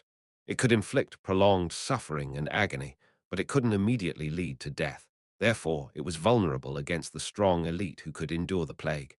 Even during his lifetime, Raven struggled against a few elite superhumans. Those who were infected with the plague yet charged forward, sustaining themselves on potions or healing magic, often pushed Raven to the brink, turning into mere puddles of blood, but frequently threatening his life. After repeated incidents like this, Raven was eventually defeated in his lifetime by a single human. Originally a doctor from the Lake Kingdom, Raven was exiled from the kingdom at the end of his corrupt research and became a plague himself, sweeping across the world. He arrogantly invaded his homeland, intending to show those haughty magicians who had once scorned him, and he was stopped by a single magician. This magician, at the time, was the head of a research institute in the Lake Kingdom, leading the development of an all-curing elixir called Pantau. After consuming an experimental version of Pantau, he stood alone against Raven, and before him, Raven crumbled. None of his poisons, plagues, or curses could penetrate the blessing that surrounded that human. Raven, who had decayed and killed countless lives across the continent, was unable to overcome a single human and was extinguished. How grievous, how grievous, how grievous, how grievous. Recalling that moment, tears of poison streamed down Raven's eyes. And as time passed, Raven was resurrected in the darkness of the Lake Kingdom. The revived Raven first scouted the production route of the elixir and found the farm. It was already in ruins, but various precious elixirs lay dormant. Raven restored the farm. If he could recultivate the elixir that had defeated him from the beginning, then it might be possible to find a way to overcome that immunity. Thus, Raven tended the old elixirs and harvested new plagues, operating this farm. But what use were those cursed centuries? Raven's plague still couldn't penetrate a mere peach, developed by the Lake Kingdom's finest scholars and magicians after extensive research. And absurdly, that peach was stolen, making yet another human invincible. It cannot be in vain. Despite harvesting all life and plagues from the farm, Raven still felt thirst and muttered, "It cannot be in vain. It cannot be in vain. It cannot be in vain. I, the master of this plague, can't possibly fail to overcome the research of magicians who perished centuries ago. I will show them that the corrupted will of a single individual can crush the so-called noble collective intelligence, that the flames burning the world always start from a single match. I will prove it," to cover the entire world with his plague. So Raven decided to gamble. He raised his hand high and then, whoosh, plunged it into his chest. He grasped his own core in his hand and then, clang, shattered it into pieces with his will. Poof, Raven's body shattered into pieces in all directions. Ever since he became the master of the plague, his body, utterly decayed and crumbled, couldn't maintain its form. His body was nothing more than a collection of plague carriers centered around his core, artificially shaped by magic. And with the core shattered, all sorts of crows, bugs, rats, and mists that made up his body dispersed. Immediately after, these carriers converged again. They viciously devoured the shattered pieces of Raven's core. It was the core of a being that was once considered one of the greatest embodiments of evil in the world. His soul was mighty, and the creatures instinctively struggled to consume it. Eat, as his soul was gnawed away by countless bugs, Raven's thought murmured, eat, eat, eat, consume and disperse even further, with a voice growing ever weaker. Through this, I shall transcend to the next stage. Eventually, Raven's voice faded away. His core vanished without a trace into the stomachs of the bugs. A dark, murky wave of abominations filled the area that once was the farm. Crows, bugs, rats, and mists swelled, burst, and began to multiply endlessly. And it's been days since I've been here at rock bottom.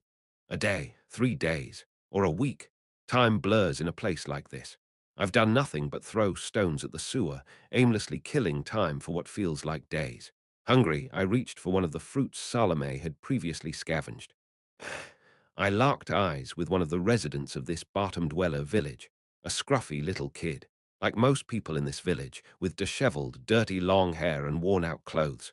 The kid was staring intently at the fruit in my hand. Ignoring and just eating it seemed too shameless even for me. I waved the fruit.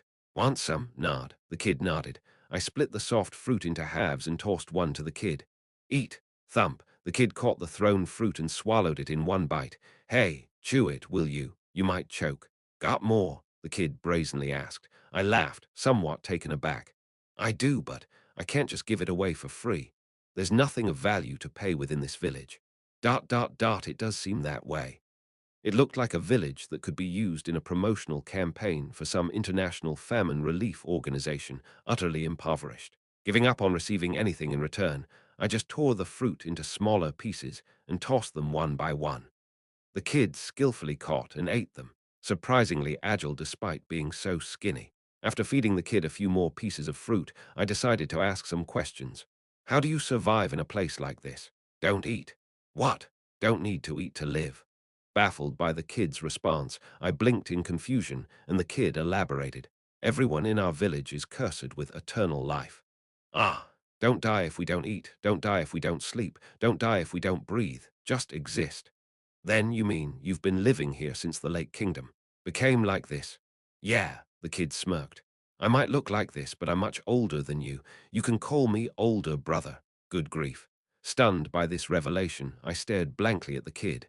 No, the older brother kid, and then asked, if you're cursed with eternal life, are you all citizens of the Lake Kingdom? No, we're not citizens, the kid brother shrugged. We're slaves.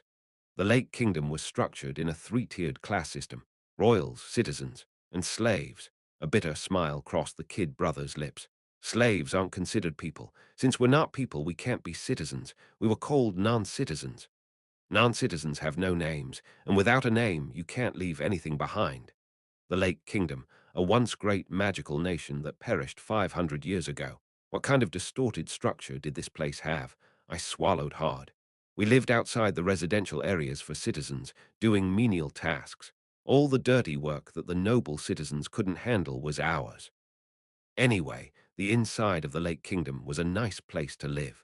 People in our village also worked hard to get inside, to become human, to get a name. The kid brother said this, shrugging his shoulders. To get citizenship.